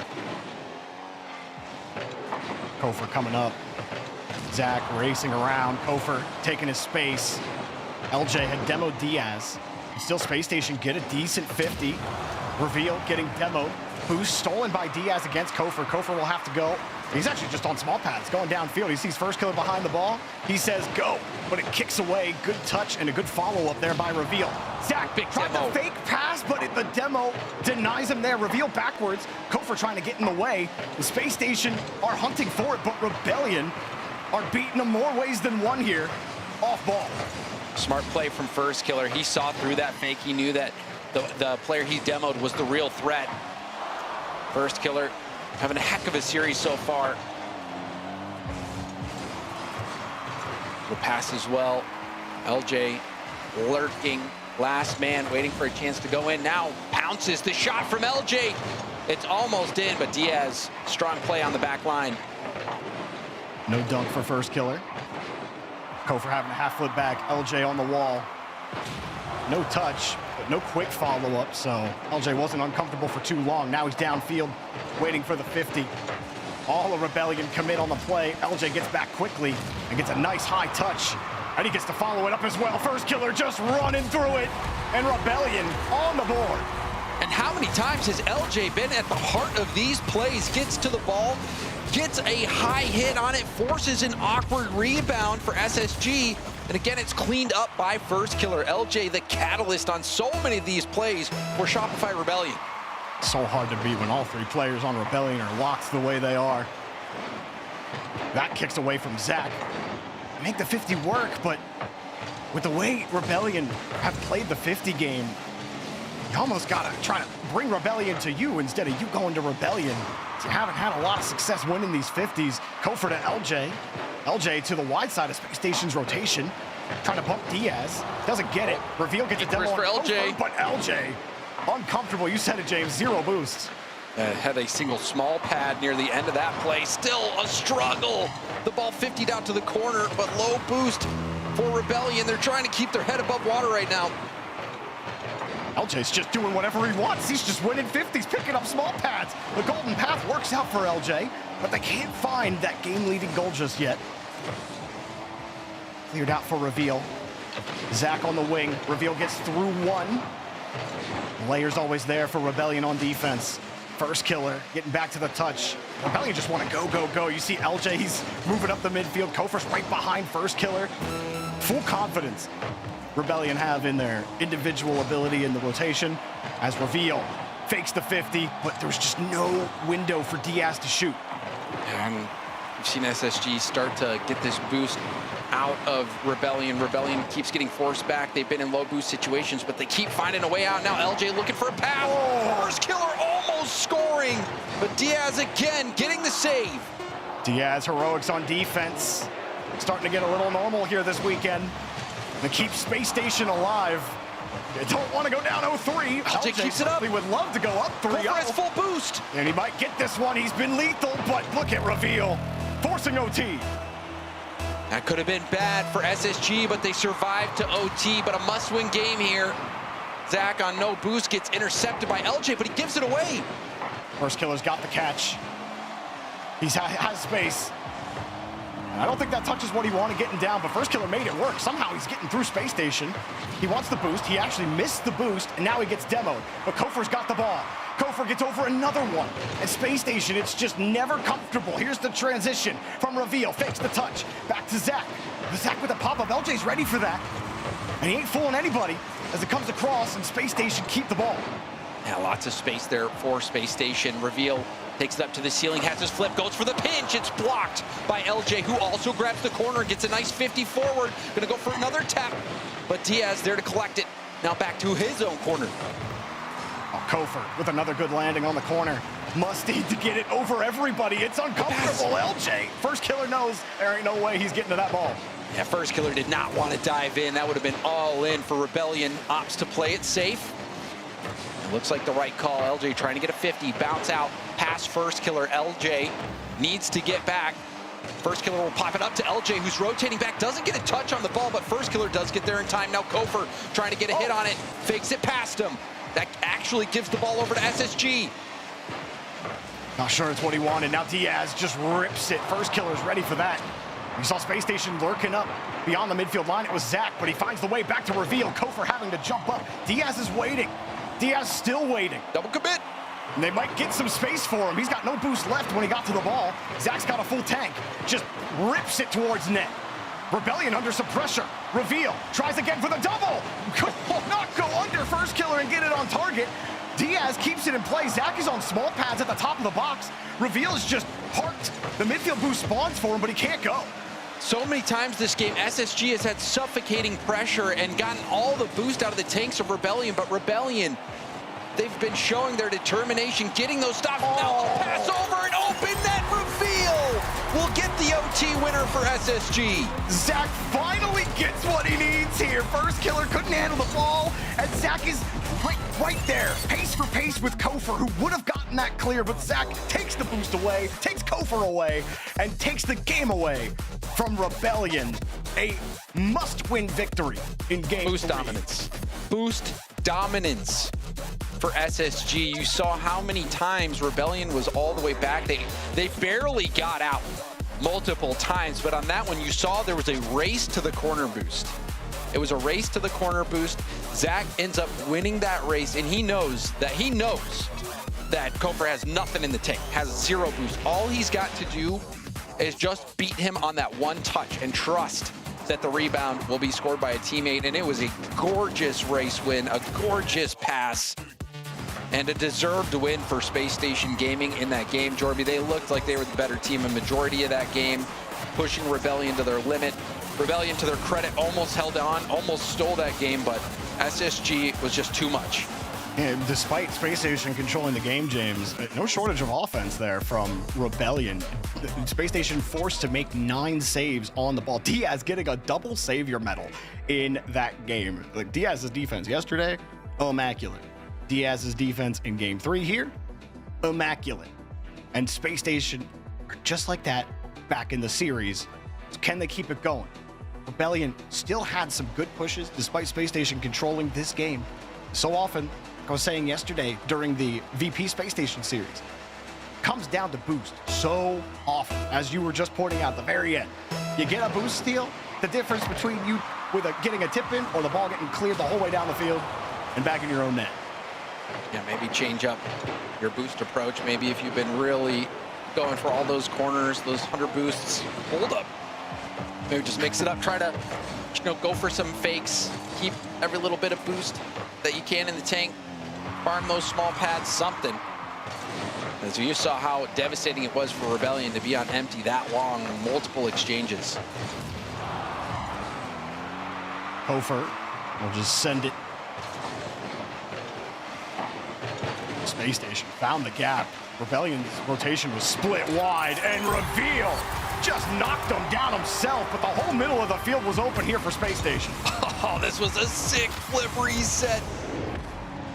Perfect catch on the reset, and the touch on the ball allows him to get back to the ball, utilizing that flip to get a perfect shot. That is so mechanical, so good from Reveal.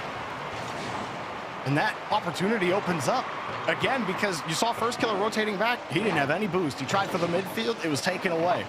And you had LJ on the other side. He was nowhere near the play. First Killer did his best to get into position. He got close to the play regardless, but it just shows you that's the gap that a boost steal can open for you. And this is the gap a pause can give you in between our game. Thank you so much for tuning in to twitch.tv/Rocket League. Here we're pausing for station identification as Shopify Rebellion are trying to hold this series lead against Space Station, but right now finding it a struggle to put the ball in the net. Yeah, pause being called by Zach from Space Station Gaming. Pause granted by the admin, so we'll see where we start. Looks like the clock right around 4 minutes. Would expect to start from a kickoff. Doesn't look like anyone's DC'd. Just looks like a simple situation where computer having a bit of a hiccup, but now things are looking good. So we'll see what the admin call is on that. But overall, I think that last game, SSG using their only timeout, it was a must-win game. They get the job done, not only get the job done, but in a really convincing fashion with how much they were able to control the boost, how much they kept Rebellion uncomfortable. You saw Rebellion really not able to work their way out in that overtime. And then starting out this game as well, huge play from Reveal to be able to get a pixel perfect reset and slot that past the defense. That was an incredibly difficult shot to make, making it look easy, and now getting this this lead. So if SSG can keep going with this momentum, you really have to be worried for Shopify Rebellion. Reveal even in the last game opened the scoring up with that fake between him and Zach that left LJ flopping around in the net. But Reveal is really waking up here after the first 2 games of the series. You might start getting worried if you're a Rebellion fan at this point. A minute in and Space Station got that first goal right off the kickoff. Zach will get control of it. Rebellion did have some offense. 9 saves out of Space Station in the last game. So far in this opening minute, only 1 shot registered by First Killer. Diaz had the 50, almost got the dunk off the bar. Zach will beat Kofheer to the play. You see no boost for anybody on Rebellion right now. It's a precarious position. First Killer gets that touch. Kofheer will get his corner boost and try to win this 50. Reveal, making that a little more difficult. LJ also, nothing in the tank. And finally, Rebellion get to breathe just a little bit. Still a chance, though, for Zach, and he just can't get enough power. Goes for goal, trying to get that boost milked out again. And you're trying to get boost out of the defense. Try to put shots on target, put it high off the backboard, force them to use it. Now we see a demo from First Killer, trying to get some space for Kofheer. Kofheer, reset, pushes forward, but Zach will clear that out to the side. Good read. LJ trying to beat him off the sidewall, and then Reveal reads that instantly. He's definitely locked in right now. Kofheer got the grab, though. Reveal and Zach waiting for it. It's Diaz who gets the punch away, and will buy some time as all of Space Station were almost converging on each other there. But they get the clear, and they're able to stabilize. LJ getting that boom and dodging the demo, but LJ low boost now, hoping that corner will spawn. It does right after he leaves. Tough break for LJ. Kofheer has to use up his boost to try to get this clear out. First Killer, little tip on it. Kofheer demoed in the corner, and LJ bumped at the midfield. This is space for SSG on the counterattack. Reveal had created it. Good 50, though, from First Killer. Space Station were lurking up. Reveal was thinking that was coming straight down. Instead, they have to get back to the corner, and that's a great 50 from Diaz. He also has some boost as well. Reveal with a double reset. Reveal, no dunk. He lost the ball. Zach trying to hold it. And first killer and Kofheer making sure they don't actually get a shot on net. That was looking dangerous for a second. It was looking dangerous. First killer had to fight through contact from Diaz, who was landing some bumps on him, but first killer still fought through it to get that save. Now he reloads. First killer leaves it for Kofheer. Thought maybe that was going to be a fake because LJ was sitting right underneath Kofheer there. Diaz demoed by first killer. Space Station have held this lead for a very long time. Kofheer flipping around. Rebellion only 3 shots on net after 3+ minutes of gameplay. There was their 4th. Here's first killer. No boost left. That one's awkward. That actually helps Rebellion. And an error from Space Station helps Rebellion tie the game.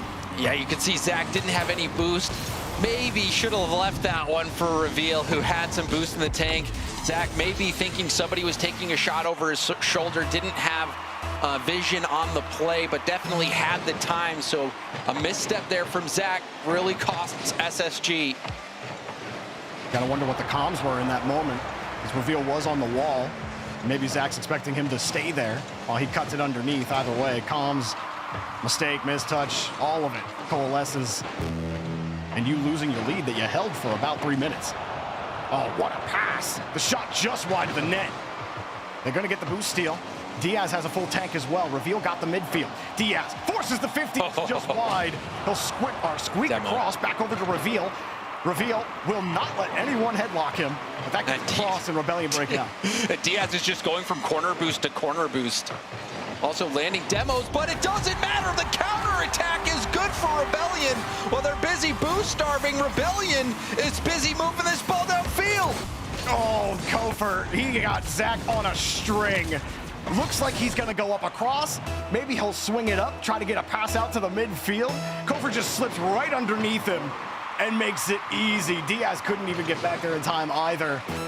Kofheer in the corner today, James. I mean, he has just been so hard to beat, whether it's a 50 or if he's got possession of the ball. Actually getting that ball away from Kofheer is proving to be a little too difficult. Now, Space Station, game looking like it was well in hand, is now almost out of reach as Zach will fake his touch, and Reveal gets one more chance at it. Keeps on drilling it, but there's first killer to knock it away, and LJ gets underneath it. It's looking like a Rebellion victory here, unless Space Station can pull some magic with Diaz. Zach have to do it. He's got the boost here, doesn't, and Rebellion will get the win. And you mentioned Kofheer, Jorby. Kofheer, the assist on that play, also pouncing on the mistake from Zach earlier. Kofheer is playing with so much confidence. It feels like Kofheer, you know, at times has been the question mark on the Rebellion team, but in this series has really stepped up, has looked comfortable, has gotten the job done, especially in this game for Rebellion. Yeah, comfort. And Violent Panda talked about it in his last interview that a lot of Rebellion's issues came down to mental, came down to the nerves that we've talked about a lot. And you could see that in Kofheer's play last split. And you could even see it maybe a little bit on their defense even last open, but you could see that the offense had been renewed. Kofheer is downfield, so much more often. What you kind of expected when they picked him up from his former team on Space Station. And to grind this out, Space Station again were looking like they were controlling the pace of play. Rebellion were under duress a lot. We talked about the boost steal. The boost has been at a premium when it comes to Rebellion having to survive, but you overdo it, you open up a gap, and Kofheer finds a way through. He's playing extremely well. And certainly, I mean, that whole series of events prior to that goal was one where SSG was starting to tighten their grip. They were doing more of what they had been doing previously, which is just steal those big boosts, keep SSG in their net, on their backboard, keep them awkward.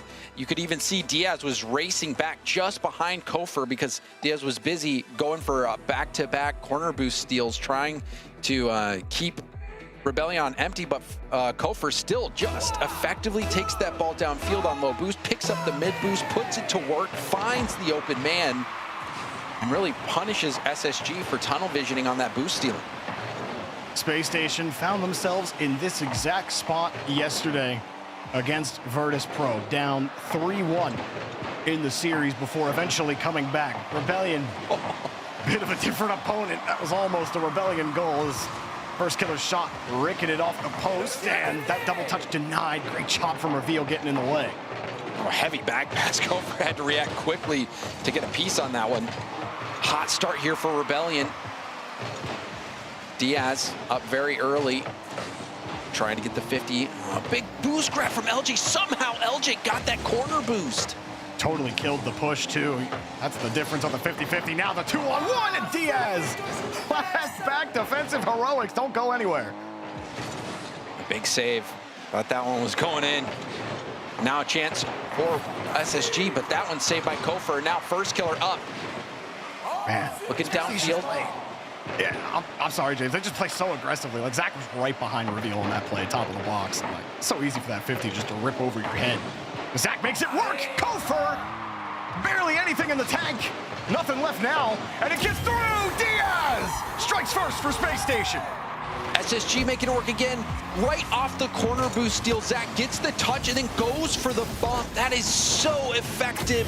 A devastating blow to the defense of Rebellion. Zach not only getting the boost, but playing the bump in that situation. First killer too slow to it. Had full faith that it was going to be a save from Kofheer, but that bump, that really made the difference for SSG.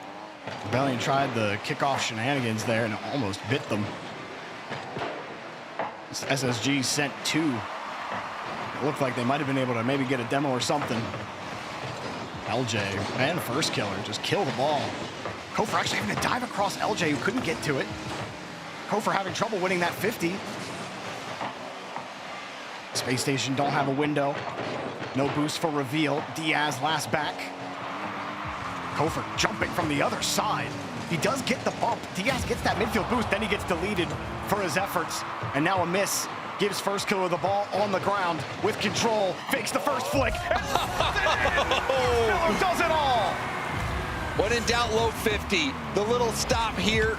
He gets it on his car, shows the flick for a brief second, then lets it off, goes for that low 50 in the corner. Sometimes it's not a gorgeous goal that you need. You just need to bully the other team and overpower them and get a goal by any means necessary. They tied up much quicker than it took them last game. What a pass to LJ. Diaz was ready for it. Diaz trying to get first killer off his game. So hard to bump.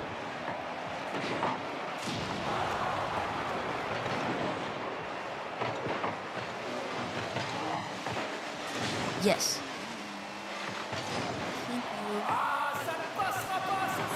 Somehow, Kofheer would do better than me.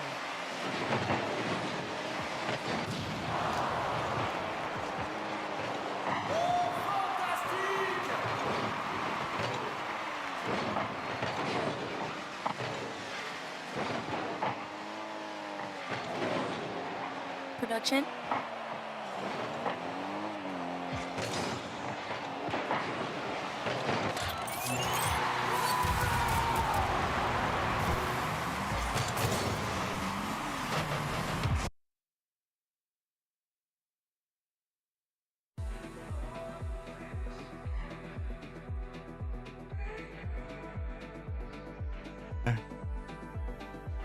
Called by SSG, so I think the goal will stand no matter what. Yes, I don't think there was any shenanigans except for first killer knowing that he was about to get scored on here, breaking the rule 1 with Diaz. And that's about the most drama that we have during this pause. Sorry to disappoint any of you out there, our drama farmers out there. We ain't got nothing for you. Wow, so we are going to get back into this one as soon as possible. We thank everybody at home for their patience. The goal will stand. SSG is going to be up by 1. And yeah, so what else do you say? Yeah, just an issue on player side while we get it figured out. We appreciate your guys' patience at home. It is a nail biter here in the final 2 minutes of game number 5 to try to send this series to Neo Tokyo. What a statement for Rebellion if they can pull off the win here, if they can score a goal and then get the lead again like they did in the last game and win this 4-1. With the way Space Station have looked this weekend so far, we've seen it, James. Like Space Station, early on, the first game, a lot of mistakes. And I don't think we've seen, outside of that Zach touch from the last game, that was like really the only error that Space Station have made since that in this series. So like Space Station are bringing it to Rebellion, but Rebellion are finding ways to weave around it and get production despite Space Station playing some excellent possession play.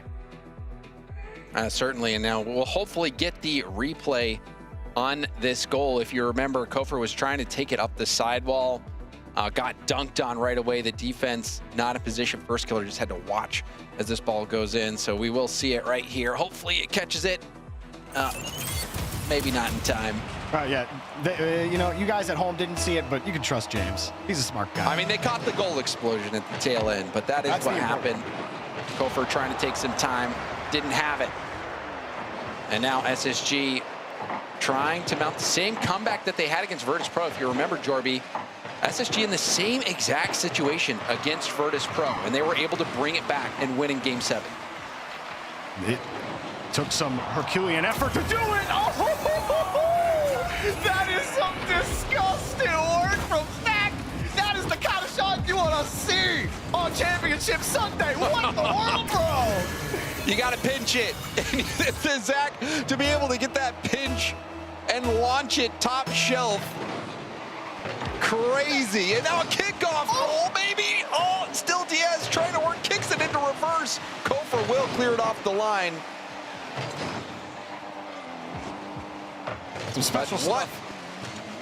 I was just going to say, Jorby, what a start off that pause that we see here from SSG. Yeah, if you were sitting there bored, wondering when we start the game again, well, I hope we won't get back up. Here comes Kofheer. Tried to pummel Diaz off the top rope. Not successful. LJ, though, finds success in First Killer. It's just too much to save.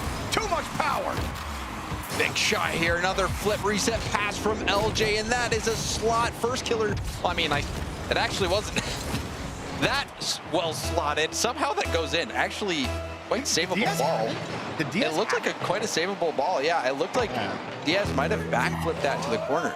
Well, no, I think Reveal got in the way. It looked like Reveal got the touch, right? I thought yes, Diaz but I think Diaz was going to be able to backflip it to the corner. Right. Sorry, I misheard. But yeah, I mean, that's a gut punch if you're Space Station, and kind of the thing that's been killing them in this series. Like you're in it, but these little mistakes on the goal line are not helping. As Rebellion, they now stay alive here with 35 seconds left, and they're pushing for it. Mid boost does spawn there for Kofheer. Reveal contested by Kofheer. LJ will boom it down. See what Zach has in store. Zach up to the mid. Or Kofheer was waiting, but Zach will poke it back down. First Killer knew he had the space. He wants to go quick, though, off the ceiling. Wants the bump as well. First Killer slows it down. The changeup not enough. LJ backwards. Pirouettes. Can't find it. Kofheer had the boost steal. He'd been winning 50s in the corner all day, but Space Station handled business at the end of regulation. First Killer needs a demo from LJ. Kofheer can't get there, and Space Station survive to go to Neo Tokyo. And that was a crazy game with the pause and everything, the back and forth. First Killer also almost landing a bump on that final moment. Had he bumped Reveal, I think that ball would have stayed up at 0 seconds. And First Killer with that demo, even hitting the ball, slowing it down. The fact that SSG still got the stop was something else. But another great game from First Killer. He had 2 goals, both the goals from Rebellion, but it just wasn't enough. SSG put in the team effort, and they got the win. And now I think for them, maybe not as panicked either, because they've already been there and done that this event against Vertice Pro. They know that, yeah, it's 3-1, so what? We can still come back and do this. We've done it before. I mean, I just want to see the thunderclap from Zach again. I can watch that goal like 3 times in a row. And this is the one. Flip reset right here into a ground pinch, and look at the height too. Just the way he pinches it with the bottom of his car. Yeah, you don't see pinches like that too often in the RLCS. Hey, your car turned laterally like that. Like usually you're pushing your nose into the ground, like with your rare one butt in the air. But like you're lateral there. I mean, that was just, I didn't expect him to get anything. To get that much power on it as well. Yeah, the pop, like, I mean, I was thinking maybe he'll get that towards net, but to hit it with the bottom of his car, pinch that with that much pace, beautiful goal. Well, this series has had almost a little bit of everything. We've had a team pinch goal. We've had some sick reset passes. We even had an attempted double reset that almost made it into the net. We've had air dribble bumps if you're that kind of heathen. We've had all sorts of things in this series, and we might even have a 3-1 comeback on our hands. Space Station start on Neo Tokyo. Diaz up high. Kofheer and First Killer working together. As Reveal will find a way back to Zach. He doesn't have a ton of boost. He's a hard clip on the ball. LJ, he's been electric in this series, but drops the reset here. We saw him hit that reset pass over to First Killer before. LJ, big part of the success offensively for Rebellion. They need to keep bringing that level. First Killer has to peel off here. LJ last back up against Diaz. The 50, now another 50 back off the backboard, leaving Zach for a chance. Goes for the pass, back to Zach. Zach towards net, and LJ will tip it to the corner. Diaz was lurking. He didn't have any boost. He was literally picking up 12, using it, 12, using it. He was sitting right under there, but there was just no way he could go. So Zach kind of had to play that ball anyway. That was going to be tough to wrap around. He didn't have much. Space Station so often just love to full send it. I'm amazed they don't get punished more often. Oh, what a shot. Here, LJ putting that shot on target. I think Zach was hoping somebody would be there to help him. And nobody around. Diaz is running around with no boost, and they do finally get caught out on it. That was right after the transition of all of them pushing up like that, where you got no boost, and if First Killer was coming back in the rotation, he grabbed the midfield boost. There's nothing for you. Kickoff chance. LJ just wins 2 touches here, but Reveal will find his way back to the ball. First Killer got a ton of boost. We'll get an extra touch, but Diaz just gets a piece of it. LJ having to go vertical. Diaz will get right back to it. Excellent defense.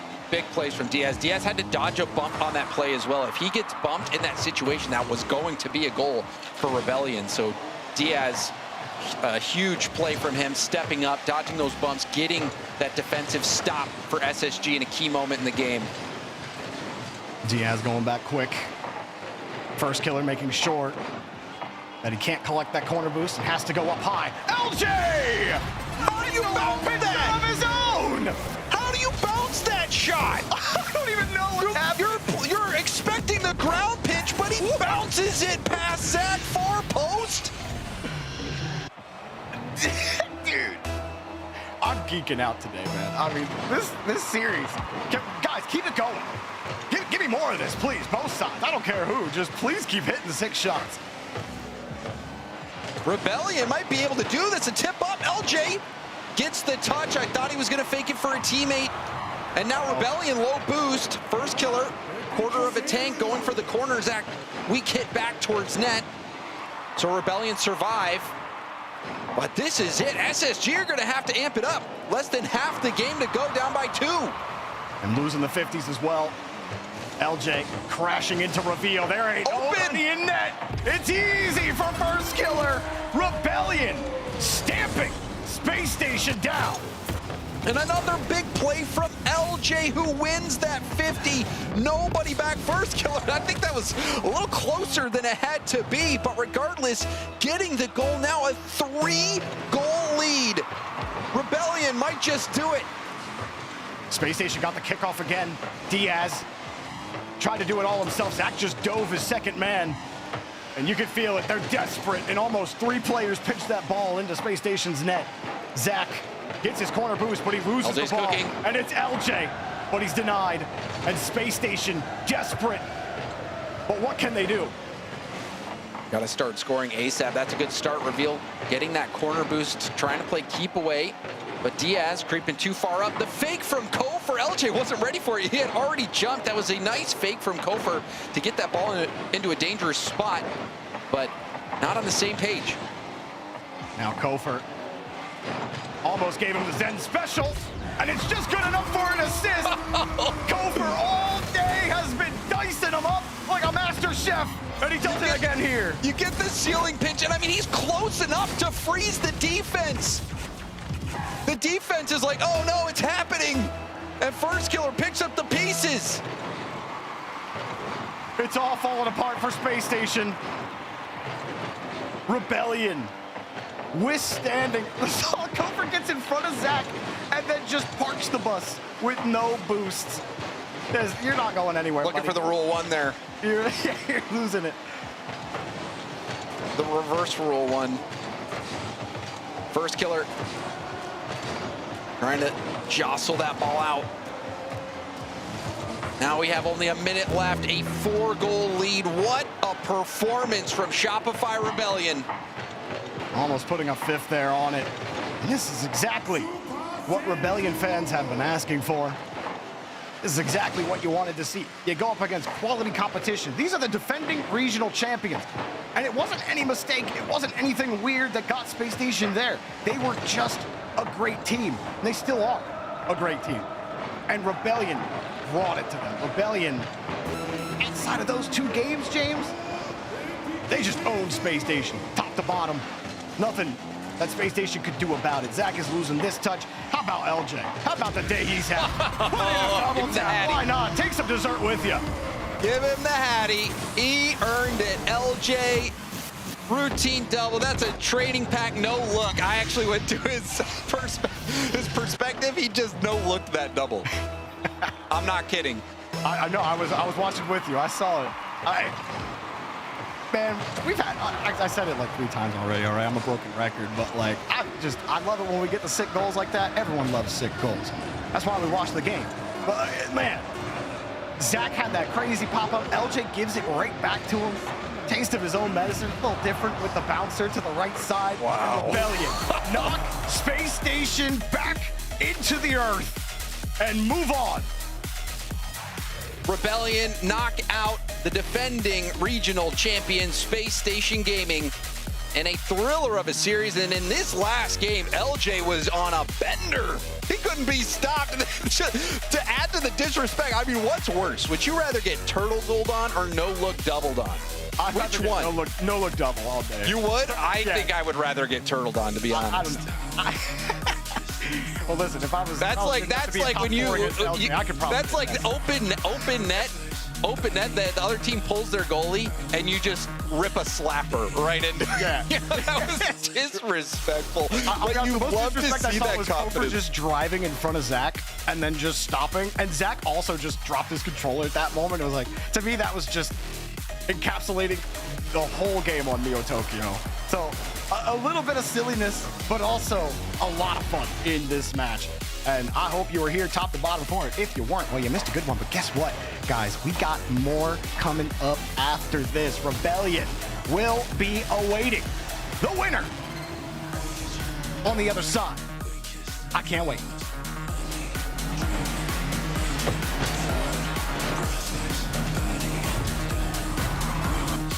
Oh, now this guy's going that way. Now I'm getting the lay of the land. Valets can be a big test for a young homeowner turning into their parents. There's an overflow lot somewhere in the vicinity. If the garage is full, they go to the auxiliary. He said if the garage is full, they'd go to the overflow lot. I heard him. I was right here. Let's just stand quietly. Right. I bet you guys have driven some great cars, huh? Progressive can't protect you from becoming your parents, but we can protect your home and auto when you bundle with I us. think you might have brought the wrong car. We had the red convertible.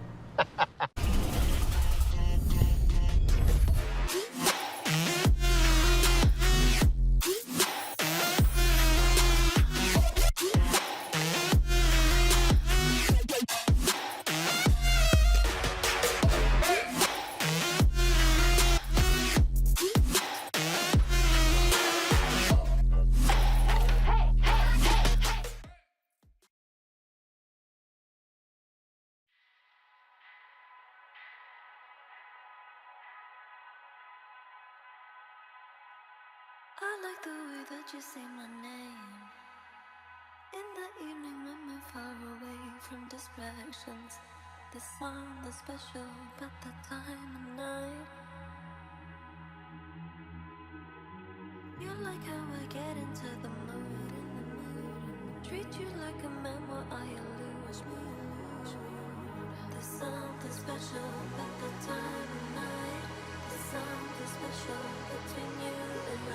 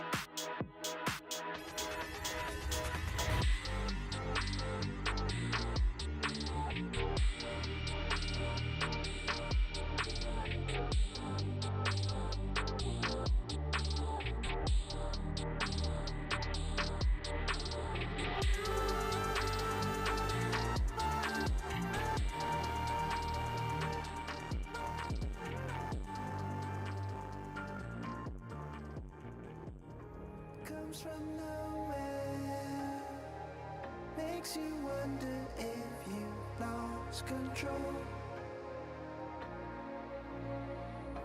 leaves you breathless, changes what you think is possible.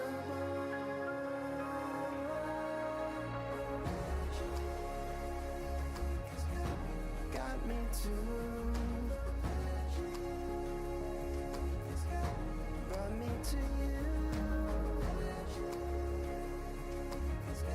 It's got you too.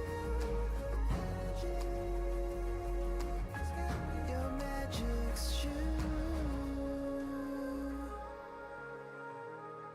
Your magic's true.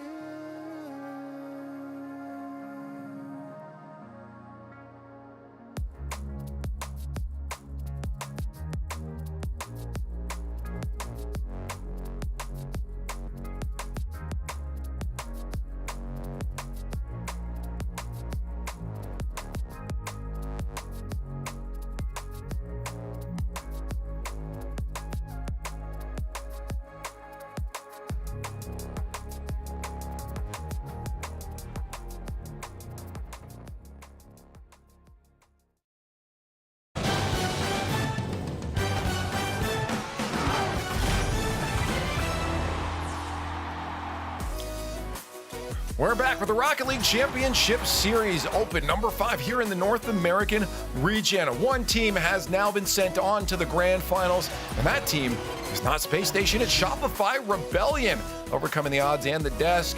And welcoming to the show now to talk about the grand finals appearance here, Kofheer, congratulations. Thank you. How are you? I'm doing great. Thank you for asking. I would ask you, but I know you're doing great. You're in the grand finals now, right? Yep. Yep. Yeah, don't hide the smile. Don't hide the smile. Yeah, no, you're looking good out there. I mean, we were talking before to VP and the idea of like, okay, this new system in place, and it just comes down to mental on the day. What was different about today when you woke up? Did you just know, okay, today's the day, everything's gonna click? No, honestly, but I mean, it's just something we've been working on as a team, like for the nerves and stuff, like our coach said. Right. But it's all like it's a mental thing, so it's like depends how you approach also the week before the tournament. It's all a mindset. We've seen different players do different things to get themselves locked in. Do you have any kind of pre-game rituals that you go through to help yourself get over the nerves and lock in? I mean, I just like to blast music right before I play, and it helps me play better. Yeah. Hey, fair enough. If it can just lock you in, doesn't matter what it is. I think my favorite still was some of the South American teams playing with a stress ball beforehand too. Really? But yeah, they're trying to balance it on their hands as they toss it up. So lots of techniques out there. Lots of techniques. But for you guys, now with this new plan, are you confident that this is a grand finals winning plan? Do you there's possibly Foot coming up, but likely NRG. Is this a plan that beats an NRG? Yeah, 100%. This plan maybe beats anyone in the world. If we're playing our game, That's a bold statement. We'll have to wait for, of course, a LAN for that. But I do want to mention you guys are going to be able to clinch Worlds if you're able to beat NRG in the grand finals. Are you thinking about that too? I know VP said no, we don't think about it, but it's got to be at the back of your head a little bit. I mean, I like to think about it more, especially for me. I play better with more nerves on it, so I like to stack up. I have the major on the line, I have the Worlds on the line. It makes me play way better. Okay, so before game, you're just writing down all the things that could go wrong to make yourself nervous. Yeah, basically, yeah. Yeah. I mean, there's nothing to fear if you face it all. Face your fears. Sure. Hey, put it right in front of you. Yeah. Now, I want to just before I let you go, quickly just talk about playing with the likes of First Killer and LJ. These are vets, right? And they've probably got a lot of experience to share. What do you think, in your opinion, has been the biggest thing that you've maybe learned from them, or that allows these two players to continue be in the spotlight? Honestly, I mean, it wasn't really that hard to learn to play with them. I think I did pick up a lot of especially with comms and stuff, just how to play with them, what makes them comfortable and stuff like that. But it was all super easy to pick up for me, at least. Hey, that's and, right. And then obviously they're both two insane players, obviously super insane players. Yeah, hey, well, hopefully the insanity for you guys going on. The plan is looking good. Keep the confidence up. I want to say one more time, congratulations on the grand finals. Good luck to whoever you face. Thank you. Kofheer did it better than revealed. Shutting them down, make it to the grand finals. Shopify Rebellion, James. They overcame, I think, what maybe a lot of people were expecting in terms of odds.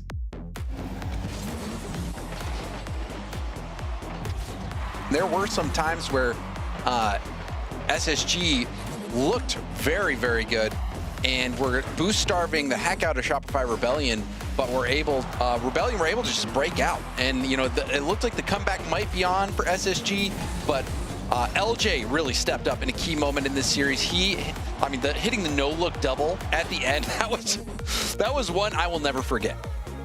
Absolutely. And he also had that nice little double ground bounce that wasn't a pinch, but was going to be a pinch. I mean, LJ was all over the place in this game. Reveal had some sick plays, but overall, I mean, Kofheer was a madman, man. Look at him just fake out the defender there and just go underneath for the pass to first killer. Like, you can point at everyone on Rebellion at some point in this series that was doing something incredible. And despite Space Station's best efforts, like, that shot is just disgusting from Zach. And the end of this game, the wheels fell off the wagon, man. And there was nothing you could do about it. Here's that LJ returning fire off of Zach's. Like, that's what I'm saying. Like, you don't just have the 6 shots, but you have the players doing it, like getting revenge. And it's like, fine, you can do it, but I can do it better. And the no-look at the end, of course, is just the cherry on top. Yep. Hey, now they're sitting into the grand finals. Only one other team's going to be able to join them. Again, we did our build-up bracket, and it's starting to fall apart at this point. Well, it was all when you decided to pick VP over NRG. That's when the thing is. Yeah, I don't know why you did that, bro. I told you because I back them.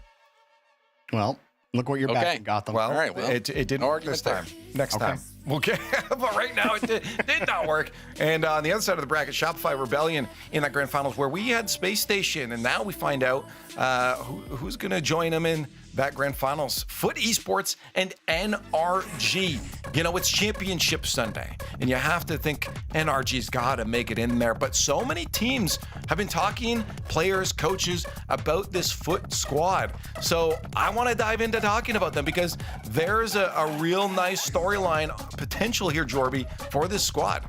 Yeah, Justin is showing out, putting out, and being lights out. We talked about it yesterday, how he leads statistically on the team in almost every major statistical category. Justin is finding his OG prodigy self on this team. But you know who was insane yesterday? Chronic. Chronic is absolutely locked in, bro. Like, I have been so impressed with his play, and him and Justin together are lethal. And I think this is not going to be a walk in the park for NRG at all. James. Nope. Yeah, I was going to say, James, do you think it's a walk in the park, or is there going to be a battle? I think that, you know, it could be a battle, but when you look at Foot, their kind of their history, their matches, they really struggle with those big 3 other teams, but they were able to get a huge win against Shopify Rebellion, who's sitting in the grand finals already. This could be the weekend where we see Foot really break out. But I mean, NRG is an insanely difficult team to match up against. I think the last time these two played, NRG swept them in a best of 7. So, you know, NRG is going to be a huge challenge for Foot. But if Foot can bring that level of teamwork and synergy that we saw last time, maybe they can pull it off. Justin was remarkable, though, against Shopify Rebellion. He was hitting every shot, it seemed. Chronic also making some insane saves on defense, highly mechanical. And you know Cheese is a great player. I think Cheese, I'm glad to see him finally have, I think, a phenomenal team surrounding him that has that ability to make majors, has that ability to do well internationally. So if they can get all the pieces working, that is going to be what's required to beat NRG, who's looked very good over and over again. It's like, you know, NRG are the final boss of North America. They can just make grand finals, it seems like, every time, and they win a lot of them. So This will be the biggest test that Foot has had to face yet. You know what, though? I'm looking at the progressive fan vote as everyone starts spamming. I see a lot of FUT in chat right now. I actually think this one will be a little bit closer for the chat prediction, but is it going to be close for our predictions? James, am I safe to flip yours over? I have to go with NRG on this one. I did predict a foot final before, but you know, I just feel like NRG is playing too well today, and we're going to see NRG get another regional win. All right, Jorby, I'm not going to skip you this time. Who you going? Okay, for me, look, NRG might be the final boss, but if you've ever played Dark Souls, you know. You lose to the boss, you try again. You lose to the boss, you try again. You might lose to that boss 12 or 13 times in a row, which is exactly what has happened to every single upstart on Championship Sunday who tries to play NRG. But guess what? You keep on getting the souls. You keep on leveling up your stats. You keep on dodging the hits. And if you don't get hit and you hit the enemy, you win the game. Foot, they know it. They lost last time, but guess what? This time, Justin is locked in. Chronic is unbeatable on defense. Cheese is looking Gouda, baby. Give me I'm Foot saying some people uninstall the game. Some people uninstall. Just saying. Some people uninstall. They don't win. They don't I win. don't think Foot uninstall. I also want to point out that you said about 10 to 13 times, and they haven't been through it that many times here. So I don't think this is the one, Jorby. I think it's NRG all of NA, going to the field of grand NA, final. 10 to 13 times. Yeah, well, I don't know about that one. There it is. Not a big gap here from chat. 41%. Thinking Foot might have the chance. Only one way to find out is to play the game. Let's get into our next semifinal, our last semifinal, best of 7. Who's going to grand finals? NRG, a lot on the line here, but they want to just focus on this matchup right now. Can Foot overcome? Let's get in the match and find out.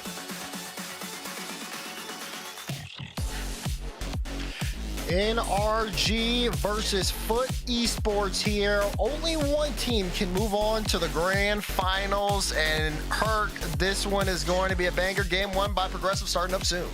I think banger is honestly an understatement. If Foot Esports can absolutely show up and show out the way that we've seen them do throughout this weekend, otherwise, this is just NRG's Champ Sunday like it always has been. Let's see if Foot can change that here. Kickoff is live. Been such a strong performance from both these teams. Justin on top of the ball especially has looked really solid over this weekend, and both Justin and the rest of Foot, you know, trying to make a name for themselves and kind of show people, okay, this was a team, may have been put together and not too many expectations going into things, but they have shaken North America's top 4. Oh, for sure. This team is like, they're coming together as a group that was all let go for various reasons, and yet everybody around the world, for whatever reason, thought that was the one that shouldn't have gone. So now they've come together, they've formed this, you know, this dark horse roster, and that's exactly what they've been doing, performing as the dark horse roster of NA right now. Things already kind of starting off hot here. Back and forth between the two. Atomic, bit of a 50 there, and you see NRG not really too many shots here. Mainly Justin with the first 2. Early aggression has gone in favor of Foot, but NRG with that possession as Daniel tried to go up, follow up from Atomic, drop down, and a goal line save from Justin. 2 down to nosedive to keep that one out. That's not only showing you how intense it's going to be to keep NRG out of their net, but also there's going to be these moments where Foot are going to have to trust each other to solo defend, because you got to be able to be ready for those follow-up shots that NRG are just so known for. Right now, Foot continue to try and break out of their half. That small pass over to Justin carried them out. Justin wants to send on over to Cheese, but he has to respect Atomic being there. Atomic trying to play it close. Daniel getting a nice good touch. Just plays into the corner to Cheese. Here comes Cheese now. Taking his time, goes back onto the ground. Beast mode, great pre-jump there for the cut, but Cheese still staying on top of the ball. Wants to get a pass out to Justin, but Daniel able to knock it away. Now Foot still trying. Cheese, no, Chronic, he does it all himself. This is the Chronic that carried his team yesterday, and he's doing it again here. Solo play in the corner, just over the nose of Beast Mode. Like you said, you saw Cheese there on the side, just in the off chance this ball was finding its way out. He was there, ready to go on the commit. So we see Foot strike first blood. Can they continue to keep consistent? So far, NRG only 2 shots this game. None too rememberable. Here's Chronic. Oh, just gets completely beat by Beast Mode. Beast Mode now playing it fast. Atomic looking for some bombs. He's actually going to steal that top right boost as Daniel wants to keep this in play. Both Atomic and Beast Mode with boost now, and Atomic, great cut. No follow-up. Tries to put the shot on, and just not on target. Chronic puts it over to the side. Yeah, just a little bit of a floater there in front. A fairly weak shot, I would say, from NRG. Like you said, so far, a lot of these shots from NRG haven't been that memorable. So we're waiting to see that pop-off moment from them. They haven't quite decided to bring them out of that, out of themselves yet. The final 2 minutes to go, NRG still trailing. Foot kind of keeping this ball close here. Chronic tried to get the flip, forced out Atomic. And RG will look to move upfield with Daniel as Daniel leads the charge into the blue corner. Atomic trying to run interference off ball. Beast Mode will have full boost, and NRG primarily boosted up, but they cannot get this. They just had such a hard time, Herc, getting this ball to really a good goal-scoring opportunity, trying to build one there. But again, Foot's defense, another stop. I think there's also a level of respect to be had after the performance that Foot had yesterday, in particular Chronic. That NRG got to be like, all right, is Foot bringing that same level of energy to our series today? Atomic on the cheat up, trying to give some space over to Daniel. That backboard was read by Chronic. And all of NRG kind of swarming around each other, trying, like you said, to find some space. But that Foot defense has been a very solid line. Another save out there from Foot. So far, every shot NRG have put towards net has been saved. Chronic, though, low boost. Beast Mode has a free double, and oh, good stuff from Chronic. Cheese again with a good follow-up. NRG trying to turn it on here in the final seconds as Atomic, another bang upfield. Cheese, such a big early cut. Chronic late to the follow. We'll have to try to play this off the wall. Foot just don't have the booster really to make a play here. No, they don't, but honestly, the interceptions are doing more than enough to keep NRG at bay. They're just playing for this one-goal game right now. Cheese has the opportunity, has to leave it. Respect that Beast Mode's there, not going to do more than what he's given. Justin plays this out to the side. That final 20 seconds is where this pressure is going to come up from Foot. Cheese, 20 down, over to Justin, plays it over to the left, no dunk. Now Atomic picks things up, final 10. NRG can make a last-second play here, but it needs everybody involved. Daniel trying to get Atomic mid. Atomic trying to get past, doesn't have the boost. This one gets lost here, and Atomic will pop it up. Beast Mode's up, can't get the win, and going straight down, and he can't catch it. Foot, take game one.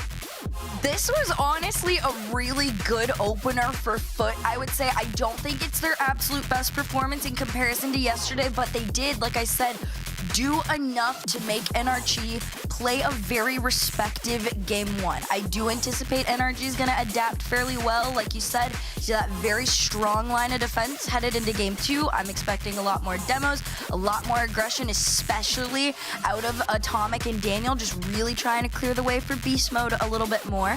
But for now, I think the confidence is really high for Foot. Yeah, definitely some early confidence coming out from Foot. The way they were just able to move the ball and challenge the midfield was really solid. And also, they did overcommit a little bit, but their defense was very good. Their communication looked strong here in the opener. So it feels like now for the rest of the series, it's just about keeping that consistency. You're expecting NRG to make some adjustments, maybe try to get a little bit more physical to throw Foot off. But right now, it's just been, Foot kind of set the tone here for the start. Still, it's a close series, and now it's a close game, only one goal scored. Oh, for sure. Close all the way around. There were a couple of moments, like you said, NRG had some shot opportunity, but nothing memorable. That's like the best way to put it. And honestly, NRG are known for those flashy solo plays, having those beast mode top 5 moments, right? And we haven't quite gotten that yet. So the key to this series is for NRG to step up in the way that we know that they can. But for Foot, a lot of this pressure is falling on Cheese to keep up with Justin and Chronic, because Justin did his part in that game 1, and now it's on the rest of them to follow suit. Foot, take the first step. Be careful not to poke the beast. Game 2 of Forbidden Temple is live. Foot up 1-0 in the series. We'll see if they can continue to play at that same level. You're expecting an adjustment here from NRG, and we're seeing a little bit of it. Kickoff goes pretty well for them. And now Cheese playing bully here versus Atomic. Plays it around him, but it's a great challenge coming out of Daniel as he stays on top of this ball. Oh, I like this clear too from Chronic. Playing these big clears is also going to keep them from getting boxed into that half. You don't want to stay there for too long. Atomic already on his first challenge. There's those quick follow-ups I was talking about that NRG were making the adjustment from game 1. Daniel to center. Shot from Atomic. This one off the bar. Again, slow follow-ups from NRG. However, this was much better than what we were getting in that game 1. Look, great passes in between each other. Communication seems good. We've seen in a Vertice Pro series, NRG, lots of pressure, but didn't necessarily amount to many goals. Will that be the case now? Beast mode dropped to Atomic, cut out by Justin. Daniel, aggressive third-man challenge, but keeps it in play. And Atomic with full boost here. Can he get it past Chronic? No, it's a great block as it goes toward the sidewall. Daniel off the ceiling will try to drive it through to disrupt the defense. NRG still in control, but a little bit of team bumps here. And now the ball might go the other way. No, Beast mode able to still keep this in. And Chronic in a tough spot. That's a high ball, though, from Atomic, and Chronic will just play the 50 until he's demoed, and NRG just smell blood in the water. They keep trying to strike. Foot just hold on. The crazy thing is that Foot was able to hold on such low boost. Chronic did 2 of those saves on nothing, and they still managed to get this clear out. It's up to Cheese to take him out of their side, and he does. Demo almost sends him back. Here comes Beast Mode. Him onto Chronic again, but Cheese, these quick cuts have been such a big difference maker in keeping Foot really head-to-head with NRG. Oh, that drop down, a little awkward. Daniel tries to keep it in. Justin will try to play it toward the side. Here's Atomic. Waiting on this one, looks for the pinch, and it'll get sent to Justin, who will take his time and just clear it away. So far, Foot, though, no shots left, no shots on their end at all. We're halfway through this game. They spend most of it playing defense. Yeah, and I mean, rightfully so. There's, I believe, 6 shots coming out of NRG at this point already, although nothing to their name to show for it. Halfway point already down. Granted, Foot does play a low-scoring game. They're not going to try and force anything. That was an opportunity. Cheese, slow to the commit on this one. Almost centers out from the corner, but Atomic's there to save. Now Atomic sending it across. Cheese picks it up. Cheese looking for the follow, but Beast Mode will take it. Beast Mode high, forcing Chronic to float all the way back. Gets the light touch, and Daniel looks for a shot. Daniel trying to find the double. Cheese, though, holding on. Talk about how strong a will of Cheese is. Cheese with great defense there, and then great offense. Pinch into the net. Cheese scores. Cheese has absolutely been trying to will this series against NRG. Goes for the 50 dunk from mid and still manages to keep it on target. Could have just been barely off the mark, but no. Foot Esport on it, and they get their lead. Now Foot, once again, setting the tone, and NRG empty after all of that offensive pressure. This is not the good sign for NRG. We've not seen them on the board, and Daniel will try to follow it up, just getting there in time. They're able to get this through, and yep, we're starting to see that physicality come out now. Bit of a double commit there from Foot, but NRG not in a position to capitalize. No, definitely not. A couple of these attempts, too, you can almost feel the slight hesitation out of them. It's a down pass to Daniel, but it's wide, and that's that hesitation I was talking about. They're anticipating Foot to come back and demo them in the return on a lot of these challenges, and it's forcing NRG to play a little bit awkward at the moment. Daniel keeps trying to play this committed game of running upfield, but all that's happening is he's leaving the last 2 a little awkward. So that lead still continues to remain with Foot, despite this being their best chance. Testing ball from Dan, and Beast Mode got a demo on Justin. Here's Mo, shot on. Cheese, easy save there as he was waiting on the back wall. Now turn from Daniel as he takes it from the corner. Beast Mode up really early, trying to get a drop down straight to Daniel, but couldn't get the first touch that he wanted. Very ambitious play from NRG. Final 30 seconds, and they definitely will start to ramp things up here. Foot have to hold on. It's a big flick to the backboard. Chronic used everything he had left in the tank to just keep it with them. You gotta play possession if you are Foot, but right now NRG do have one last almost Hail Mary. As Daniel's gonna come up here from the side. There's Cheese with another intercept. This could do them in. 6 seconds on the clock, beast mode. Double off the side to center to Atomic. 2 left on the back line. This clear could do them in. The demo on the ground and foot to 2. A shutout in game 2 by Foot. And they are in control of the series right now. NRG have, again, after so much offensive pressure, they cannot come away with anything. Only 2 shots on the side of Foot, and one of them went into the back of the net. NRG, I think they put on 10 that game. And as impressive as the pressure's been, it doesn't matter if you can't put in those final goals, Hurt. No, it doesn't matter at all. And the one that is really interesting, actually, is Daniel having 6 of those 10 shots to his name, right?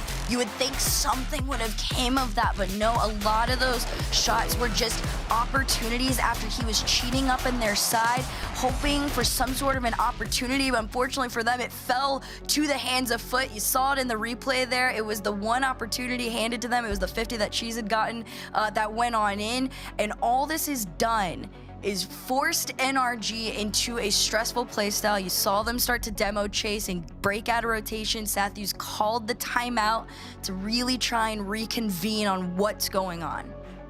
If you're a Shogun fan, this is a great start to a series. 2 1-0s and one team on the verge of getting perfect swept.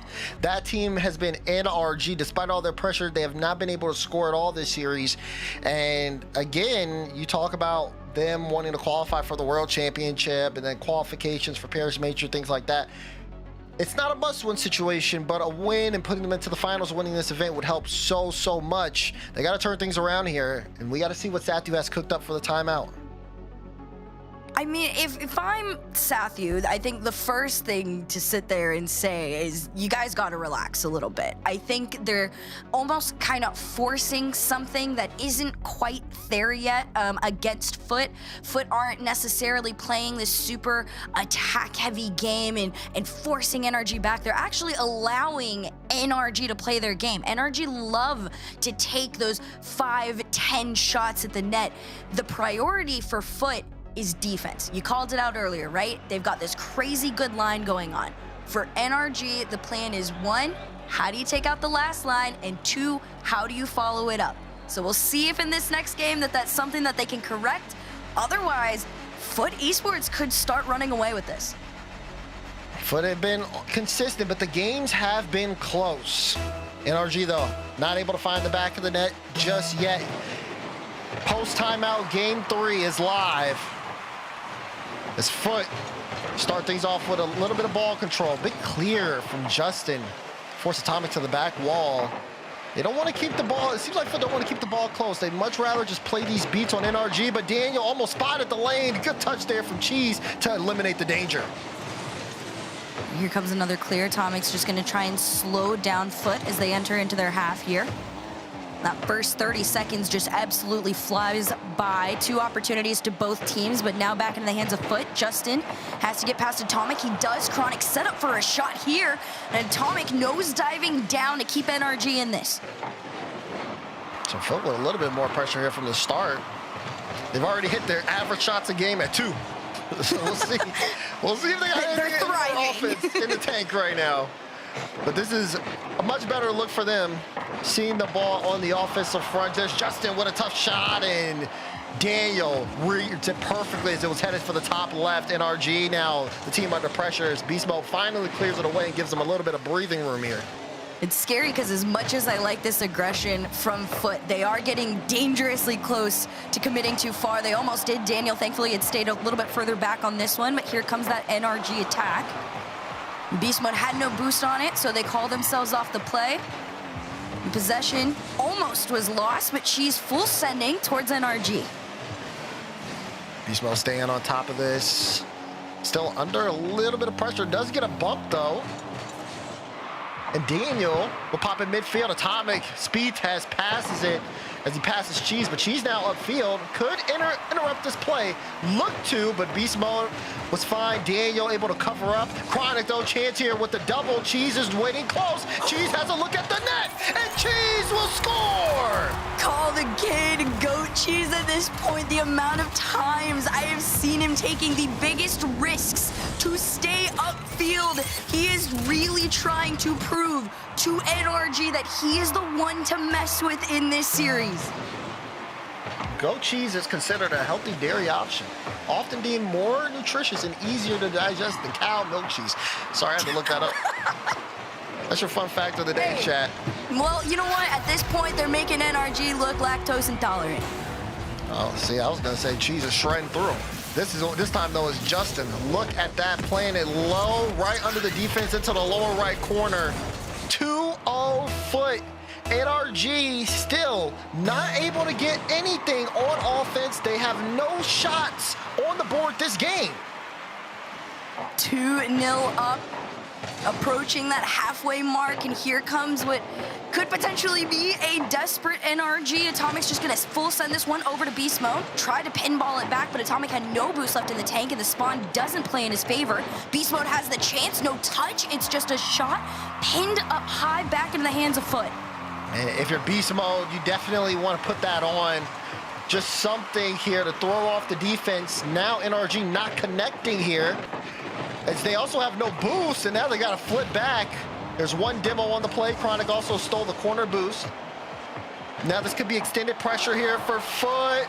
Justin gets a flip, gets a 50. Chronic, can he score? Chronic, the bouncer, good! Chronic absolutely on one here. It starts with Justin having to keep this one just in the vicinity of the net, and it's that full third man commit that puts them up 3-0. Foot dominating NRG offensively and defensively. Wow! Atomic, quick shot, blocked out by Cheese. Chronic up quickly, used the last of his boost to stop the follow-up. Justin testing Beast Mode, and Beast Mode is there.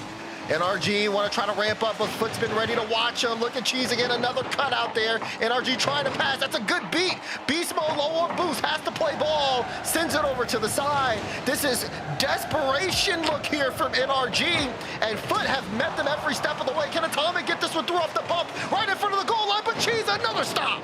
No, right now, Foot Esports are absolutely prepared for NRG to throw those demos their way. It's a musty forward off the post and stays out, but you still are up by 3. But like you said, you can almost feel the desperation from NRG to find anything. She's fakes this down over to Justin, and NRG just have to keep fighting for possession of this ball. You can see Foot so comfortable. They're getting creative here with the offense. Final minute of regulation. Still, NRG, only a single shot to their name. Daniel picks this one up, looks for a follow-up touch. Atomic and Beast Mode both playing this left wing. Beast Mode able to help out, to just try to keep this in. They need something here. Daniel puts it towards Justin. Justin clears it back into the midfield. Now it's Atomic's turn. He puts it towards Justin. Justin picks it up. Beast Mode tries to intercept, and it flows towards net, but it won't go in. And now Foot just kind of trying to count down the time here. 30 seconds to go. They are up by 3, and NRG still do not have a goal this series. And no, at this point, NRG are finding something just for the sake of having some hope alive headed into the next. But at this point, Foot are even counteracting the counter from NRG. Justin preemptively demoing NRG as they start to enter into their side, so there's not even a setup to be had anymore. And 5 seconds left on the clock and a 3-goal lead. Foot Esports are officially on match point. And NRG are in danger of being perfect swept here in NA Open 5 semifinals.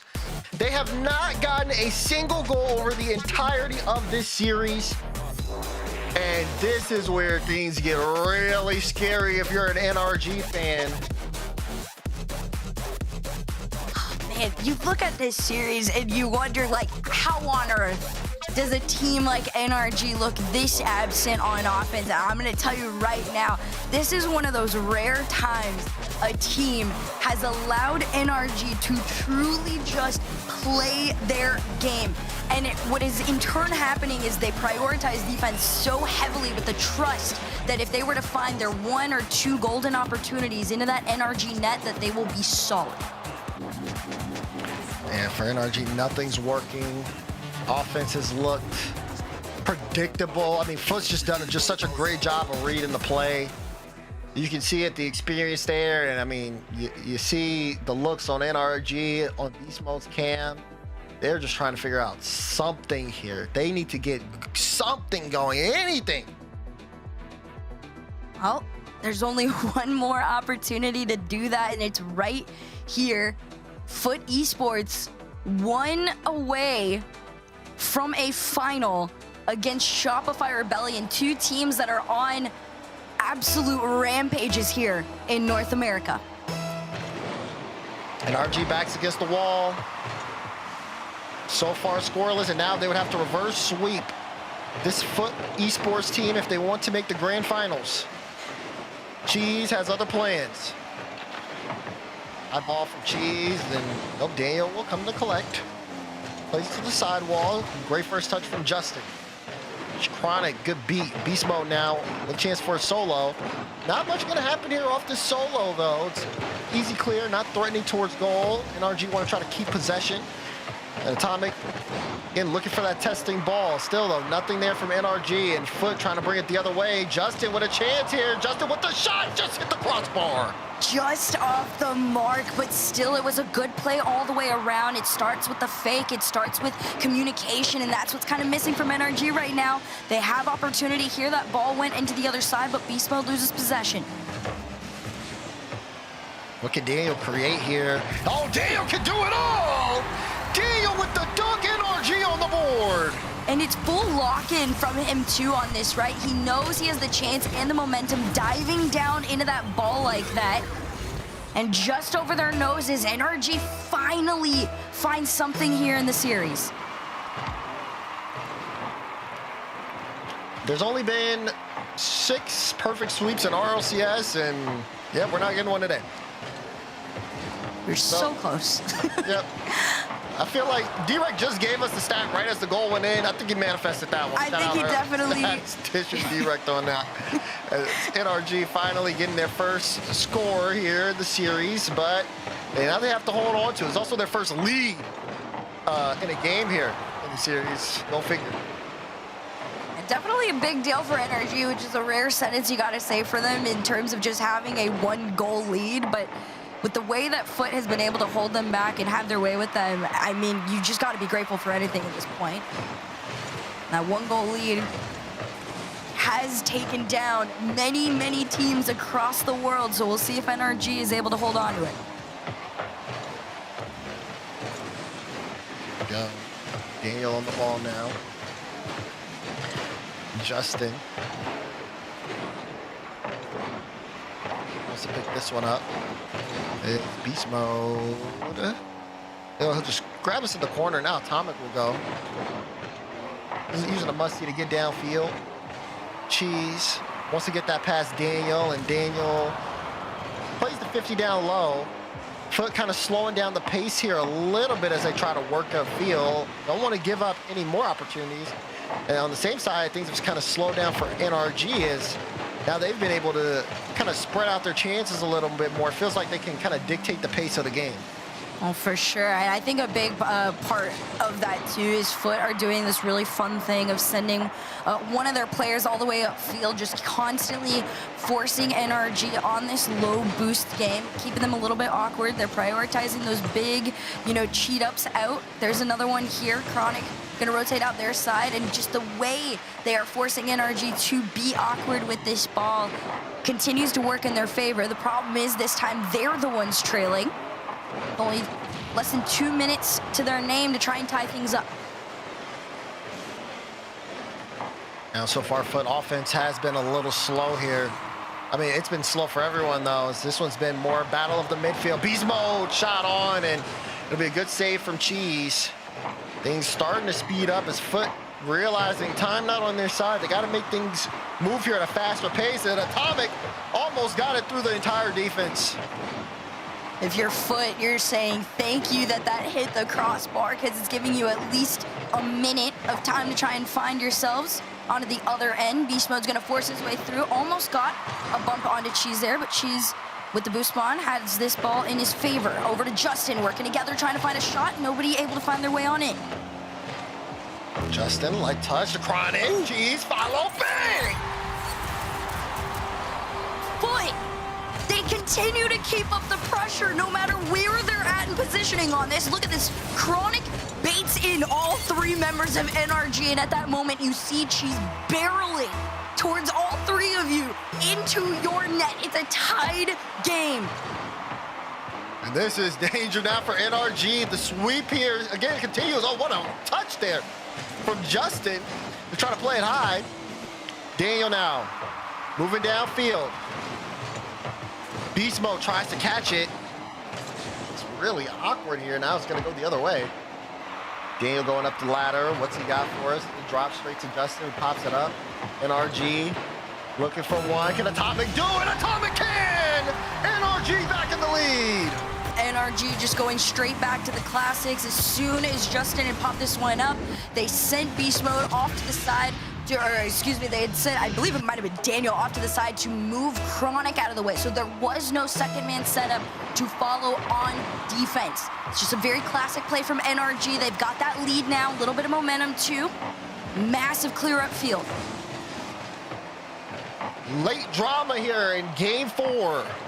NRG with the lead, 15 seconds to go. Can Foot get one? Daniel with a cut to send it back into the Foot zone. Cheese plays it high. Chronic will get the follow to try to push it downfield. Not good enough. Justin can't turn. It's too late. He wants to keep this one high. Does get the pop-up. Chronic tries to play it towards Justin. Good pop from Justin, but Atomic will try to knock it away. Now Chronic again pops this one up. It's Cheese who'll keep this one high into the air. Daniel looks to intercept. The Beast Mode trying to ground it, but it's still up into the corner. No one from Foot can get the follow. Atomic hits it into Chronic. Beast Mode demos Cheese. Justin will have to come up next. Chronic though got a little bit of piece here, and Cheese puts it towards net. Atomic long clear, and Beast Mode will let it fall. And NRG stay alive in the series. And just barely, to the fact that so many of those touches were bouncing back up and allowing Foot to have the space and the time. That was NRG having to keep up with Foot. The good news is they did, because they've been in this situation before. However, this is only 1 foot forward on their end in a reverse sweep. So a long journey ahead for the former world champs, but nothing that is too far out of reach for the team.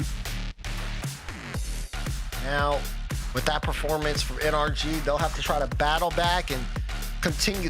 No more mistakes here, as Foot are still hunting to close this series out. But NRG picks up one. It was a tough fight. We saw signs of that Foot pressure. I mean, look at just how well they're able to connect and follow each other up. And you see the passion out there for Cheese. Games like this, he said, are what he plays for, but he still has to finish the job here if he wants to move on to the grand finals. It's just been so interesting. I don't think I've ever seen NRG, not necessarily even awkward, Daz, right? But just so leveled out almost, right? Against a team. And Foot now still, I will say, despite the loss, I don't think got necessarily beat down by NRG. There were just 2 moments of NRG looking very, very classic around them on the offensive front. They made their defense waver a little bit. But now, 1 more chance for Foot to end it here. Otherwise, we continue on. All right. Nice start here for Foot. Have to be a little careful because NRG always lurking. We'll see as Atomic starts us off. Beast Mode waiting on that right wing. Cheese, no boost, and too heavy of a touch. Now Beast Mode can get it. That's going straight down. Daniel just gets there in time, but here's Cheese to Justin. Atomic needed to cut there. It was a great cut. This ball, free ball, a little bit of space here. Atomic wanted to get Daniel involved there on the play, but the execution just a little awkward, and now Daniel has to float it by time. Meanwhile, it just gets pushed right past him. Foot in front. NRG don't even realize, too, that the bump onto Chronic actually pushed him back into the save and let Justin full send up to work with Cheese on this play. NRG's domino effect working in favor of Foot, opening lead to the boys on blue. Daniel plays it high, flip reset. Beast Mode can't get that past Justin. So far, the defense on foot just so strong as another stop comes through. NRG showing aggressiveness, Herc, but a little bit more here. Foot just, as they set up defensively, it just feels so hard to break through that. Demo from Beast Mode is something that could help, but not if they can't get it past someone like Chronic, puts that one all the way across the goal. Beast Mode had to really time in on this one and get his team out, but like you said, NRG are playing a lot more aggressively. It's a one way to answer to such a strong defense. Tomic's gonna take a shot. Justin pinballs it off that post there. Taking another one, immediately sent back. All three members waiting their turns in line. However, low boost could be the death of Foot. Daniel shot, blocked out. And Foot are building the wall here. 4 saves already, been 2 minutes of gameplay. Not too much offense as, NRG are trying to control the possession here. We'll see if things start to shift in a different direction. Atomic, wow, what a laser there. Beast Mode can't go in, demoed on the play. Now Chronic should have a free ball to work with here. Takes it low instead of going high, wants to play it towards Justin. NRG, easy cutout. Yeah, it's another pinball around there from Beast Mode, trying to connect there with Atomic. However, this ball just falls straight back to Foot. Chronic almost down to Justin. NRG having to intercept. And that halfway point officially in front of NRG. Beast Mode, no path cleared. Instead, it's just a shot sent out to the side. Sent back again. Another clear for Foot. Oh, big strong dunk. Follow from Cheese. Another goal here for Foot. The way this series has gone could be what gives them the series. NRG got to fight here. Atomic, what a free look. Oh, what a stop. Dan follow top left. No, not able to go in. Hits the woodwork. And NRG with such a good chance there, they just can't find the goal. They can't find it because Foot have their priorities absolutely in line. That one goal is everything to them. They're defending it with all that they've got at this point. She's the only one with virtually any boost. We'll see what they can do on this. A massive clear upfield for the team. Some breathing room to them as well. Beast Mode gonna try and take this, but he can't do too much with it. It's a little off. Nice back-to-back. Must need a cut there from Beast. Still keeping this one in play, but again, NRG can't get those follow-ups. Foot still set defensively. Daniel trying to bring this all the way downfield. Has Atomic under him. Atomic trying to force Beast Mode. No! Blocked again from Chronic. If someone from Foot is back, NRG cannot get the ball past them. We're entering the final minute. They have not been able to score so far in this match point situation. There's nothing that has really been a true proper shooting opportunity from this team just because of how strong Foot has been on their defense. Their, again, priorities are in line. Cheese off the backboard, no double given. If anything, it's just wasting time for NRG. Good win there from Beast Mode to at least get it out of their own end. Takes the corner boost as well. But geez, man, what a good win there. Beast Mode dodged the bump. Puts it across. They're waiting on Justin's touch. Sit to Atomic. Another bump. Oh, Chronic's getting bumped by Beast Mode, but they can't put this in a scoring chance. Chronic long clear downfield. Atomic will have to pick it up. Final 20 seconds here in regulation. NRG looking for a goal to keep themselves alive here in this series. Can Beast Mode start it? Puts it center. Chronic with the clear. Cheese keeping this one high over Daniel, and Daniel tries to keep it up. NRG cannot let this one hit the ground, but it will. And Foot to the grand finals. This team has proved themselves. They are not a fluke by any means. Cheese said it best yesterday.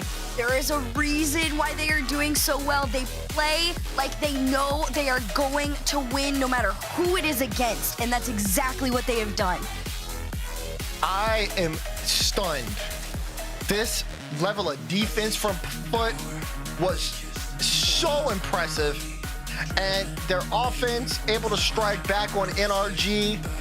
This was a dominant performance from Foot. NRG controlled the possession in certain games, but they were not able to get much to anything going here.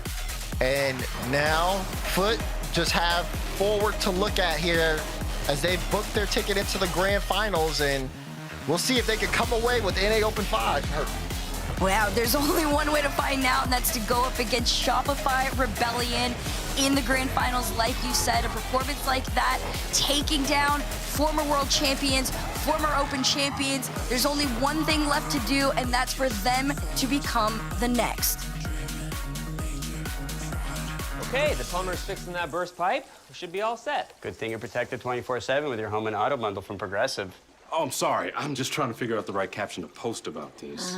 Maybe something like, I have protection, just need a lifeguard. What about that emoji with a shocked face? Or maybe flooded with emotion. That's too much. Try Tuesdays are cray. You know, technically, you don't have to post everything that happens online.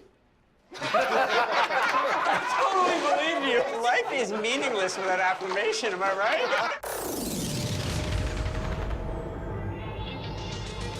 Don't hold back, cause you woke up in the morning with initiative to move, so I make a motto. Don't hold back. Galvanize. Trajectory and balance look good. You're confirmed to go for orbit. Every day, Michelin innovates to move the world forward on the road and far beyond. Michelin, motion for life.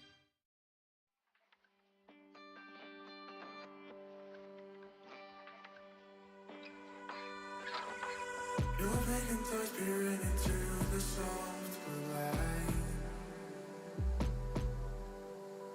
This unfamiliar glare blinds me out, I'm blinded. Inspired my efforts to keep you satisfied. I seem to be losing you, it's not worth the fight. So I speak up, I scream into the void. I reach for a hand to guide me through the shifting land below. I'm running up, the walls are closing in. I feel the cold embrace of dust. We rise and dust we go.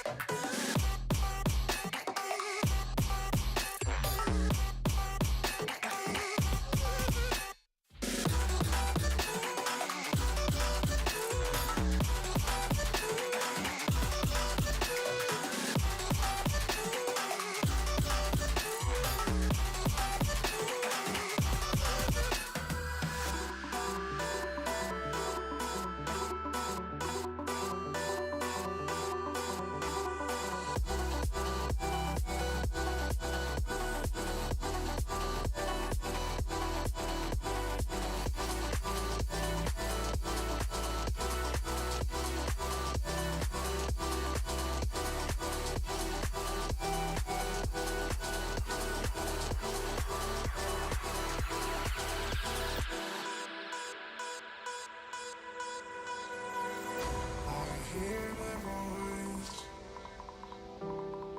speak through the walls of stone. When I saw you leave, I felt you go. It's the hardest borderline, blinding from a distance. No more resistance. So I speak up. I scream into the void. I reach for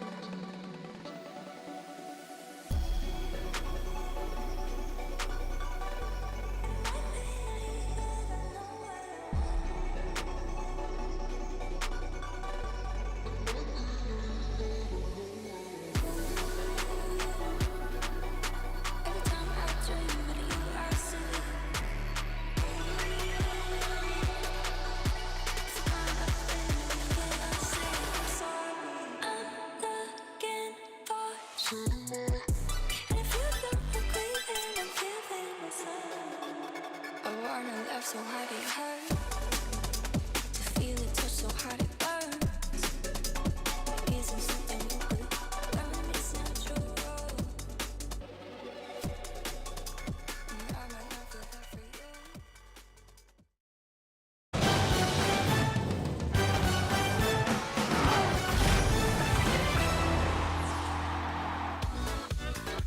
The grand finals is on its way here as our last semifinals has ended, and in spectacular fashion as NRG, predicted winners of this matchup, do not make it into the grand finals. It's Foot Esports to face down Shopify Rebellion. Welcome back in. I'm Leaf, and with me, we've got Daz and Herc. Daz, it's time to lock in. We got a grand finals coming. Dude, I am trying to lock in, man. I'm getting all my notes and everything. I'm like, I am hard reading everything from Direct right now. Oh, that's funny. Yeah, no, we've got just like paragraphs right now coming in from direct for all the things happening because a lot of our expectations have been thrown out the window. I've got to reassess what we're talking about in the next little bit here. Let's talk about that match though first, because NRG just got dunked on. Yeah, I mean, obliterated, devastated. It's just really unfortunate here from the side of NRG that they just couldn't get anything offensively. They just felt like they couldn't find the scoring. They couldn't create chances, but it's partially on NRG, but you got to give credit to Foot. This team is their awareness is so great. The way they're able to move around the field, connect with each other, know when to press, when to pull back. I mean, I was a little hesitant at the start to be able to give them the credit, but my goodness, have they soared above all expectations I could have for this team. I think it's valid to say that, you were waiting to see if it actually was, necessarily a true performance, or if yesterday might have even been a fluke or some luck or whatever. But no, there was high level of preparation that was put in against this team, and also to go against them if they were to, have a comeback as far as NRG was concerned, right? They took that game 4 and they still doubled down on the play style and took the series overall. And then looking at how things are wrapping up now, it's a tight race here, but no one gets the clinch there. I'm not going to say too much here because I don't want to say anything wrong. Obviously, things are still open or up in the air right now. But at this point, no clinching is going to go on. We were talking about NRG potentially coming in here for both a Worlds and a Paris potential for clinching. I know Shopify had to be NRG to get there. So yeah, at this point, it's just kind of wide open. Herc at the top of the reins here. Look how close it is.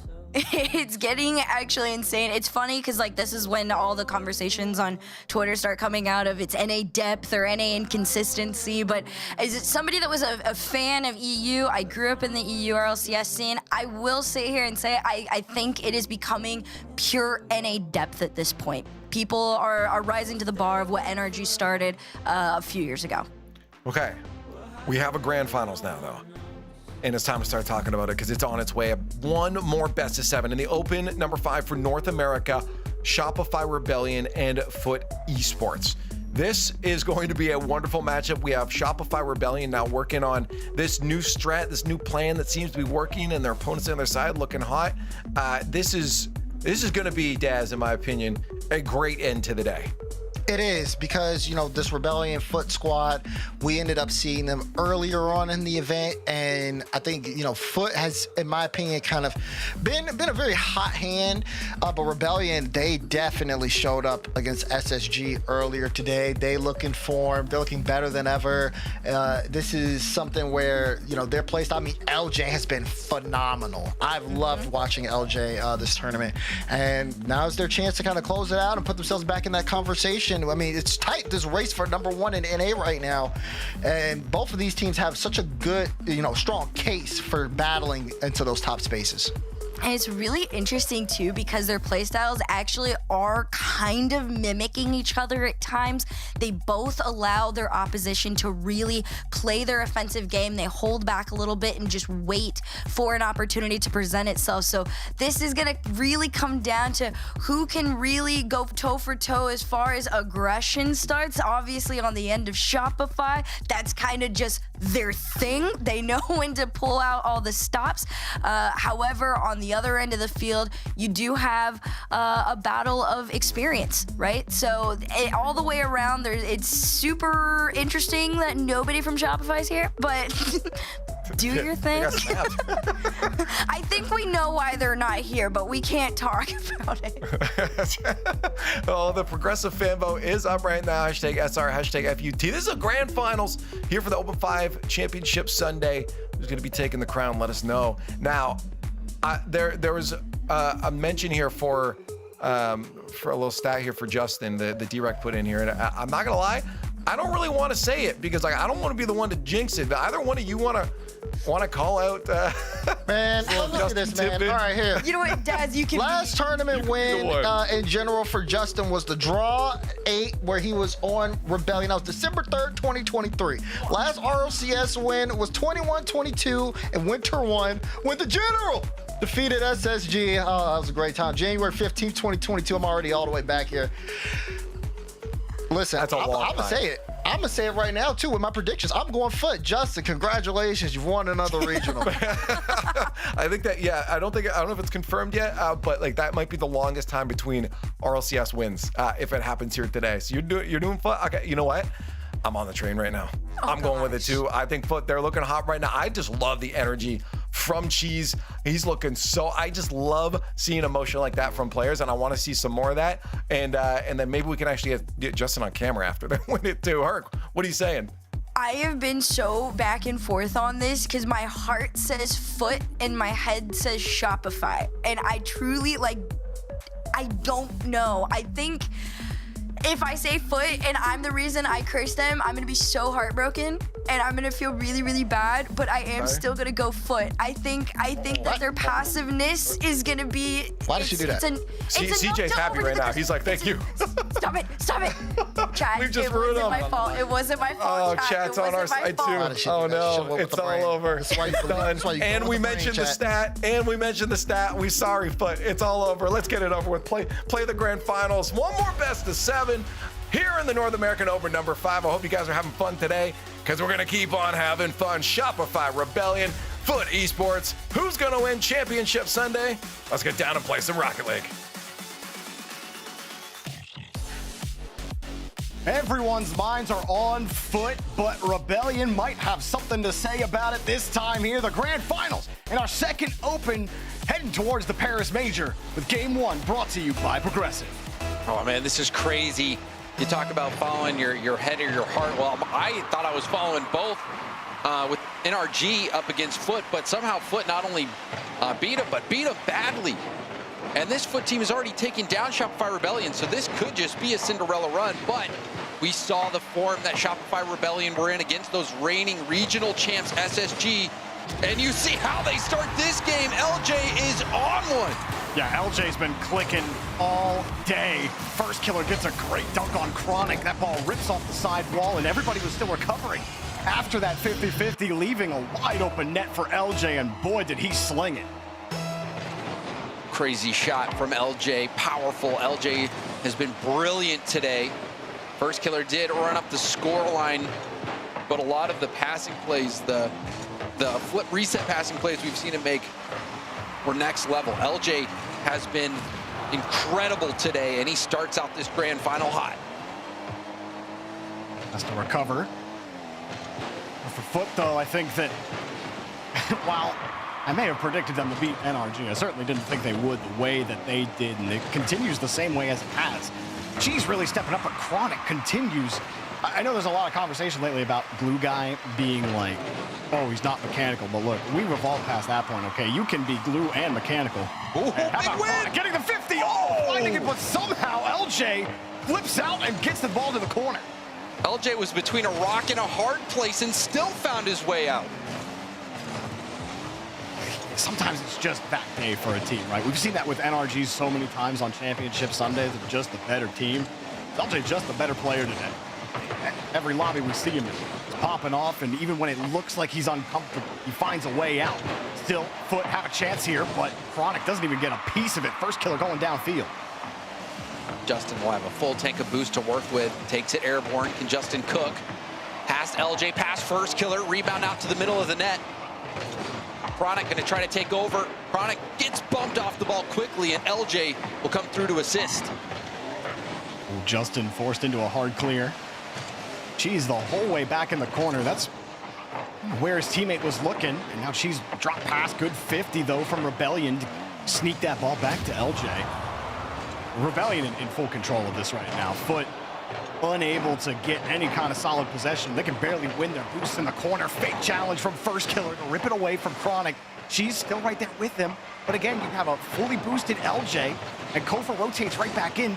Even when it looks like Foot are winning, they're really just not able to get any control. Kofheer pre-flip, feathers it, and just can't find it over Justin. Nice start here for Shopify Rebellion. You can see the threatening positions that Foot is getting in, but the defense has been able to step up to the task. LJ specifically, a really big stop from him early on in this game. It's been enough. Missed there from first killer. Now a ball out in the middle of the field. That is not what Rebellion wanted, but they get away with it. I mean, everyone from Foot certainly not expecting them to not hit the ball twice. You're trying to field a clear. Clear never comes.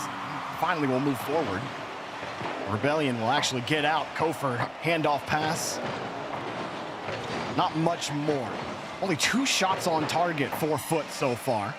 They can get a third here. LJ just made it too hard for anyone to actually attack the ball. He buys enough time for first killer, and they lost the ball. First killer dots the net. That is not the touch you're looking for if you're Justin. He had a lot of time here as well. I think he was trying to take it upwards. Ended up passing it right out to first killer, who's been on fire today. You do not want to give first killer a free shot on net. And unfortunately for Foot, that's exactly what happened, and first killer punishes him. He's a dot machine. LJ chasing Cheese off the ceiling. Foot got a little bit of time to figure this out. Actually get some boost. Cheese went to go steal that corner again, but you don't win those 50s. You don't control the midfield. You don't even hit the ball. And Cheese will get there. Third goal will surely put game one under wraps. Still a chance for Foot. First killer flinging it out. LJ was fast, but you said it. Kofheer having to land and recover. It still looks real difficult for Foot. LJ cutting the rotation, getting there, and now Foot are running into each other, but Cheese wins the ball. Tried to pass to Justin. Foot doing everything they can to keep possession. Pass, free catch for Cheese. Chronic pre-jump, and he only had 13. It was an all-out attack from Foot, and they couldn't get anything. And LJ still battles through that bump attempt. Almost another goal for Rebellion. More defensive brilliance from LJ. And Rebellion get away again with making some mistakes defensively in terms of the double commit, but getting bailed out through individual excellence. Not a lot of boost for Justin. He's got Cheese. Chronic already downfield. Chronic with the quick pass back to Justin. He had to avoid a defender. An on-target shot would have just been dumped right back to his net. LJ with a pass to Kofheer on the other side. A demo, leaving first killer alone before the respawn. Cheese again, need it with time left. Chronic off the corner, leaves it. Justin had the jump. It's just going in. They got nothing. GG's for Rebellion in game one. Still a second on the clock, so we'll have to wait for this this kickoff. But LJ again, he jumps the lane. He knows that Foot's going to be desperate. A long-range bouncer. Easy for LJ, who's been so good. I mean, you saw him multiple times step up to the plate when Rebellion really needed him. It was just LJ separating, or just LJ on the front line, preventing Foot from getting that goal. He kept on making the play. I think for Foot, the one positive is that they had looks, they had chances, they just couldn't put them away. And, you know, Rebellion, on the other hand, I think what you're thankful for is how good LJ is looking right now. They got a couple freebies, though. I think, you know, that last one, and then also the Justin mistouch right to first killer. I don't think you can expect Foot to keep making mistakes like that. But for Rebellion, the positives are that you got those chances, you got those looks, and you put them away. Foot almost had straight zeros statistically. Chronic having 3 saves, but only 2 shots total for Foot in game number 1. You remember back when the playoffs started and Foot beat Rebellion 4-2. It was Rebellion's defense that was looking shaky, and they couldn't keep things stable. But then the ball really leaky on Foot's half of the field in this one. So Foot got some work to do. They got a huge win against NRG, and definitely one of the hardest roads to make it to the grand finals in this playoff run, James. And Rebellion, you gotta beat them twice here somehow, and they're bringing everything right now with LJ. Yeah, LJ started out hot, but I think one thing to point to as well, in the last time these two teams matched up, is that Foot had a really flat game 1 as well. If you remember, it was very one-sided, a 3-0 game in favor of Rebellion. Really not many chances at all for Foot, but then Foot bounced back with a 5-0 in game 2. So even though game 1 wasn't super pretty for Foot, they've shown in the past they can shake that off quickly. Let's see what they can do to cool down Rebellion. Kofheer quietly doing great work today. The free jump to deliver. First killer knows Kofheer's got him all day. Beautiful first touch, ceiling reset pass. First killer's off the ground as well. He's pre-jumping before that last touch from Kofheer came through. The synergy for Rebellion is there. The team play is there. That's been the big criticism from Rebellion, is that they just cannot find ways to utilize each other's individual excellence in ways that you'd expect. But now they're starting to get it done. Violent Panda, the 2-time world champion player turned coach, has figured out how to get the boys on the right track here on Rebellion. In the Paris split, Chronic trying to get something going here for Foot. Been unable to score as Justin, his 50, knocked to the side. First minute goes by. Foot total in the series so far have only generated 2 shots. No shots in game 2 so far. Rebellion in control of this grand final so far. Cheese needs help from Justin, does find it, but it is contested. Chronic going towards net. There's a bump on the back line, and that gets Foot their first goal. Finally gets some physicality. Cheese is on the right side. Kofheer has no clue what's about to hit him here, and Cheese kicks him out of the stadium. And Foot finally find their first goal of the series. That was a big bump there. Huge play from Cheese, off-ball play. Kofheer didn't see it coming. Foot bounced right back. And now another chance. Justin should have some space. Chronic underneath him. Jumps down. Kofheer ready for that ball. Cheese was sitting wide. First killer fakes his touch. LJ got closed down quickly, but first killer wins the 50. 25 as he leaves. Back to Kofheer. Kofheer wisely waiting for Cheese's touch. Cheese was expecting that 50 as well. And Chronic back to Justin, denied. LJ diving across, picks up the save and will keep Rebellion tied. Cheese looking for a second touch, does find it. Chronic bumped off the ball, and first killer will move in here. Justin trying to make things awkward. See Foot trying to get activated, trying to pick up that pace a little bit. Challenge Rebellion, start to force them back, start to boost starve them if they can. A good play from LJ will force this ball downfield and gets an awkward pop out of LJ as well. And Foot in that spot again, just managing the ball on defense. It's a good 50 to get it to Cheese. Cheese one-on-one versus LJ. Cheese doesn't even get that ball into a playable spot. LJ completely stopping the attack, forcing Foot to play from the midfield again, and they're losing ground quickly. First killer shooting it across. Kofheer hoping for a boost steal, but no spawn, and LJ will keep things locked. But though, they're good at recognizing the space, trying to take as much of it as Rebellion will give them, and not trying to do too much on the ball in the midfield. You don't want one of these 50s to just skirt out for free to a lurking first killer. Foot slowly getting some of that control back. And you can see Foot doing well to march this ball downfield multiple times, but the Rebellion defense ready and waiting.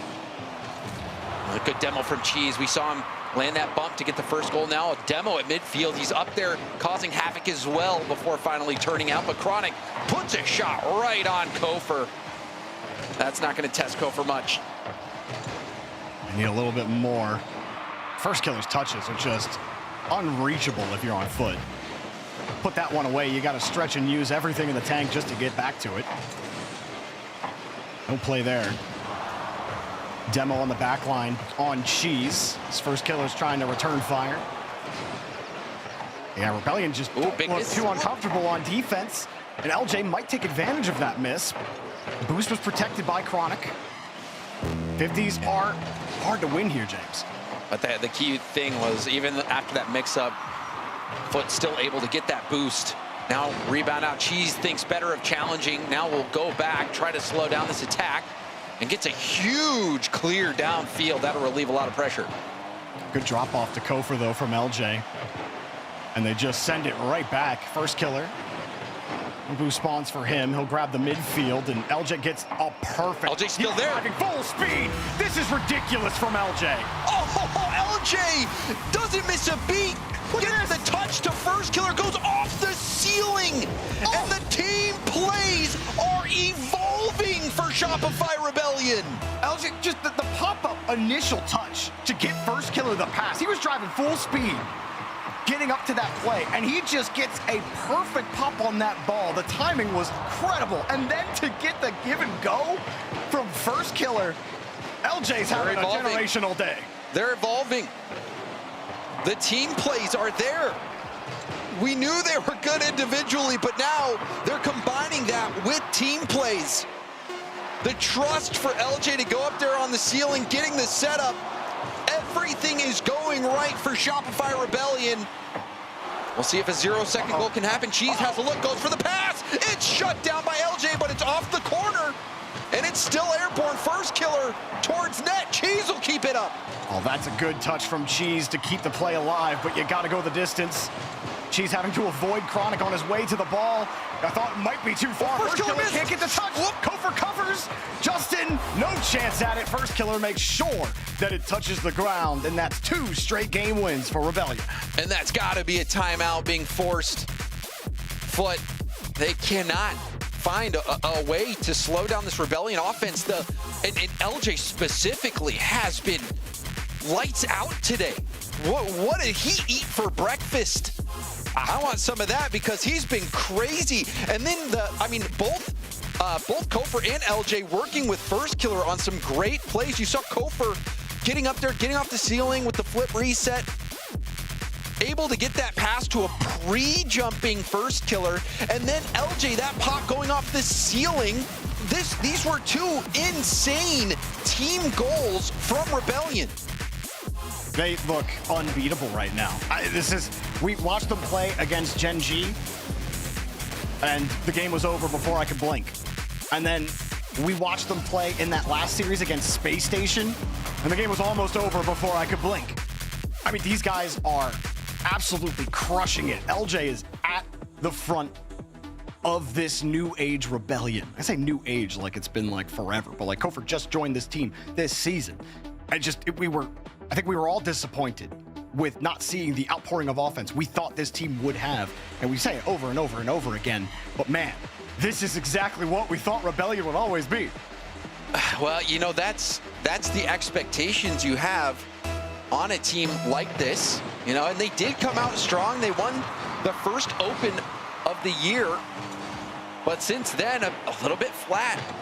And internationally, I think we wanted to see more out of them, but it really does feel like maybe Rebellion has turned a page. Those 2 goals, team goals from Rebellion, have to put some faith in you.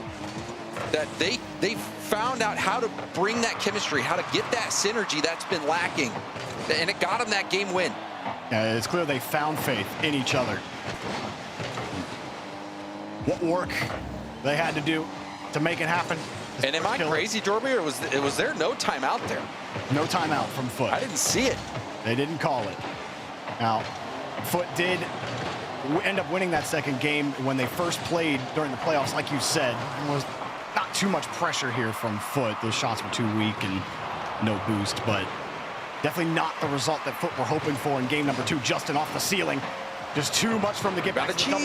Cheese slows the ball down. Kofheer probably happy for that. It did force a double commit out of first killer. He's got no boost. Chronicle immediately jump up, hopefully giving Justin a chance at it. Chronicle left that ball for Justin. Man. Yeah. Now it almost a bump. I think Justin lands that bump on first killer. Maybe that ball sneaks in. But, I mean, for Foot, Chronic is playing deep third. Trusting Justin to work, and somehow this one weaves its way through. I didn't think this would be going in. Justin creeps up near post. Was maybe expecting Chronic to do more. Kofheer didn't even have any boost. That's another giveaway that Foot gives to Rebellion. Yeah, and it came from Chronic, too, who's been so good this week, especially when it comes to protecting the ball. But he absolutely lost it there and gave Kofheer a window to shoot. The window was still tight. Kofheer's. It was. Kofheer hit that with pretty much no boost, but I mean, you're sitting there, things went wrong. Chronic didn't get the best touch. Hold up. Another goal for Rebellion. The wheel's starting to fall off, and you know, you wonder if the timeout would have been the play here, because it seems like things are just going even more wrong. Oh, that is devastating for Foot, but for Rebellion, I mean, they've got to have all the confidence in the world. They're getting freebies from Foot. They're 2 ahead already in this one. Uh-oh. I thought they might get that one. Rebellion's run is kind of NRG-esque right now, isn't it? Like, what do you mean by that? We're so used to NRG 4-0, 4-1 stomping every team on Championship Sunday, and the other team just not even looking like they got any kind of chance to do anything. Like, Rebellion are doing that today. Foot looks so good against NRG, yet well, what I'm hearing is that, you know, we've seen it so many times where NRG outclasses their opponent, and what we're seeing now is Shopify Rebellion outclassing Foot. Great shot from first kill. That's just a ridiculous shot. Like, Cheese has most of that net covered despite LJ opening that up. But, like, look, you had a perfect shot from Kofheer. You get first killer, the dot machine, dots the net again. I mean, what are you supposed to do? Finally, Foot will score. Justin off the kickoff. There's a little bit of life on the heartbeat monitor. A stabilizing goal, lovely 50 from Justin. Didn't rush the play, just plays the 50 towards the sidewall. And that gives Foot a chance. Gives him a chance. Half the game left, just a 2-goal deficit. And maybe off kickoff, they can keep it going. You can double up. We got a different game. Oh, that's in. He went for it. You took the risk. You get burned. And Rebellion stack the lead again. Justin, he was trying to go for a pass infield, but Cheese was too far away, and LJ read it. It was too telegraphed. And so despite getting that quick goal, they give another one up, and this game feels far away once more. How must it feel right now in this game 3? You're up 4-1. Your first killer. You've had some disappointing runs this season so far. Like you said, winning the very first open of the season, but not like this. Not like this. Not with Kofheer, LJ, and first killer just doing whatever they want. Shooting perfectly. Look at this pass from first killer. Kofheer makes it too difficult for Cheese to save, and LJ dots it again. They're unbeatable right now. Kofheer does his job perfectly. It just put a hard shot on net, force the rebound, and then LJ in that shooting position. It's good game. I mean, he's already hit a no-look double today to put someone out of their misery. LJ is feeling locked in. The synergy is there. This is a different Shopify Rebellion team. First killer launching this downfield, and Foot kind of getting swept up right now. Justin will try for a dunk, and it's not going to work. Foot, you got to imagine, even though you didn't use it, you still have that timeout after this next game. And try to find a way to fight back and get into this series. Thought they might do it off the kickoff after Justin scored, but I bet if we looked at the possession slider, we'd see probably 65% plus for Rebellion. They have just held the ball. Even in their own half, they've been the ones commanding their possession. And just, there's been no angle for Foot to actually control the ball, control pace of play. It's always slap the ball, hope we win this 50. Do we get a boost? We split it. Now we got to try to look around for somebody. Nobody's there. And First Killer just takes the ball, passes to Kofheer. It's just desperation play after desperation play for Foot. Yeah, desperation. And honestly, this game, from the perspective of Foot, has been pretty hopeless. They never really were in it. There was a brief moment when Justin scores off that nice 50 off the sidewall, is able to get one in. But then right away, immediately, Rebellion gets one back. This one wasn't close. This series hasn't been close. It has been domination from Rebellion, but now 2v1.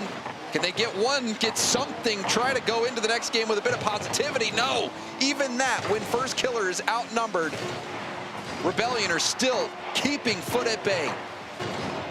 Trying to find a positive charge, but LJ canceled it out. And throws one more, almost finding a 6th goal. Rebellion finding a way to plant their flag on Foot. They got one more to go before they just sweep themselves as grand champions. Yeah, we've seen this before, but we haven't seen it to this degree from Rebellion. Rebellion, they look like a different caliber of team. If you would just black out what the title of this series is, where we are in the tournament, you just watch this in a vacuum. You're going to assume this is an early round game. You just hide the team names. Just all you see is Rebellion and anonymous opponents. You're thinking, oh, this must be something from the Swiss stage with how much they're dominating. But no, this is the grand final. And they are playing at this level. They are outclassing Foot to this degree. This is the Shopify Rebellion that those fans over there at the Rebellion have been waiting for. The one that you hoped would finally emerge. Well, guess what? Apparently, it's time. Yeah, I don't know what you do against shooting like that. Kofheer, First Killer literally hit almost the exact same spot of the net in from different places on the field. What are you supposed to do? Cheese, the bounces aren't there for him. It is no smiles. But Cheese is talking to the boys, and Foot, they bought themselves a little time with a timeout. Obviously, we all like a post-game 2 timeout when you're down 0-2. But hey, it's not that long ago. We saw a bunch of best-of-7 reverse sweeps, okay? Anything can happen online from this point. Foot will take the timeout and try to start that journey here. And it's going to require a hot start. I just don't see Foot making this comeback from behind. You're pretty much, you're just going to have to maintain the lead the entire time. You can't give them any confidence. But defensively, Rebellion has been able to make these stops, even in 2v1 situations. Even at the very beginning of this series, you saw LJ between a rock and a hard place. It looked like there was no way the ball's not going in. He had somebody on the sidewall, somebody in the middle of the field. He didn't have any boost. Somehow, dodges bumps, gets the ball to the corner. No matter the odds stacked against Rebellion defensively, they just keep coming out on top. And then offensively, they're reaching heights we have not seen. To be able to have this level of synergy, to be pre-jumping, to be going for off-the-ceiling plays where you're staying in, trusting that First Killer is going to dime you up. These are plays that, you know, if you're a Rebellion fan, you have been waiting for this all year, and you finally got it. Double fake on the kickoff to start game 4. One more to go for Rebellion to walk to a regional victory as Cheese tried to punt that away. LJ! Back to LJ! You gotta make sure you clear it. LJ's lurking. Heat check. Uh-oh, LJ's on fire. The defense is terrified, and I certainly would be if I see LJ at the top of the box today.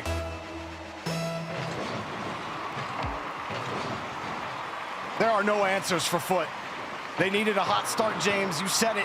And instead, they're in the freezer. LJ will kick this downfield as the rest of Foot will try to get this going quickly to Justin from Cheese. Hard off the ceiling. But it ain't gonna get you nothing as First Killer returns fire. LJ trying for the pass, gets the 50, but that's all he gets. This is looking grim for Foot. First Killer, full boost. Just play keep away. Kofheer also cuts off LJ, so that actually puts LJ in an awkward spot. He gets bumped off the ball, but still the play is broken up. Oh, Kofheer, that's just in. It's just in.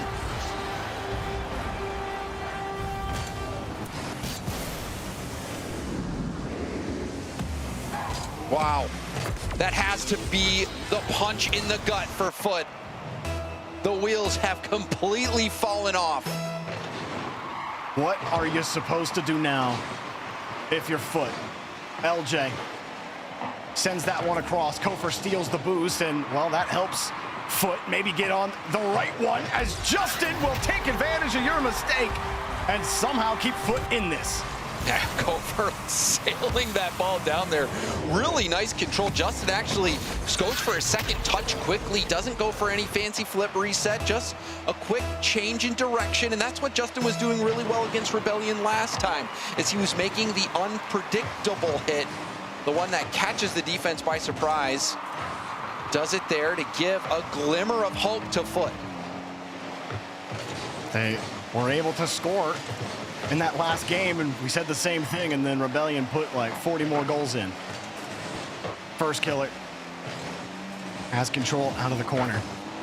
Just a good 50. Cheese was quick to the ball, and LJ back to Kofheer. You saw Foot, I think, run into each other there, but they still have the ball. Pass. He's trying for a quick pass. It was covered, though. You thought maybe Cheese could control it there out of the corner. Now First Killer with a musty, and nobody with the follow.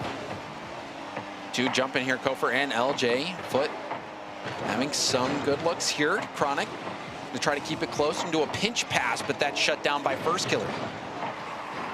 All right, good push for Foot so far. Justin leave off the Cheese.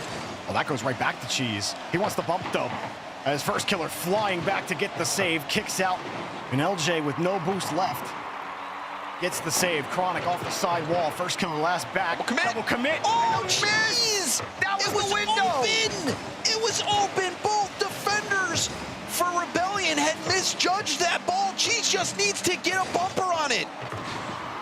Chronic will try to get it back downfield again. Justin keeps it going. First Killer right behind Cheese at the back of the rotation. No more play for Justin. Chronic gets the corner boost. Reads Kofheer's touch. He gets bumped.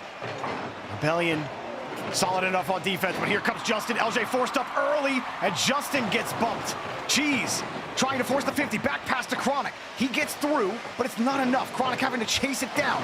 Kofheer going underneath and flicks it over Justin. LJ, beautiful touch. LJ reset. LJ goal! You cannot extinguish the flames engulfing LJ. He's on fire and no one can stop him. Foot are melting before our very eyes. LJ with a world-class performance this Sunday, this weekend. And it's looking like it's Rebellion's tournament with 2 minutes left. That was crazy. A perfect first touch in stride, into the reset, into the top corner shot. LJ has had a generational performance, a career tournament, and First Killer going to try to get one for the road. Kofheer will leave it for LJ. It looks over, Jorby. Foot got a little bit of time. They had a chance, they had a window, and Cheese blew right past it. Now he's got to pass to Justin. Heavy touch, and LJ's all over it. He didn't even need any boost to get it done. Kofheer slips it off the post, and Foot's hopes dangling on a single thread as First Killer. A little backflip back into the ball, a little twirly-whirly. He's having fun with it. Kofheer pre-jumping as well. Rebellion is playing like this one's already over, and I think they might be right. A little whiff, doesn't matter though. 48 and a dream for Cheese, but it's turning into a nightmare as it's thrown back down the field. Rebellion, a tier above the competition today, a tier above the competition this weekend. 30 plus left, and they will not give up possession. LJ Playing keep away. Time ticking away. And wow, looking back on this series, you have to be in awe at how dominating of a performance Shopify Rebellion put together. Chronic doing his best to get LJ out of the play, but it doesn't matter. First killer, demos Justin. Justin, it's been a millennia since he's won a regional. He might have to wait a millennia more. Rebellion, take the victory. Sweeping foot out of the tournament. Your NA regional champions. Rebellion get the dub and a one-sided grand final, completely outclassing Foot. This was a beatdown, and the one player that comes to mind as the MVP, I don't know if we're on the same page, Jorby, but LJ was insane. You know, I think, James, for once, we might be on the same wavelength. LJ was just immaculate. Never seen a performance like that from him. Any team he's ever been on. We've seen him take over lobbies. We've seen him play really well. I mean, like, this level of team. This level of team from LJ. We've seen his insanity come out before. I think it was in the 23 Worlds where he really impressed everyone. But you know he had it in him. You knew that he was a player that could reach heights like that. But to bring it out this weekend and in the grand final, you have to give it to him. He was immaculate. What a series and what a tournament. Rebellion win. We got Leaf and everyone on the desk to bring you an interview in the end of the day. Thank you all so much for watching this North American weekend. We can't wait to do it again. Until next time, we'll see you later. Yeah, well, I can't wait either if we're going to get series like this and games like this and storylines like this, because Herc, it went a little unexpected by the end of this weekend. Yeah, I felt like the performance we had gotten out of Foot, it would have been a little bit closer, but I guess the gap is just that much wider at this point when it comes to Shopify Rebellion. Yeah, I feel like you could say that. I feel like, they popped the ultimate. They popped the ultimate against NRG, and then they were all cool down. And Rebellion, I mean, my God, what a performance, especially out of LJ. That was something special. And I'm impressed. I'm not only impressed in LJ's individual performance, but I'm impressed in Rebellion's team performance, being able to share the ball as well as they did. I mean, I just really hope they keep their form, because that was beautiful to watch. I mean, I think we can vote on this, and we're all going to raise our hands, right? MVP would be an easy call here if we had one for LJ, yeah? Yeah, for sure. For sure. For me, yes. Unreal performance. I mean, like, it was just across the board, he looked locked in. Whatever this game plan they got going on must be centered around him just doing good, because, like, it worked, and if they can keep that up, they're going to have some good success in the future, too. And this region's going to get a little more spicy, I think, as we start to look forward. But, I mean, overall, I guess it is unfortunate for Foot. You would have liked to see at least a little bit of a closer series, Daz, at least in my opinion, because, grand finals, you always wanted to maybe go game 6 or something like that. I hope for more from Foot next time. Yeah, I do too. Like, it just felt like it was off from Foot, because they let in goals that they were not letting in from NRG that series. And maybe, I think you can credit it, though, to Rebellion. I mean, they have such great individual talent. At the same time, when they're able to connect the way that they do as a team, it does really make a defense struggle. I mean, first killer shooting slots, LJ's controlling the ball, getting it past your team, and then Kofheer feels like free-flowing in the middle of it all. Like, it was just a struggle for Foot over the course of the series. But, I mean, Rebellion, they were just in a form that we've never seen from this team before. Yeah, this new play style absolutely caters to whoever is popping off in the moment, and I think that's what sets them apart so much right now, right? We had a morning where it felt like it was really all about first killer, even yesterday, right? And then LJ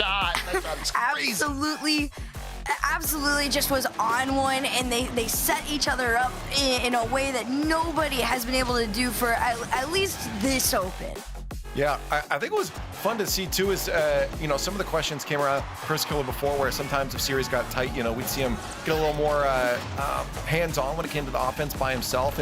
But this playstyle allowed him to do that. I mean, we saw him just kind of taking the ball by himself around the offensive half there, and it works for the squad, just the way they've got things set up. So I think they've found a really comfortable play style now for First Color and his amazing teammates around him too. It let all three of the players shine in ways that they needed to shine. So Shopify Rebellion, yeah, they're looking good, and the rest of the scene in NA definitely is gonna have some targets on their back now. But to talk about that victory, why don't we talk to the winners themselves? We got LG, I believe, on the line. LJ, congratulations on the grand finals win here, man. You were looking good. Thank you, man. I appreciate it. We just been feeling it today. I don't know what to say. Yeah, it's some days just work. Now, hopefully it's not just a, hey, we're feeling it today, and it's like, this is the plan that's working, right? Because you want to be able to replicate this going forward. For yourself, though, I think I asked this maybe to Kofheer before, I forget what it was, but I said, did you wake up and just know that, okay, today's going to be a good day? Like, what'd you have for breakfast? Because you were unreal, dude. Honestly, like, nah, it just happened. I don't know. I didn't do anything special, just regular day. Maybe that was what it was. It was just a regular day on the field, you know? Yeah. I don't know. Listen, LJ, I got a couple questions for you. First question, how does it feel to get the ball? Because my goodness, every time you were on the ball, it just felt like you just put laser shot after laser shot on. I mean, it felt great. I mean, we were all playing good individually. Like, that's been our whole thing, kind of just like everyone should work equally. Like, we're all playing together. The better we play together, the better we're gonna play as a unit. So we're all just clicking. I think I just had a good day. That's all it was. Do you feel like... Full send, bro. Oh, my bad. I was gonna say, do you feel like when you guys made those adjustments, especially like, you know, going into this open, it felt like the first open 4, you guys were trying to kind of find the footing, get more comfortable with some of the changes you made. You feel like now you guys are in a position where you can feel like you could take this style to an international level? Yeah, I mean, we've been working on this style for like probably a month now, and it's been working really well in scrims. It's just kind of like just applying it to tourney. That's all it is. It's just playing on the day, like playing how we do in practice. That's really all it is. Well, I wanted to ask you, you obviously got a glimpse of what the rest of North America has looked like this weekend, more in particular, not just Foot, but NRG's performance. Do you feel like that was just something that was a little inconsistent, or maybe a new play style that isn't quite working out in comparison to what teams like you and Foot are bringing to the table now?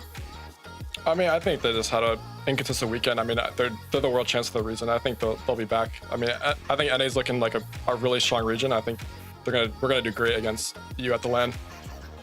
Personally, yeah, I've honestly I've been hearing that from a few people, but we also got to put that into practice. We got to see how that takes form in Paris for sure. Because being in front of the crowd can change everything, but right now, all that matters is that you guys got the victory here today, and you get to celebrate. You know, we do these regionals all the time, but it's still a big thing to be able to be the best at this moment. So I want to give you a chance, if you just want to, you know, glaze your teammates for a little bit here, or anything else you want to say out to the audience, because you earned this spot in this position to talk. Honestly, just shout out Jeremy, our boss. He gave us the motivation to win today. Shout out Grog. That's all I got to say. Shout out Shopify. Love to see it, man. Hey, congratulations on the open number 5 win here. Go celebrate with the squad, and we'll chat soon in the next one. All right, thank you. LJ, absolutely on it today, and hopefully those vibes keep up. They've overcome an obstacle. Being able to do that sets in your mind that you can do that again in the future. It's when you fall short time and time again that can be hard, but getting that win is massive. So hopefully they keep it up. Looking at the contenders here towards Paris, Daz, still again, and nobody locked in. We had potentials at the beginning of the day, but those storylines died. Yeah, but I mean, you look at this, right? Rebellion and SSG tied there at first. NRG and Foot tied at second. They're both with 20s in the number. Out under them, strictly business. And then Vertice and Gen G, with Vertice, who we really wanted to see have a good performance this weekend, only ending up with 8 total. It's starting to look like NA is locking in on their 4. Mina, though, is a large discussion as well, with Rate getting 30 there. They're pretty much locked. And then Twisted, it'll come down to that final open for Mina, but there's going to be some new challengers, I think, going to Paris. So yeah, I'm excited. I think each region now has a reason to tune in. Like it's not like things are set in stone. You look at OCE as well. That tie race, 2 points separating the 3 teams at the top there, and with 1 spot, that's going to be an important open next time. Mina again, Falcons potentially not making it. It's out of their control. Yeah, a lot of storylines across all the regions here, but looking towards Worlds as well. I mean, you almost had a chance here for NRG to clinch in that World spot here, but with that loss, Herc, they're not going to be able to find that, and still no one there.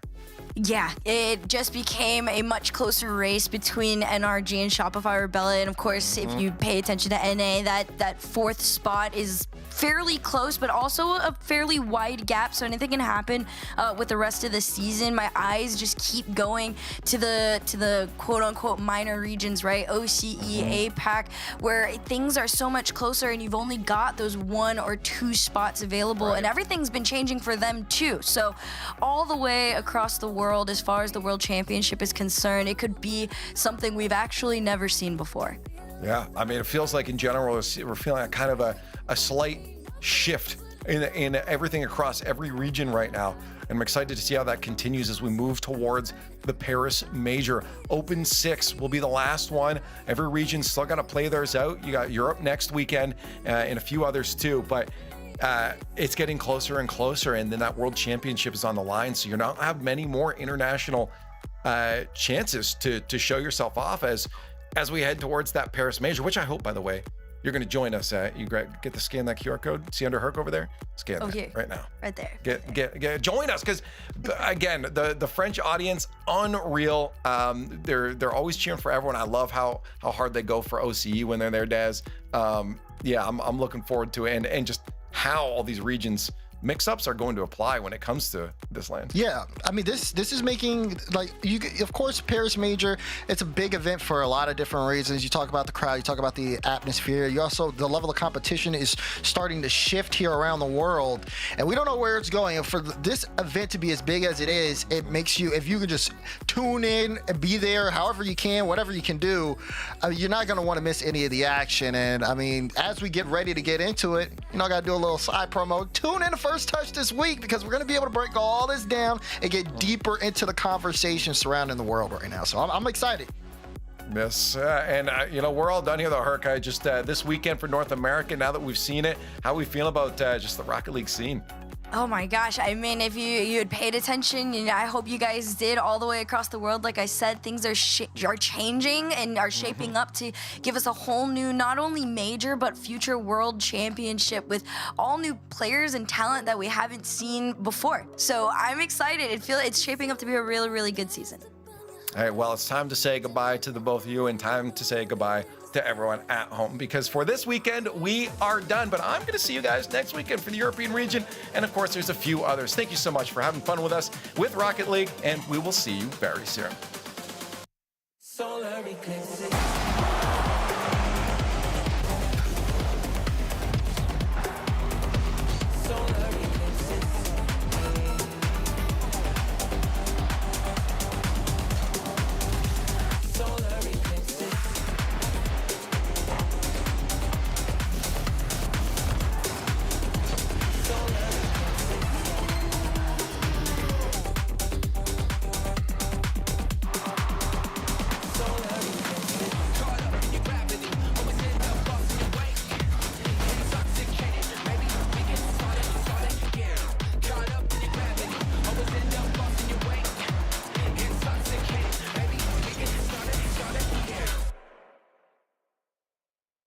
Okay, the plumber's fixing that burst pipe. We should be all set. Good thing you're protected 24/7 with your home and auto bundle from Progressive.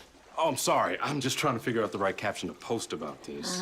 Maybe something like, I have protection, just need a lifeguard. What about that emoji with a shocked face? Or maybe flooded with emotion. That's too much. Try Tuesdays are cray. Technically, you don't have to post everything that happens online. I totally believe you. Life is meaningless without affirmation, am I right?